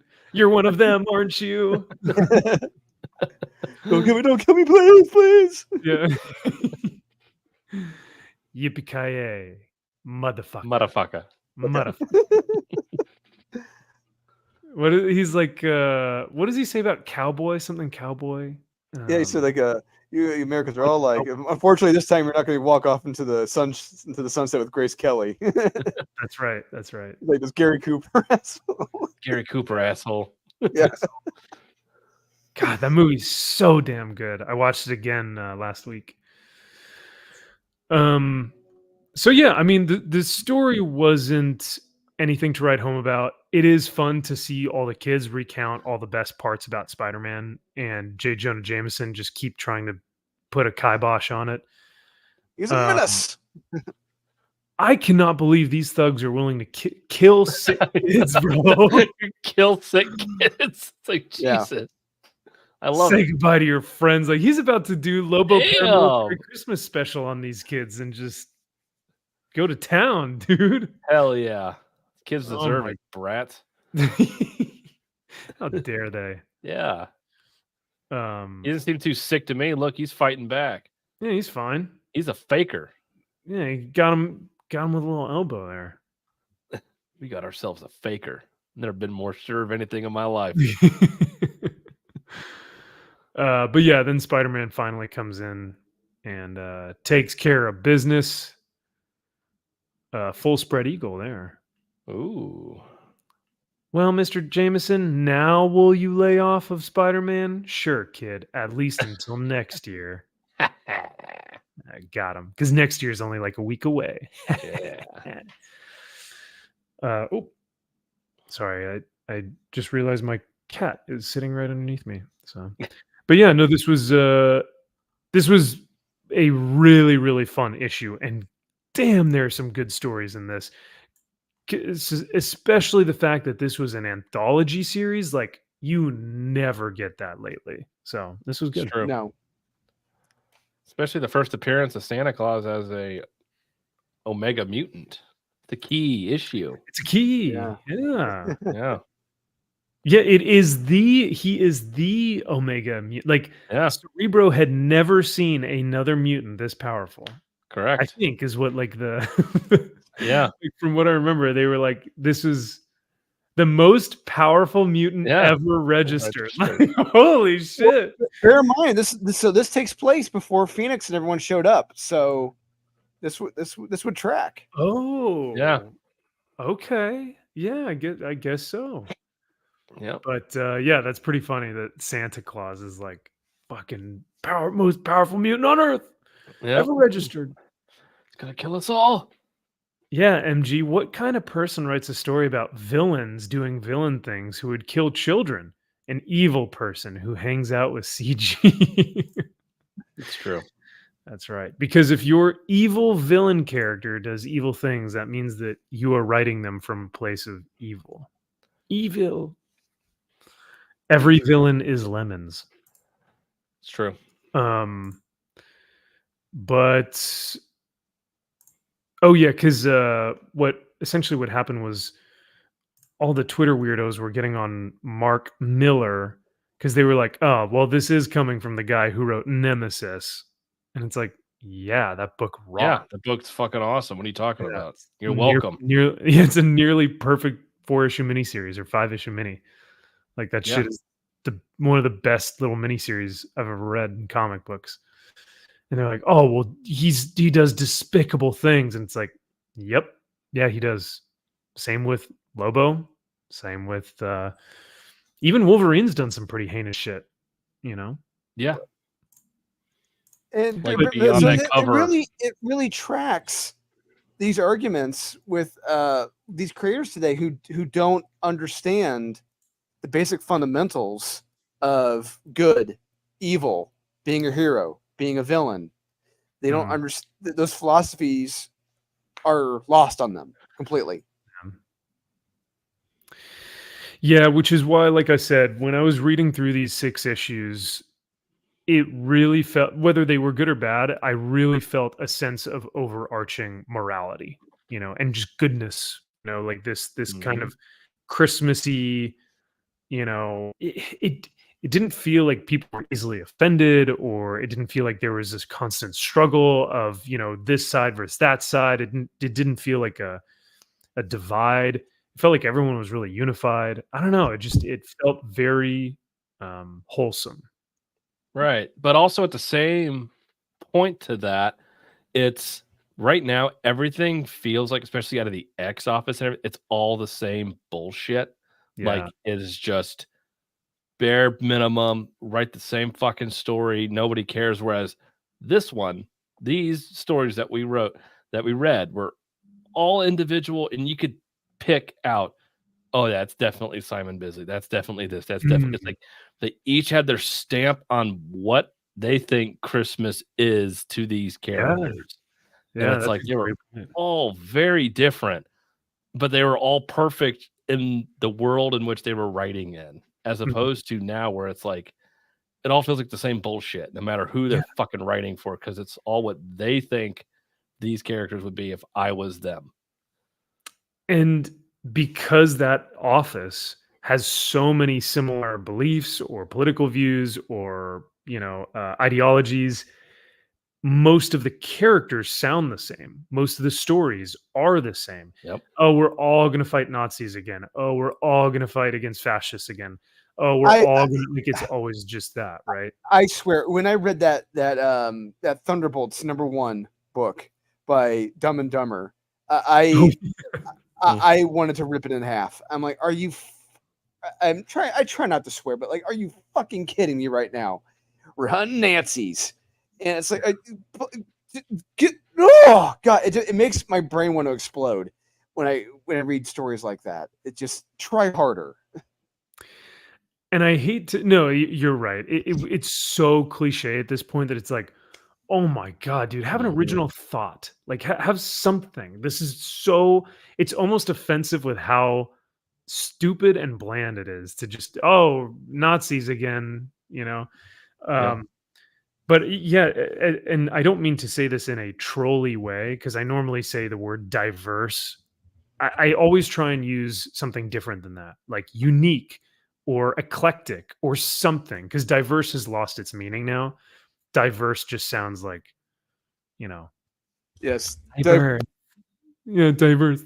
Mm-hmm. But I will use it in this sense of the term, in its core meaning of like the stories that we read this week were actually super diverse, like Yep. legitimately. Yes. Hellboy had this kind of paranormal, weird, kind of darker horror tone to it. Mm-hmm.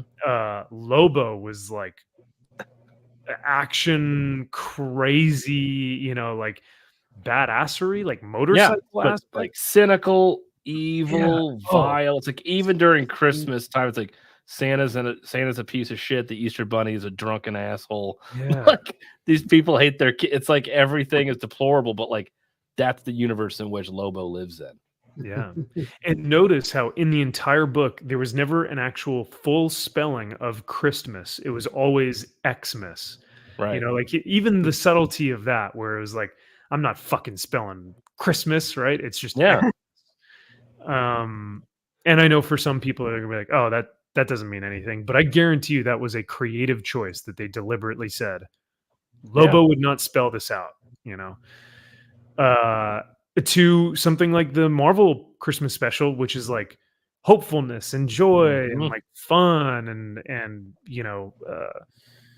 sometimes kind of corny, dialogue and Santa. Like there's a lot of Santa in Santa, Jacob Marley, Odin as Santa, Superman yeah. stopping criminals on Christmas. Story about Bucky. Like they're all different in that book. That's what makes it great. Mm-hmm. And the best one by far is like, even Batman, who has lost his favorite toy from his parents. God damn They gave him, like Lost his that's what- choo-choo. for Mark Miller, Jeez. that's what he deems is what he thinks is Batman's most meaningful Christmas. Clearly. Yep. Yeah, no, it was actually really super interesting to see all these different stories and then be like, how does this, some of them I'm like, how does this relate to Christmas? Right. Oh, okay, got it. But what was I gonna say? Overall, what would be your top and what would be your bottom? So Kyle, what was the best book and what was the worst book? And with the anthology series, you can pick like a story if you wanted to, but I think your top is Lobo, yeah? Yeah, I would say top is Lobo. Yeah. The bottom is the fucking Batman with no shirt on. There's no way. Ghost Rider and the Thing has to be just a little bit lower. Even you said you were like, "Oh, it's not my worst of it. It's definitely not." There's no way. Shit. Yeah, the Ghost Rider. Yeah, Ghost Rider and Thing. Yeah, I'm just. What are we going with judging by worst? Is in like rereadability or like. I guess you wouldn't like read it again, or you wouldn't recommend it to someone else, maybe. Because like when we do our worst of the week for our modern books, right? It's like there's a lot of different factors: art, story, readability. Like if I would recommend this to someone, price tag. Yeah, I would do more the Marvel 2-in-1. Probably. Marvel 2. Yeah, probably the word. I just don't want to reread that one. Yeah. Because I also have to think like these are supposed to be holiday specials, so like the rereadability should be there. So like every Christmas or holiday season, you should be able to reread these again. But right. Drew, what about you? What do you think? What was your number 1 and what was your number 10 or whatever it would be? Yeah, my number 1, I'll echo Kyle. It was a Lobo paramilitary special. Wow. I'm sorry, it's a Christmas special, whatever. It's so unpredictable. It was over the top. It was crazy. That's one word for it. Yeah. Yeah, and the art by Bisley is just beautiful. Oh, so damn good. And as far as the bottom of the bottom, it's close between that Mark Miller Batman story and that Marvel 2-in-1. It's not a close second. Yes, it It's is. not a close second. It's close. You're telling me that even the Hellboy stories, the weird Hellboy stories that didn't make sense, you would rather read that than the For the Batman? art, yeah, I would. Yeah. Yeah. With my chicken Batman nuggets, play with a Alfred. choo-choo. With my Dunkaroos. All right. He's got a little conductor hat on. Like, Choo choo. Passing Neil Adams' way. little like whitey tidies.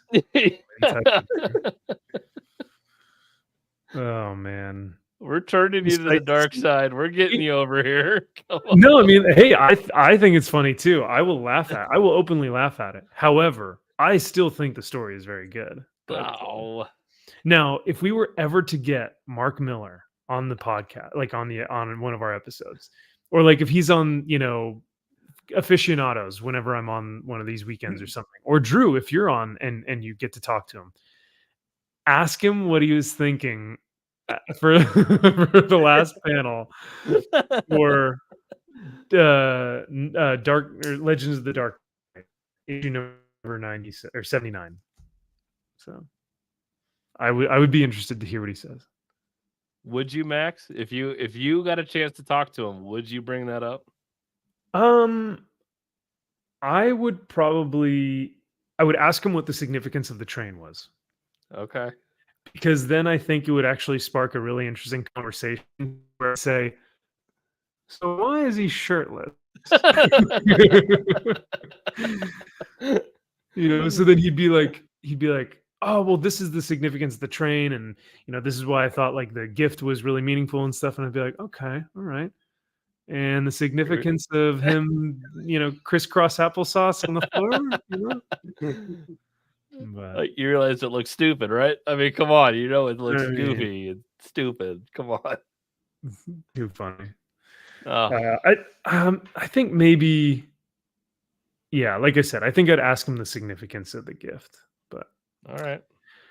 Red Phoenix, what's going on, man? He says weekly newsletter for suggested comics. I'd subscribe. Well, hopefully, if you want our suggested comics, every Friday night we do a live stream where we talk about the comics that we have read for that specific week. All modern books, all whether it's crowdfunded or whatever, it's everything that's come out that week. And we give our skippets, our mez, and our recommendations.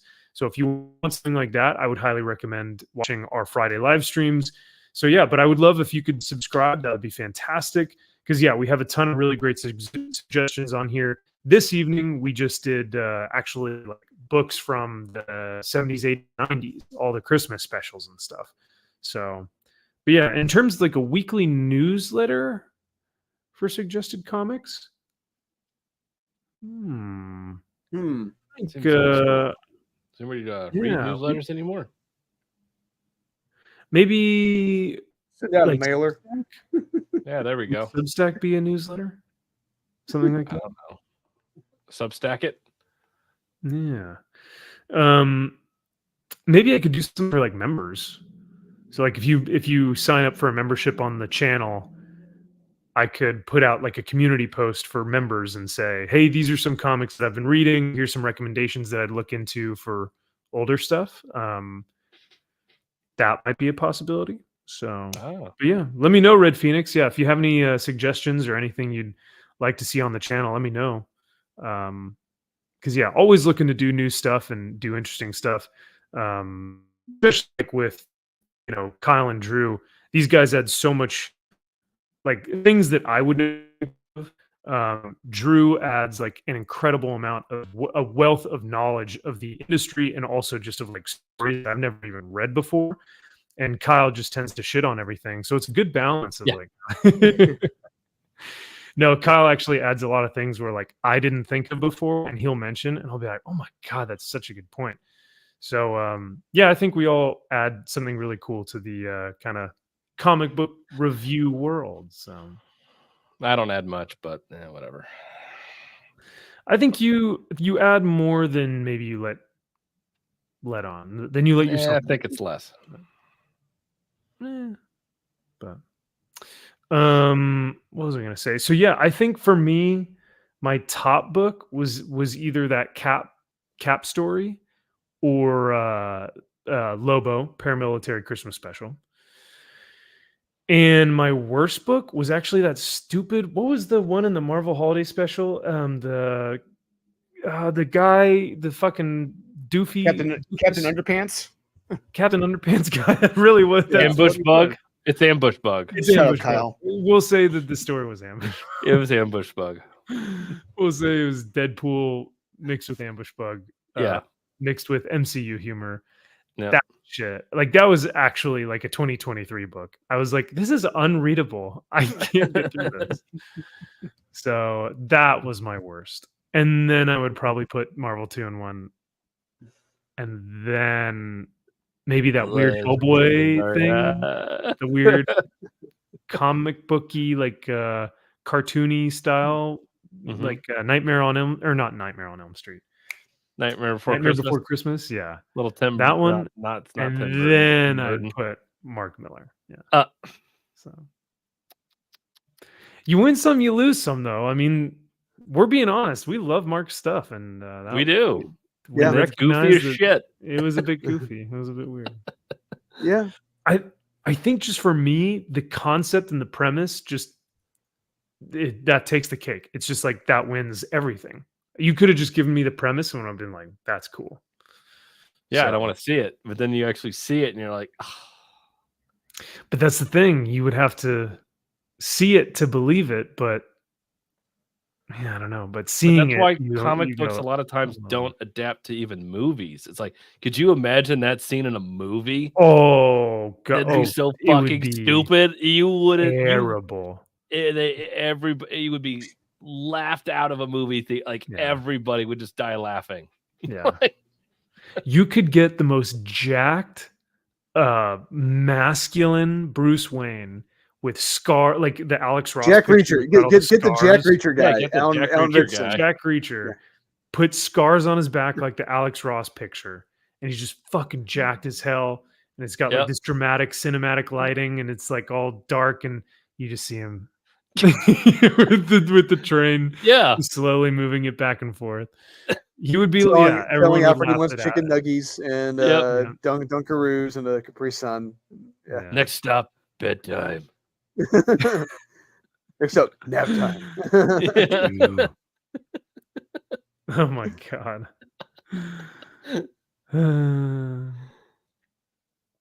Well, yeah, I think that's all we got. I was gonna say we may have some time to go over some of the modern books that came out this week, but what are we gonna talk about? Alan Scott Green Lantern? I mean, come on. That was So- pretty damn bad. That's all I got to Yeah. say. Pretty embarrassing it as a Spectre worst? fan. Was it the worst of the 3 issues that have been out so far? As far as character assassinating goes, I would say so. Especially it opens with Alan Scott, a banging guy, finding male prostitutes to have sex with, finding Joes to get it on with, To and blow. yeah, or if that helps you, and eventually it gets to the Spectre, who is written as not the Spectre. The opposite of that, actually. Yeah, Very much so. he is a guy. The Yeah, guy. he's just a guy. Yeah, why did they make this creative decision to have him soliciting prostitution on the fucking docks? Like, They turn him into just what are a we doing? I don't want to say a poon hound, but like the homosexual equivalent to that. Just Mm. he can't get. He's the sex fiend. You can't get enough of it. Yeah. We all know how Yeah. painful that can be. Oh no. Oh no. Yeah, what a nightmare that book was. But what's so funny is that this is I mean, why is anyone even reading it at this point? Why is anyone even reading it at this point? It's canceled. It got canceled after 4 issues. It's all I think the last issue is issue 5. That's it. Rightfully so. Jesus, Rightfully talk about so. a nightmare. But hey, what was it? Games Radar rated it their #1 comic of all of 2023. What a fucking As it joke. should. Yeah. Clearly, because they're not reading the comics. which Yep. means that they were, let's see, they voted that over Mark Silvestri Batman. Mark Correct. Silvestri Batman. They voted that over Big Game. They voted Correct. that over. I know you guys, give me a hard time about Conan, but they put it over Conan. They did. What else? What else? Oh, Ice Cream Man. They put it over Ice Cream Man. Yep. Wonder Woman. Sure. All the X books Yeah. over She-Hulk. Yeah. Yeah. I mean, Over those are anything- easy though. Over I'm talking about, like, good Batman. stuff. Yeah. These are the A-list stuff. Right. Yeah. But yeah, that was pretty interesting. So yeah, there really wasn't that much this week. Like I said, I read the Ghost Rider issue. It was more of Talia being Setting- insufferable. Yeah, her being But- insufferable and setting up for the next run, or like the next series of Ghost Rider, which is killing off Johnny Blaze and making her the new Ghost Rider. Yeah. With Moon Baby. So what I imagine, Moon Baby is in this. Good. What I imagine is at the end of this issue, spoilers, she goes down to hell. She goes with her parents, with the guy who the cult leader. She goes with him and her parents and goes down to hell. She doesn't want to be on Earth anymore. What I think is going to happen is Mephisto or the devil or someone in hell is going to bring her back as the new Ghost Rider. Because that's how you have to come back. Yeah, you can come back, Yeah. but you have to become the Spirit of Vengeance. And she's like, no, I'm better than the Yes. Spirit of Vengeance. Yep, there you go. So that is my guess. I can't say for sure, but Drew, I mean, you've been reading this for longer than I have, so I don't know if maybe you think that might be. Yeah, no, it's a very good guess. It's a very, I mean, of all the theories I've heard, that is the most likely one. And I remember people saying, like, looking at that new Ghost Rider issue, like, oh, they're clear. That's the new Ghost Rider on the cover with the skull behind him. Like, no, that's Johnny Blaze. But yeah, I'm really thinking people need to prepare for Talia as a new Ghost Rider. Yeah. Much like how in Incredible Hulk, we're going to get that girl as the new Hulk eventually down the run. Oh yeah, you think so? Can only Okay. hope. Oh yeah. Can only hope. I'm really looking forward to reading this though. Which surprisingly, Joshua Williamson, from what I remember, is fairly bland. But my buddy Nick Weiser read this and he said it is like action packed. Like every page has something rad on there. So, I've been trying to find this, but I went to comic book shops around here, couldn't find it. Online, I can't find it. It's insane. I've been trying to read this all week. maybe they didn't order heavy on it. I find Probably. that I don't know. What are there, 17 Ooh. covers to this? Is that Starscream? That's Damn, Starscream. he's standing on Starscream. That's cool. And he's screaming, so that would be Starscream. That would be, yeah. Yep.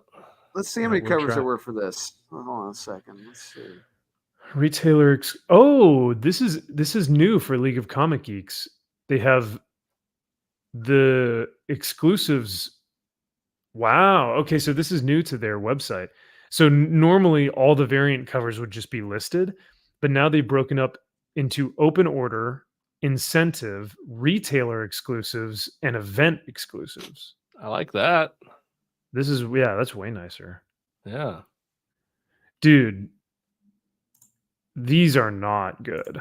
What? That's not a good cover. You bite your Eesh. tongue. Oh, please. What? Coming What from else- the guy who put. What else do you need? This is a New York Comic Con exclusive. Yeah, and I believe those were foil, if I remember correctly. Oh, I that's believe right. These yeah. went for Yeah. a lot of money, by the way. Yeah. Like- that's a legit book. More Very than the Transformers book. Yeah, you know nothing about that book. You don't know anything about it. That's wild. You don't even know, Yeah, man. You it's don't not even for know. you. Yeah, that's not for you. Yeah, I don't know about this art, man. Oh, look at that. That is so awesome. When I think of Cobra Commander, if So I fucking think of him right there. I think of him with a lame explosion behind him With and like lame. kind of Look at shittily that. drawn. What? That's a And on a, with, menacing. on a white background. Yeah. Look at that. He is like commanding that cover. To be honest, I don't like the A cover. Like the main cover is like No, the worst cover. The worst cover is the 1 in 10. Check out the 1 in 10 is the absolute worst. 1 in 10. Oh, That one, right? What? Yes. No. What? That is action. Oh my God. Hang up on this loser. Hang up on him. That's Oh like my the movie, like No The way. Raid. Look at that.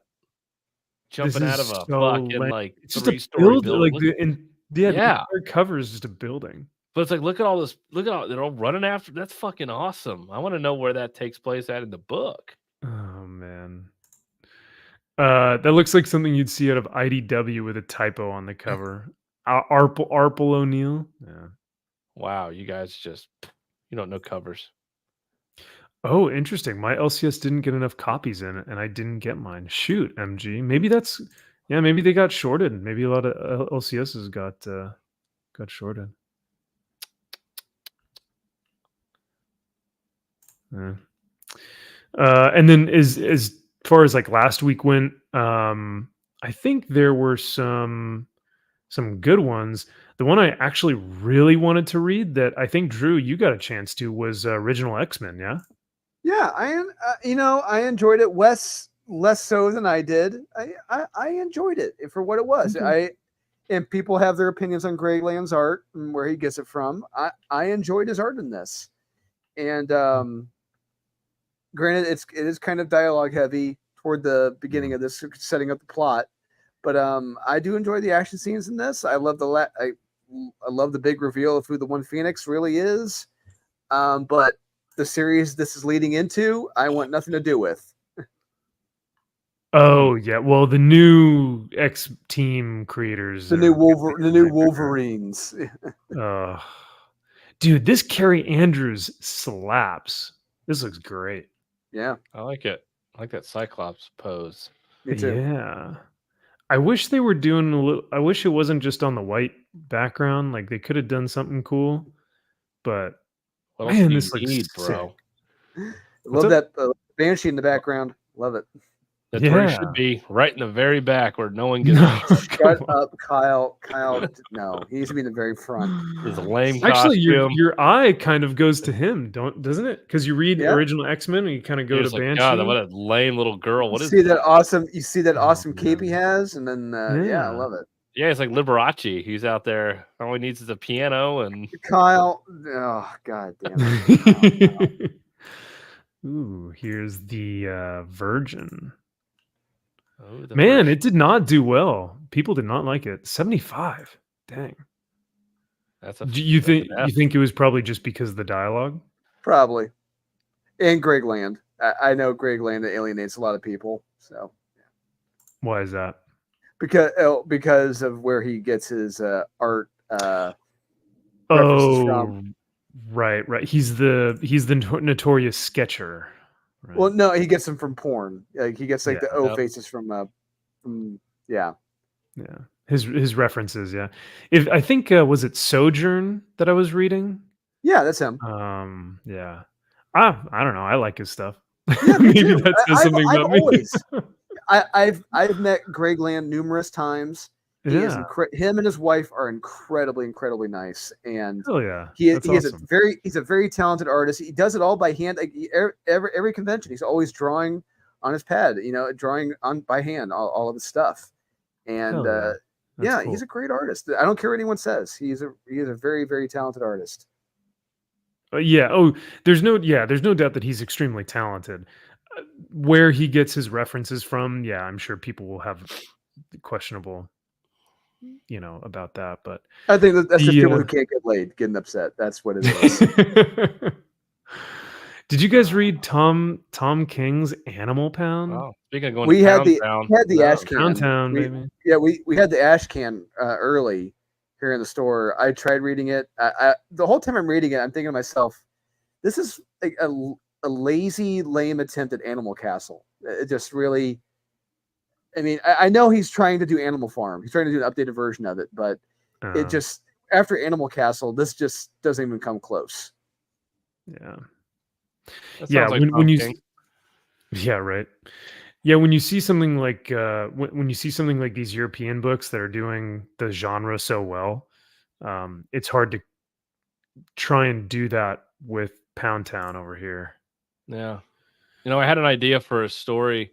It's about two shaggy dogs, one named Tom and one named James, for Tom King and James Tynan, and all they do is just sit around and talk, and nothing ever actually happens.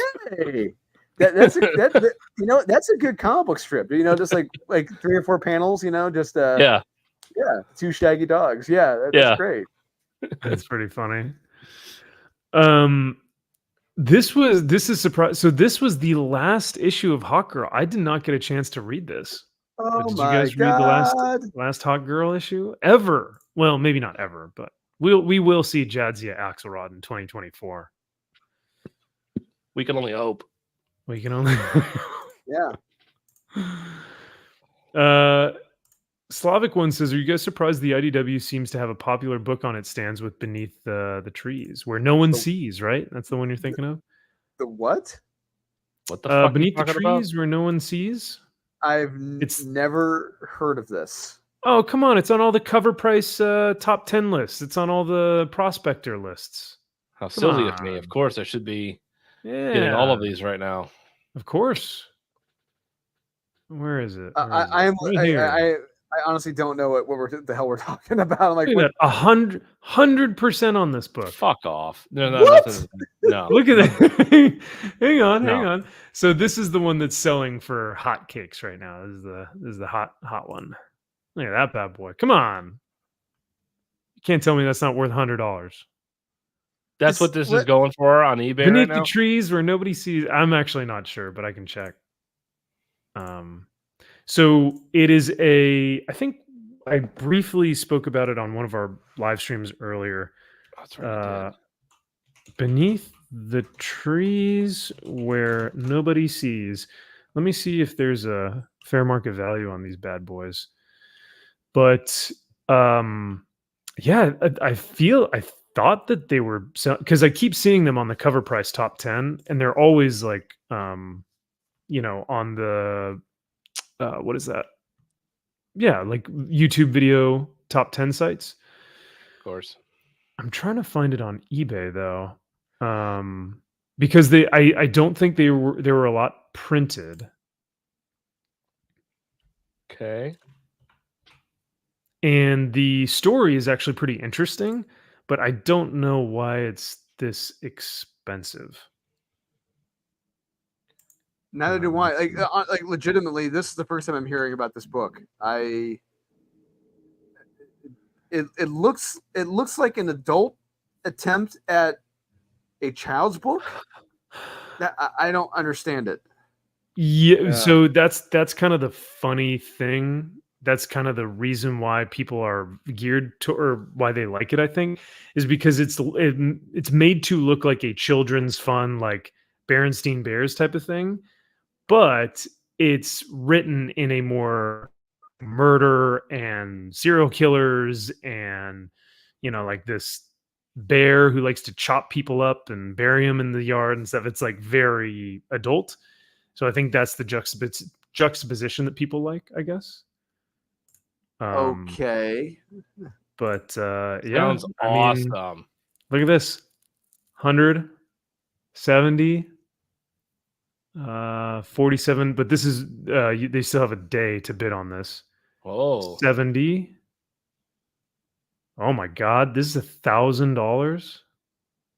9 point. Wait, Oh, it's a New York City foil. but it says 9.9, not 9.8. What? Interesting. What That's the not a scam at all. Trust me, it's a 9.9. Yeah, trust me, guys. When I get this, we're gonna grade it, and it's gonna be a 9.9. I promise a 9.9. Or a PGX11. Jeez, you gotta be kidding me. $80 for a raw? Near mint first print. Come on. Sold. I mean, How like, fast these fucking things plummet. I liked the story. It's not worth $80. I mean, come on. It's been optioned. What are you Good talking night. about? You know what? That's probably what it is. It's been optioned. So Taika Waititi's going to be doing this. He's going to direct it. It's going to be great. I hate that damn word anymore. I hate that word optioned. I fucking hate it. Yeah, told you. Seems popular. I mean, like I said, I enjoyed the story for what it was. This is not a car book, meaning I'm not purchasing this on comic book day from my LCS, running back into my car and like reading it immediately. I would probably wait till I get home, have some food. Maybe it goes unread for 3 days, and then I remember, yeah, I like this book. But until that's probably it. So, but you would buy it. You would continually be put on a pull list. I think if I'd say it's right up there with like I think it's right under like. Maybe I shouldn't have said I'd buy it because now I'm thinking about it. I'm like, damn, I don't even like what books have I read recently that I don't have on my pull list, but that I read and that I enjoy, you know? So, all right. But so what's this writer done? That's a good question. Nothing. No, I'm kidding. I don't know. They don't Patrick Horvath. Yeah, it looks like you did Haha. Okay. Issue 4. That's one issue. Okay. I don't know that issue, but yeah, but that's where they're coming from. So, but you know, haha, that was the bee's knees for a minute there. It was a couple years ago. I have the full haha series. I really like that one. I thought it was good. At first, I thought it was like part of the Ice Cream Man universe, but it couldn't be more different. It is not at all like that. But yeah, heard a rumor that Otley might be taking over for Transformers. There's no way, dude. What? There's no way they'd be that lucky. That's 2 for 2. No way. I was gonna say, and plus they'd have to pay him so much money for that. Yeah, I mean they're already paying DWJ good money, but yeah. DWJ's writing till issue 12. He's writing. So he's probably not doing the art. So writing through issue 12, not doing the art. Okay. He's never done that before. I don't think. No, not really. No, it sounds like he's kind of pulling a Scotty Young type thing right there. So, he's getting a little too big for his britches now. Where he's like, I only need to do 6 issues. I mean, come on. I only need 6. 6 issues. I'll write you 12. I'm doing 6. You know what? Next time I'll draw 3. Maybe I'll write a little bit, but I'll illustrate. Maybe I'll do you a cover next time. Yeah. I don't need those. I don't need your tens of thousands of dollars or hundreds of thousands. Yeah. No. Honestly, that dude has made millions in the past 2 years. Millions. Yeah. So, on the original art alone. Yeah, and in the past year, hell, not even the past year, the past few months, how much he's made off that OA, I can't begin to imagine. Yeah. Rightfully so. Rightfully so. Oh yeah, he deserves all of it. Don't get me wrong. Yes. He deserves every single penny. Mm-hmm. Because the dude is absolutely talented. I don't know what his politics are, nor do I care at all. I actually prefer that I don't know anything about the guy. He's just been super kind to me at conventions. He's extremely talented, and that's all you need, right? Yep. Yeah. That is like the key ingredients to a fantastic creator. You don't really know much about them. They're very kind to you and wholehearted and honest, genuine, and they're talented. It's a simple solution there. So yeah. I was gonna say, but yeah, that's about it. So we are at 5 hours, so I will go ahead and end this for us. But I will say, I don't know. I know I've seen you before. Where'd it go? Shoot. Oh, so Wu Tang, I think, is in the comments. I haven't responded, man, because like I don't do anything with Comics Elite anymore. Like Drew and Kyle just do stuff with my channel. So like, Yeah, we really don't know what Sean's doing anymore with the covers. That we'd have no input on them. We don't see them. We never have. Sean does what Sean does. It's his company. Yes. Yep. I mean, yeah. So I mean, like, whatever those covers are, like, Yeah. even we laugh at that because I don't know what's going on over there anymore. So I just put my hands up and just go, all right, it's not for me, right? This is not. I'm the Yeah, same way. to read. So, It's just Yeah, a I'm new the same. Shikari cover coming out. It's a new Shikari cover. It's like, all right. yeah, there you go. So, but yeah. So I mean, like I said, I didn't answer because I didn't really know what you were talking about because we haven't really done stuff with Comics Elite for a good year now, maybe. No, and Yeah. Sean's just really drifted away from all that. He's really just doing his own thing. So, yeah. Yep.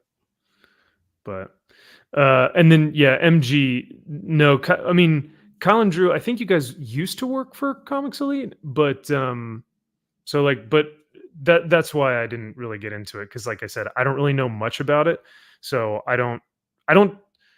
I think one of my good friends said something extremely intellectual, and they said you don't have to always have an opinion on everything, and with stuff like that I don't even know anything about, I tend to just be like, I really don't have an opinion on it because I don't know a single thing about it. So Yep. Yeah. It doesn't affect me. It doesn't affect Kyle. Yep. Yeah. So I couldn't care less. Yeah. Yeah. So, Whatever. Okay. yeah. Yeah. But yeah, the it is every time I get an email or newsletter and it's like, oh, this what could this be? And it's like, oh, yeah, it's that again. Okay, yeah, all right, I Got get it. it. Got it. yeah. I man. mean, Thanks. it's to the point now. If you go to the Comics Elite website now, it gets you need to be like 18 years. Are you at least 18 years of old? Oh, does it really? Yeah, that's the first thing that pops up now. It's like, okay, this is what the brand has become now. It's like you have fun with that. That's what's it's so interesting that it's like, man, like your legacy, you had such a fantastic career in the military as a Marine. So your legacy in comics is going to be this. It's like, come on. Like, I don't know. Yeah. Sean, I like Sean a lot. And I think I've only met him once or twice, but yeah, it's okay that we differ. That's fine. Buy what you like, collect what you want. Yep. Yeah. Isn't that what the saying always was? So, Yep. Mhm. but well, thank you guys again for hanging out with us this week. This was a blast. Thank you to my co-hosts and my panelists. Those dudes read 6 issues of Christmas comics, and I had no idea what they were going to think about them. So that's also why I think this was so fun, because I had no idea what you guys were going to say. So That's great. but yeah, I appreciate it. You guys can see us this Sunday. Hopefully you guys can hang out with us for the New Year's Eve special for Max's Man Cave. I don't know if we will do the live stream up until New Year's, like until the ball drops, but you bet that we will go live on Sunday evening. So if you guys don't have any plans, if you guys don't go out and drink or whatever, that's totally fine. Come hang out with us. We're going to have a panel of a ton of fun people, and we'll just be going over some of the best and worst things and events and, movies, comics, all that good stuff for 2023 and what we can look for in the future for 2024. So, but yeah, thank you again, guys, Kyle and Drew, for hanging out tonight. And thank you, chat, for being awesome. As always, thank you for all the super chats and all the support. Love y'all. Enjoy your New Year's if I don't get to see you, but hopefully we'll get to see you on Sunday. All right. Take care, everyone, and have a great rest of 2023.